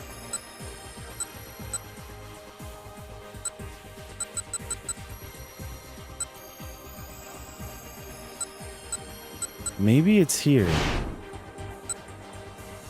Yeah, okay, so it's here. It's here.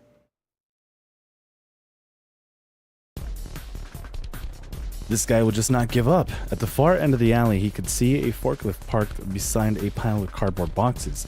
Achi decides to throw the boxes at the pursuer. Okay, so I think that is for sure what messed us up. Because it just said boxes, it didn't say it was the product. Achi snatched up the nearest box, turned, and threw it at the man with the cane. The box is filled with something heavy. This ought to do some damage. He watched with satisfaction as it struck the assassin in the face. The man staggered sideways. Here, have another! Another one. One by one, Achi hurled every box into the pile. And one for the road. Okay. So how's it been going, Niku? You know, we just trying to survive, Coolio, trying to get the good endings. But some decisions are crazy. What was good with you, Coolio? Jorkin? The last box was improperly sealed. It broke open and struck their pursuer, sending several bottles flying. They shattered as they crashed into the street, splashing red liquid. Uh-oh. The assassin dropped to one knee, scrubbing at his face with his hand. Achi looked in surprise. He couldn't possibly have hit the guy that hard. Peering at the man more closely, he saw that he was spattered in red liquid. Apparently the stuff in the bottles had gotten into his eyes. Oh, this is going to be bad for him, right? Unless it does something good for your vision? I doubt it. Now's our chance. Achi took off with Hitomi, leaving their pursuer kneeling in the alley.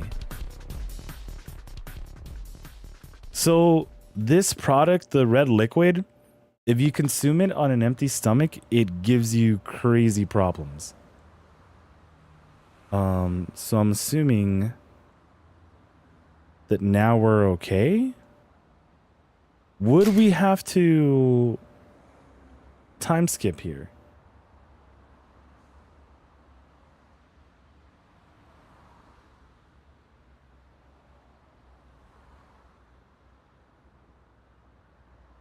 Because we still ended up breaking the bottles, but I think we only broke one box. Surviving is too hard for me to do? True. You already used that one. Okay. Hold on then. So does this do anything else? Or is he just going to tell us the same thing? I doubt it's going to be anything different.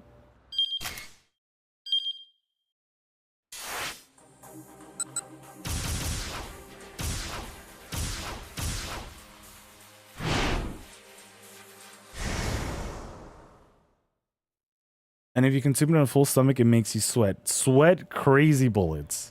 Just gets you away from the assassin? Okay. No matter where I wander, though, I don't spot the truck anywhere. Now there's only 15 minutes before the demo's supposed to start. I'd better make my way back to the venue. Maybe Chidi had better luck in her search. Okay, so this is how it was before. Also, this is our main character here, or one of our main characters. We are a cat. And we are getting some good luck here, which I'm hoping this actually works this time. That we actually find the bottles.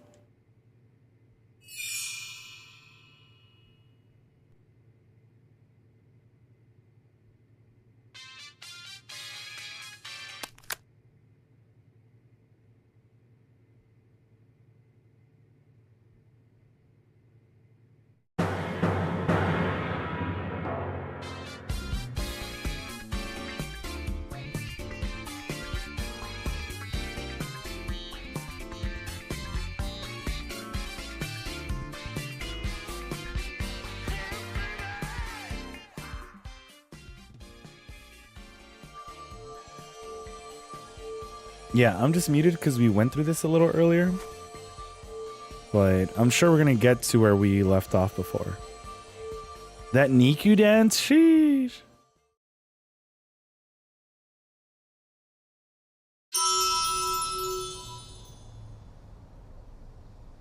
They actually dropped it off. Okay, it's there. It's really there. The cardboard boxes are scattered all around outside. Choto, scattered all around? What happened to them? I suddenly have a very bad feeling about this. Apprehension gnaws at me as I open one of the boxes. No! I shriek and my vision dims. The box is full of bottles of burning hammer, all of them smashed to pieces. This isn't another bad end, right?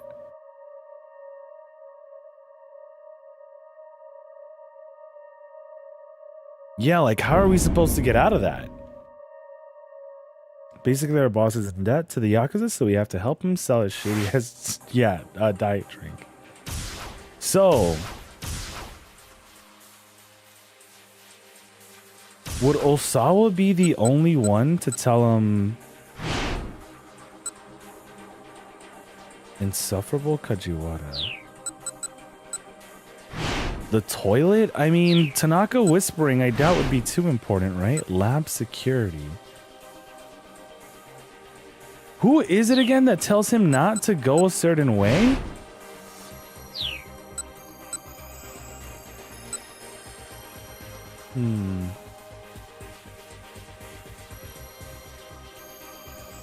Isn't that big red sweaty guy you work for? Freaking Patrick, dude.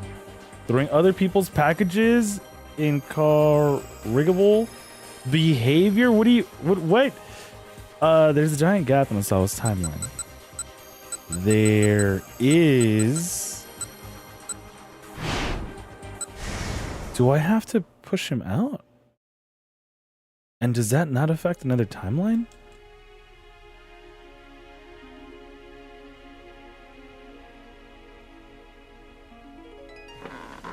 He got up to leave the study. Sir, hold on. There's something I wanted to give you. I don't need a damn banana. Okay. Osawa fled the room. He needed to be alone for if only a few moments. But even if he could somehow shake Kajiwara, the other detectives had eyes all over his house. He had reached the limits of his patience. He couldn't even think straight anymore. He headed for the back door, trying to avoid the police. Opening the door quietly, he slipped across the yard and out through the back fence.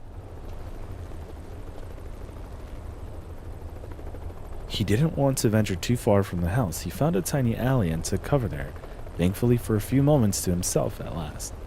He hadn't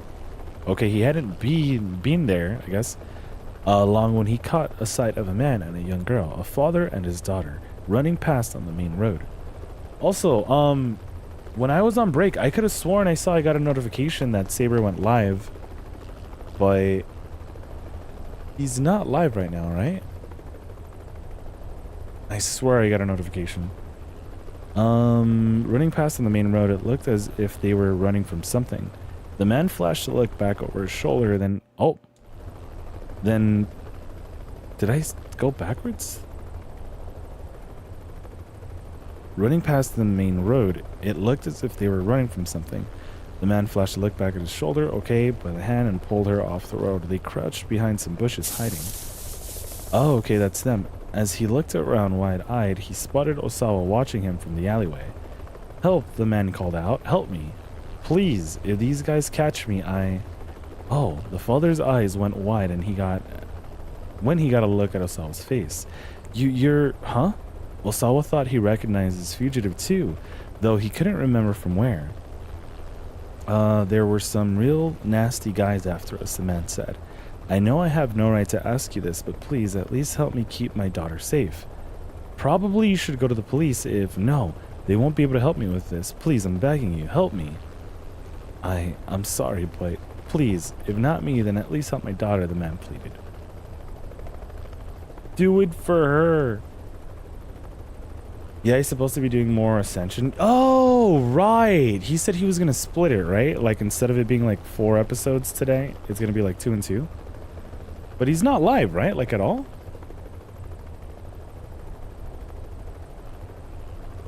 Okay.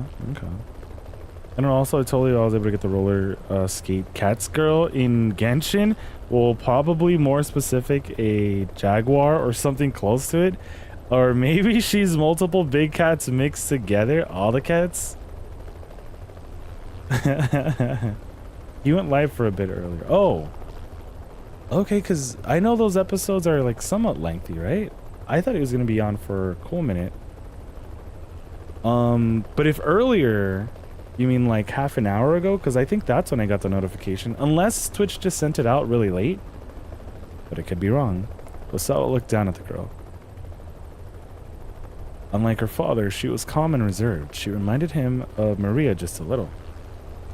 These people needed professional help. Osawa decided to call the police. Osawa couldn't just stand idly by. He decided to help them evade their pursuers. Alright, follow me. Follow me. Wait, follow me. Oh, thank you. Thank you so much. He led the two back to his house and into the storage shed out back. You can lay low here for a while if you like, he said. The shed was fairly large. There was plenty of space for the man and his daughter. I'm so sorry, the man said. I'm not sure how I can possibly thank you. Don't worry, Osawa closed the shed door and headed back to take a look around. Two thuggish-looking men came running up to him. No doubt these are the police the father and daughter were running from. Wait, these are the police? These are the people the father and daughter were running from. You there, said one in the sunglasses. You see a guy and his daughter around here? Teru Toyama and his daughter, Hana, they've come to Shoto while running from loan sharks. Just moments ago, Toyama was talking on the phone with Minorikawa. We're free. No, wait, we're not free. Maybe?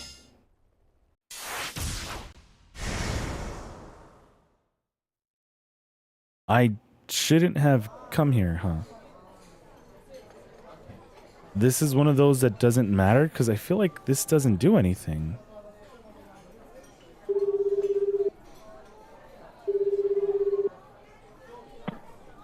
Okay, the phone rang several times before some... Yeah, I don't think this matters. I'm on the run somewhere near Shoto.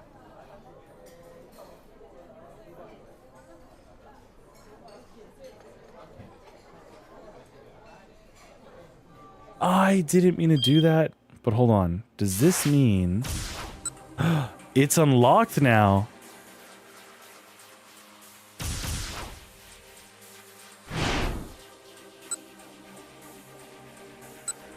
Okay. So let's just continue this and probably finish this one off. Okay.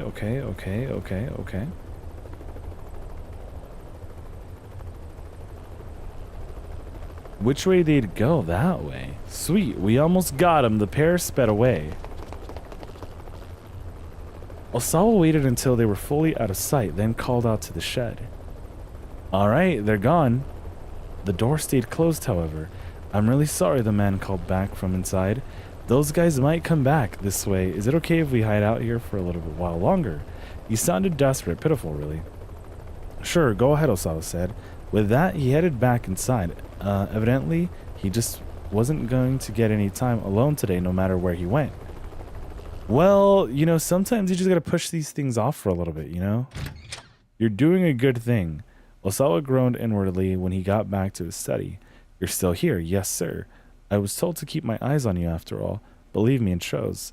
Mr. Osawa, if you're gonna go outside... Yeah, if you're gonna go outside, I'd appreciate it if you let me know first. What? Had Kajiwara realized he'd snuck out of the house? But more importantly, Kajiwara reached back into his suit pocket. Why do you still have this, though? Or is this because this is a different ending? Inside was a scrap of paper of some sort. What? Okay. Yeah, this is what was clogging the toilet. My headphones on low battery. In the plastic bag was a plane ticket. Okay. So this is the same thing where we're all like, maybe his wife threw it down the toilet. Maybe. Because he hasn't given it to you in this timeline yet. Okay. Does she want a banana? I know a guy who can summon bananas at will. Exactly. Looks pretty important, sir. Okay. We're just going to say, but we wonder who actually flushed it, right?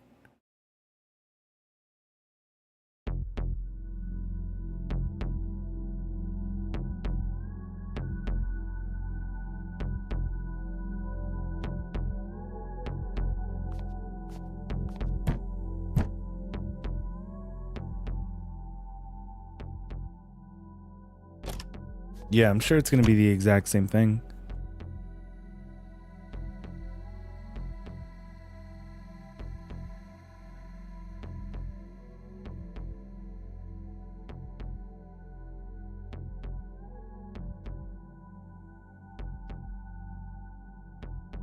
Yeah, because it's the same lighter and everything. Hey, Tech, do you know if there's another one of those emotes? The zero width ones of courage? Kind of one that can probably cover more emotes.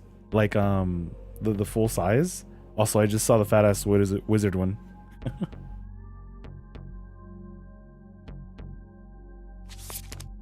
Yeah, if this is the same, I could just keep spamming X. But we have to play it out till we get the ending, right? So it says, to be continued.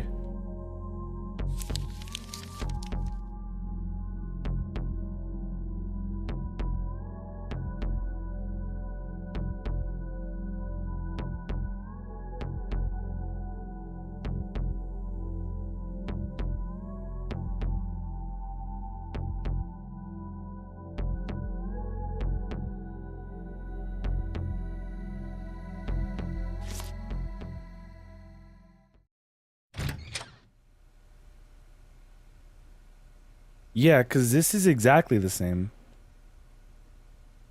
You don't have to read through all this again. Yeah, so can I... Wait, did we already get the true ending here? Or the to be continued? We did! Alright, my bad, my bad. I thought something else was going to come from it. There are two courage emotes with zero width. Current one is a door opening and the other one's TV from courage. The TV or the computer? Two detectives took up position on opposite sides of the plaza. Right, because we were going to trap them, right? TV, okay. The two detectives took up position on opposite sides of the plaza. Kano called up Sasayama on his cell phone. You ready, he asked. Just give the word. Okay. Oh, okay, so this is new. The second man approached the one holding the attached case. After exchanging a scant handful of words, he took the case and walked off. Sasayama? I handled the guy with the case. Got it. Sasayama broke into a run, chasing after the man who'd taken his ransom. There are non-zero width courage emotes, but none are zero. Okay. No. I just wanted one that could probably cover more of the background of the emotes. But if not, then that's fine. Kano hung up his phone and rushed to close the distance with the other man. Did bro tackle him? You there, stop where you are. The suspect turned and Kano recognized his face. He was indeed a member of the foreign crime syndicate that operated in Shibuya. Is the hostage safe? Kano demanded. The man's only response was an unsettling grin. Answer me! But though he repeated the question, the man remained silent. Kano, I guess, took out a pair of handcuffs and reached for the suspect's waist. Took out his phone to check in with Sasayama.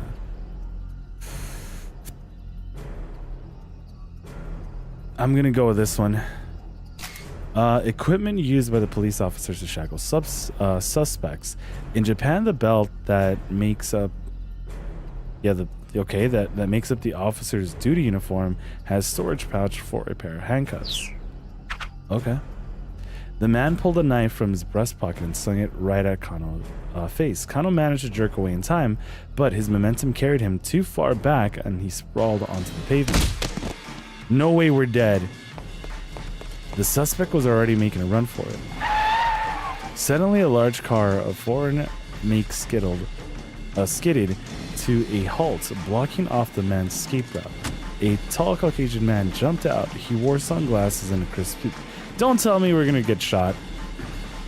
Or stabbed. Now cornered, the fleeing suspect brandished his knife. Be careful, but Kano didn't have time to finish shouting his warning. There was a metallic poing, and the knife went flying through the air. The man with sunglasses had snapped his right foot up, sending the weapon flying. As the attacker's jaw dropped in astonishment, the newcomer proceeded to elbow him right in the face. The blow connected and the suspect went down hard. The fallen man had turned his head to look at Kano. His mouth moved as if he was attempting to say something. He never got it out? The man in sunglasses kicked him in the face? With a groan, the perp slumped down unconscious. Hey, Kano snapped, what the hell are you doing? He stormed over to the man with the sunglasses. CIA? The man nonchalantly dusted off his suit. You were ordered to watch and see where these guys went, right? He spoke in fluent Japanese. Imagine that you're a Japanese person who has never been in a situation where you suddenly had to speak to a foreigner. You haven't used English in ages. Your tension grows. Yeah, your tension grows. You think back to English class in school, but nothing you remember is helpful. You muster up the courage to choke out a stammered do you? The foreigner responds fluently in your own language. Nihongo de daijoubu desu? Yeah, okay, so it's all right. I speak Japanese. Okay, yeah.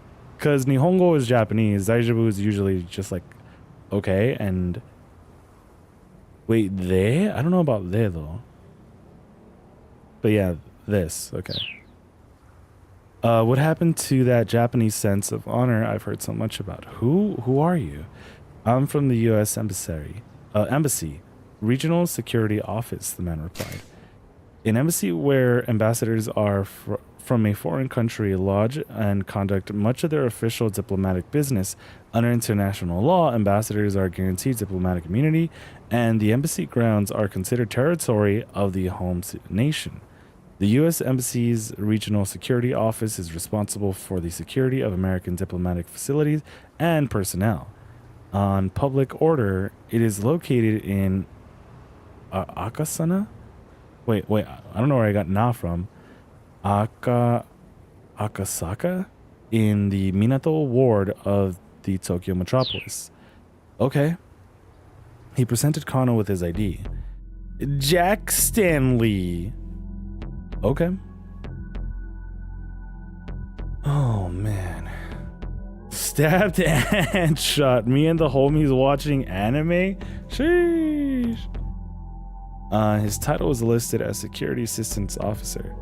Kano glanced at the card he'd shown up in. The license plate was blue with white lettering. The Ministry of Foreign Affairs. But the ministry wouldn't just send some diplomat to intervene in a police investigation.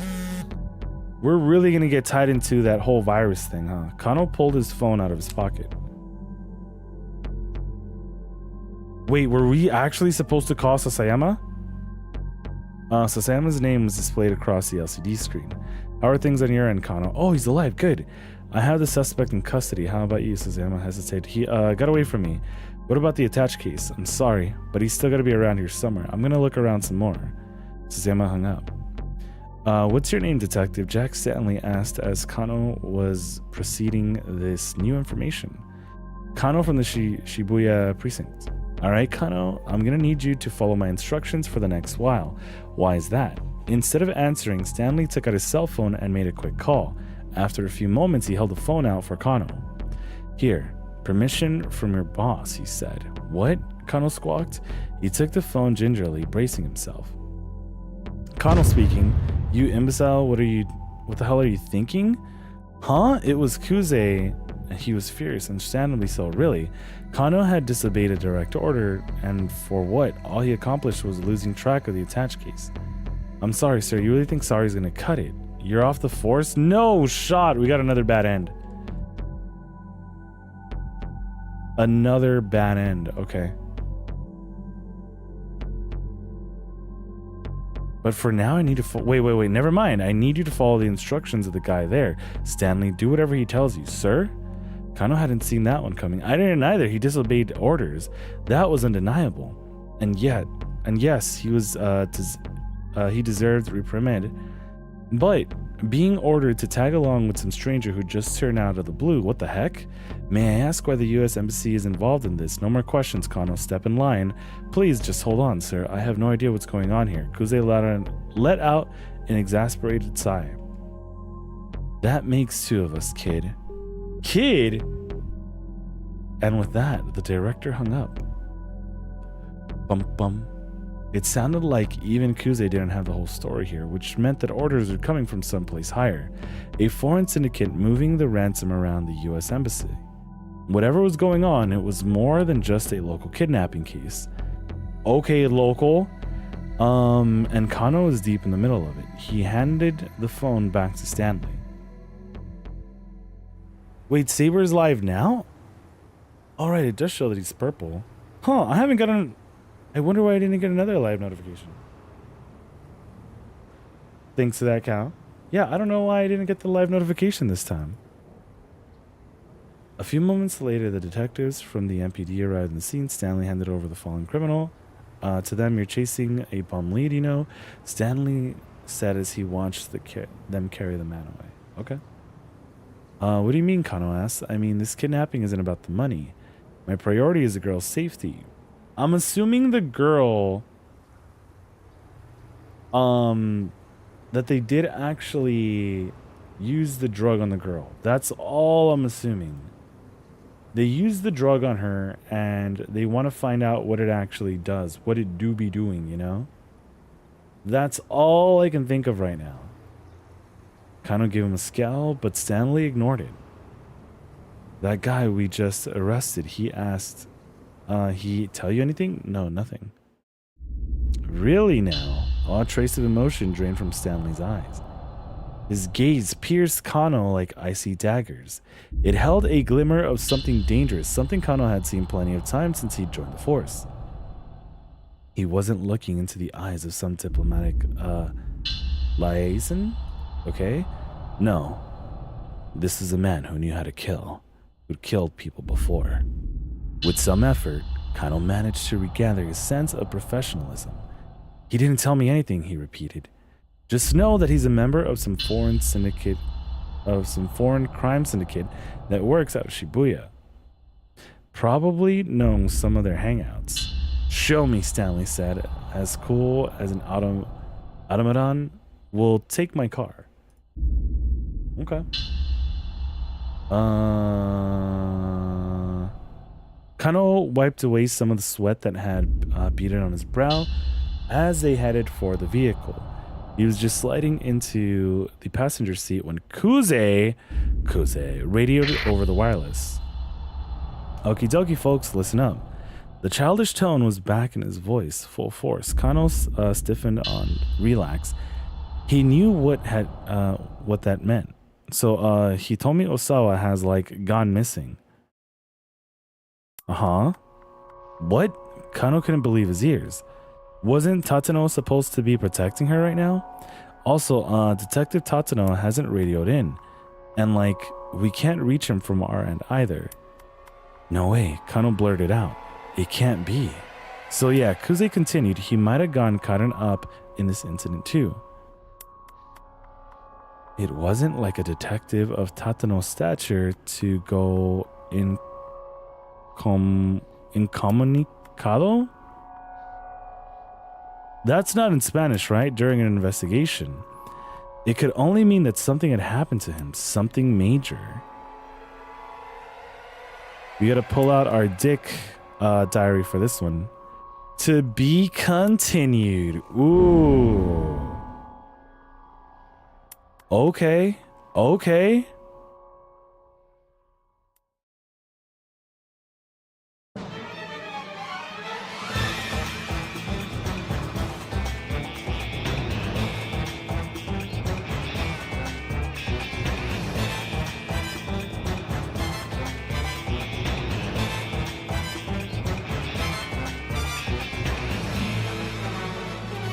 I don't know. I don't know. Cause has anyone else even been like close to them? Dude, this is just getting really crazy. I'm hoping Tama really does get the money. But yeah, what time is it? How many hours are we in? We're really close.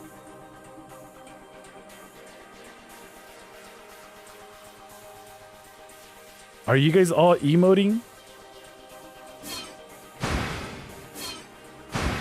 You know what? We can probably check out some stuff. We got like 10 minutes to the 5-hour mark. Let's go check up on Tama though. Bum bum bum bum.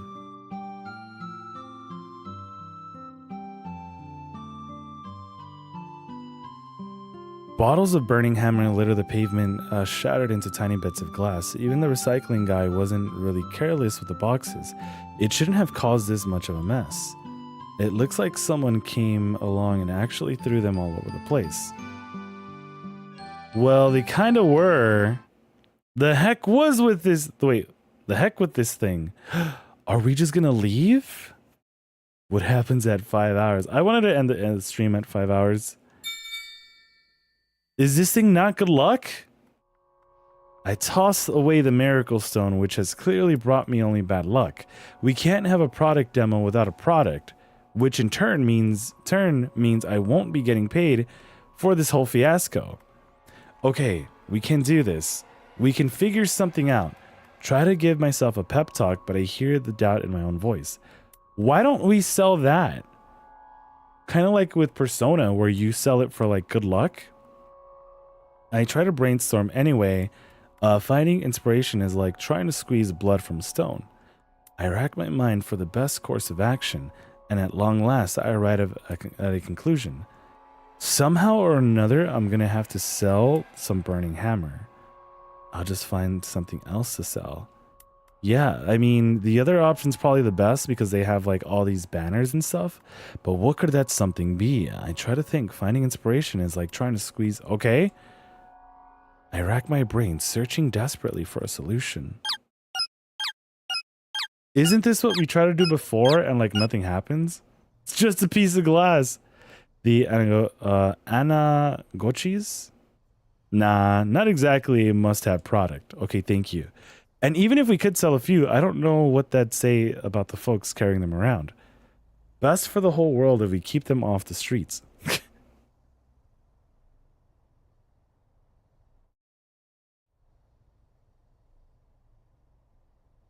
Why? Let's see, what else? Aha, I've got it. I pick up the miracle stone I just tossed away, clutching it firmly in my mitt.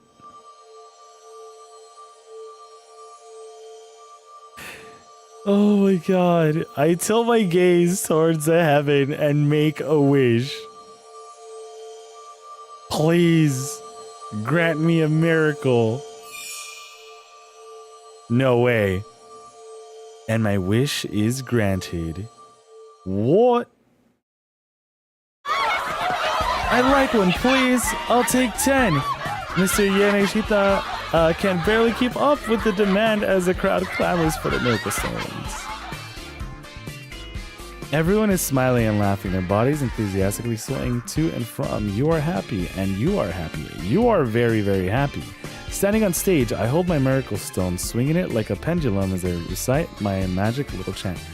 Please tell me this is real. Please tell me we're not just...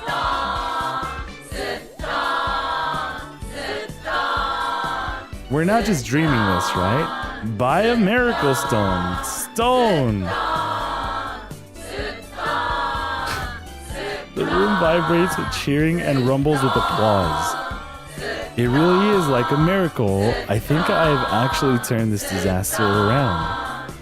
Whoever smashed the burning hammer, I don't know who you are or where you are, but thank you. I realize now that I'm crying tears of joy. I've never felt the satisfaction I felt like right now, seeing all these blissful customers purchasing one miracle stone after another. It feels like nothing could possibly go wrong. We did it, fellas. GG's. Honestly, I'm just grateful to God that I get to be here right now. GG's, everyone. I have the utmost conviction. This is where my life truly begins. This is actually happening? What the heck? Then not long after the epic sales event that I'm hired on by Yamato Health Foods Co. Ltd. Pretty soon after that, I'm on a plane bound for South America. Did I choose the wrong answer?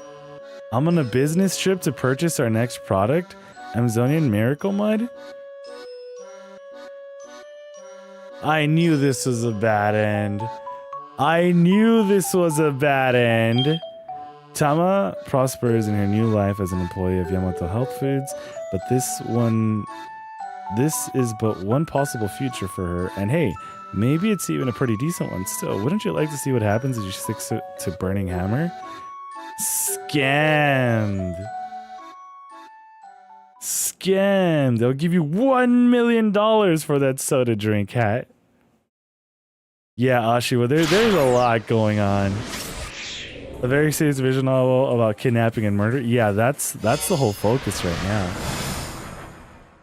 Is that Sky? Sky, what's good, yo? Hold on, let me actually answer this correctly. I saw you were doing some IRL stream, some Earl stream last week, a few days ago. Oh, was it Sky? I'm gonna have to sell Burning Hammer. The flyers have already been handed out. People have come to the demo expecting to get Burning Hammer. I may have to put it into some new bottles and possibly water down some, but getting the stuff sold is my only option. What? My eyes align with one of the cardboard, on one of the cardboard boxes, and I notice an odd mark that's stamped on it. Wait a sec. I've seen this before. I recall something Chidi said earlier. This is the sort of thing they'd sell in 100 yen shops or something.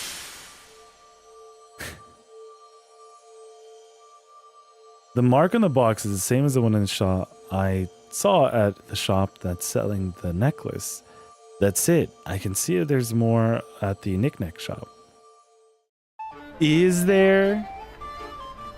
Tama accidentally started a cult for real. It was a stream from the hospital. I just got out and I'm recovering. Hopefully the recovery's been nice and smooth, Sky. Yeah. I didn't know you were streaming from the hospital because I was like, I thought you were like going out and about. I was like, all right. But yeah, hopefully that was smooth too. Incidentally, if you play Minorikawa's route, you can see his perspective of that scene. Even if I carry on with Tama's playthrough, like right now, guided by the ray of hope, I head for the knickknack shop as fast as I can. A glimmer, a silver, the ever dwindling light in the distance. Point is, there's not much. Did we crash into someone? As soon as I reached the main road, I crashed right into someone. Chiri! Oh, hey, you find it? She asks. She makes it sound like it's not really her problem. Not yet, but I think we can stock up at the 100 yen shop. The words are hard to get out when I'm panting as hard as I am. For now, just stay calm and go let the boss know. Got it. Leave it to me. Chiri nods and breaks back into a run. Okay. PC equals money. Okay. I'm practically praying as I rush into the knickknack shop, where I immediately spot the cardboard boxes I saw earlier still stacked up. Yes, I'm in luck. I dive into the boxes to check what's inside. Is it going to be something else? No, it's packed with tiny bottles. There's no mistaking the noxious red liquid inside. That's Burning Hammer, alright. There's 50 bottles per box, and there are 4 boxes in total. Assuming each bottle is 100 yen, including tax, I can buy the whole lot with the 20,000 I've got in my wallet. Mr. Yarashita said he is selling the bottles at the demo for 15,000 apiece. That way, if we sell 200 bottles, he'll be able to pay back his debts no problem. Whoa, what's the deal with you? Wait, is it you again? The sales clerk's eyes go wide when he sees my getup. This stuff, I liked your entire stock. I point at the Burning Hammer, and the clerk makes an awkward face. I'm afraid that's already been sold. No! You mean like all of it? Nobody in their right mind could possibly want all this. Yes, all of it, I'm afraid. Well, I'm not going to roll over that easily. Whether I can earn that extra 20,000 or not hinges on whether I can get this stuff. Please, you gotta help me out. I'm afraid this is out of my hands. Then could you get in touch with the buyer? Tell them I'm willing to negotiate. I suppose that wouldn't be an issue, but actually, would you mind waiting for just a moment? She said she'd be by ASAP. Is that Chidi? After 5 minutes of waiting, the buyer still hasn't shown up. I don't think she's coming. I say that's odd. The sales clerk murmurs. She said on the phone she'd come by just after 1 o'clock to pick them up. I really need this right away. We're gonna steal it, aren't we? I understand that, but please, it's out of my hands. By now, the sales demo has already started. If I come back empty-handed, what was the point of all this effort? Gimme. No.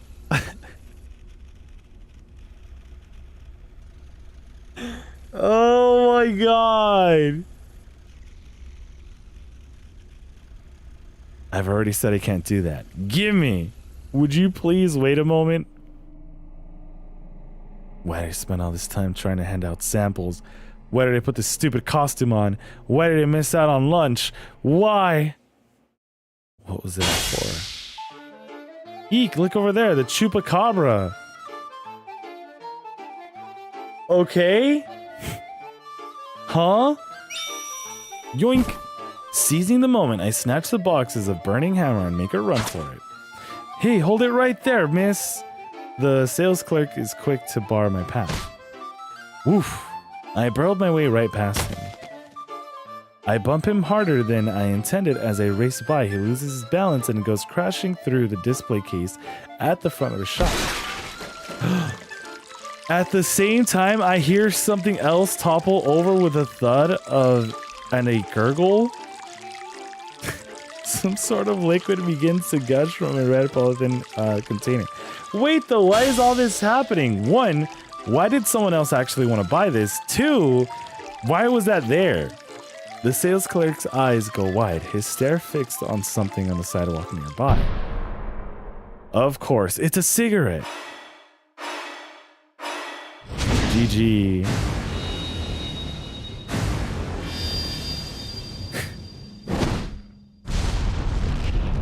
The burning butt ignites the liquid in a sudden massive blaze. Or did we all die?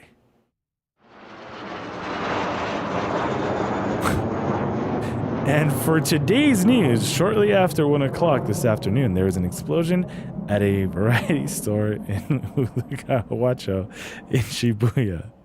The case of which remains unknown. Eyewitnesses report seeing an individual wearing a full-body cat costume fleeing the scene in the aftermath of the explosion. Police consider this individual a person of interest and have not ruled out the possibility that this bombing was a terrorist act. Several hours after the incident, the cat remains at large. So we're a criminal now. 1998. Bro! Fled the country? Tama wound up as prime suspect in an apparent terrorist bombing. If the buyer had shown up earlier, Tama's argument with the sales clerk might never have happened. You know what? It's gonna be related to the reporter, right? To say nothing of the rest, as a matter of fact, the buyer was just outside of the shop. No, wait, they said it was a she, right? She was held up when she happened to run into someone. That someone's actions at 1305 are the key to Tama's fate. Bruh. A very serious visual novel, yes. But they said 1305, right?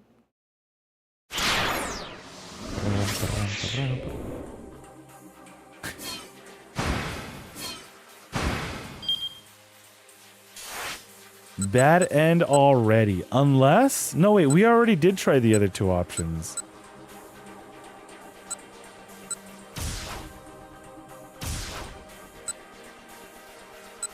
Wait, what?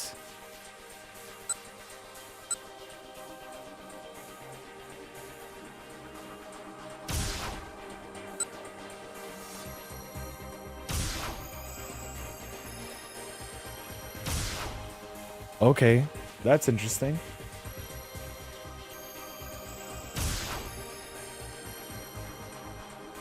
Okay. All bad endings %? Oh man, I feel like we skipped some. Let me see. Actually, I don't think I can check that out right now.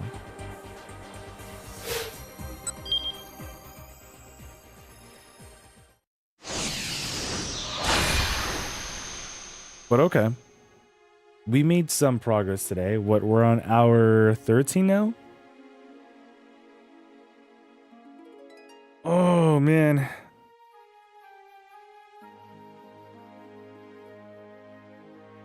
Also, yeah, Pokemon's still doing that stream. The one about Lavender Town. And I wonder why. Like, it's gotta be something.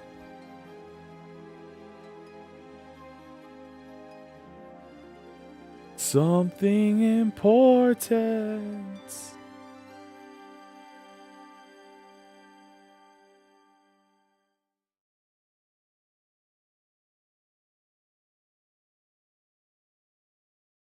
But okay, for now, let's see.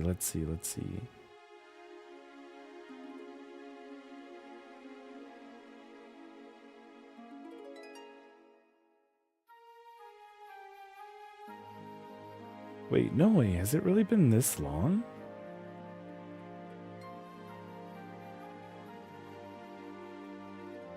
You're kidding. You're kidding. You're kidding. You're kidding. You're kidding.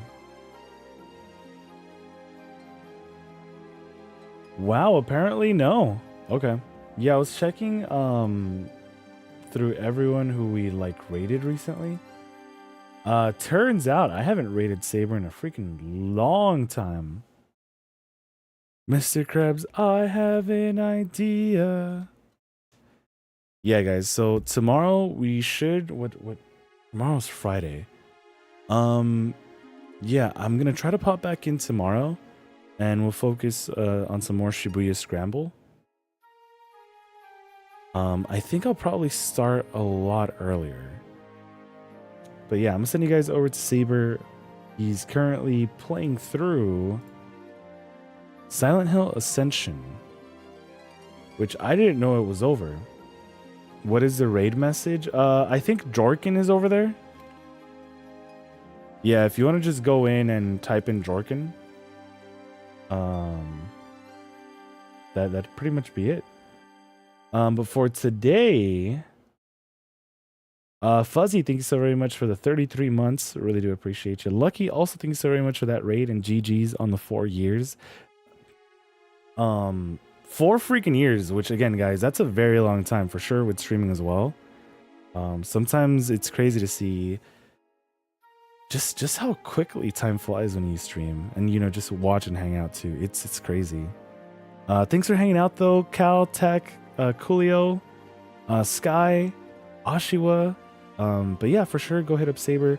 Plays a lot of spooky games if you guys are into the Phasmo, the Silent Hills, Resident Evils. And yeah, hopefully I'll catch you guys again soon. Take care, everyone.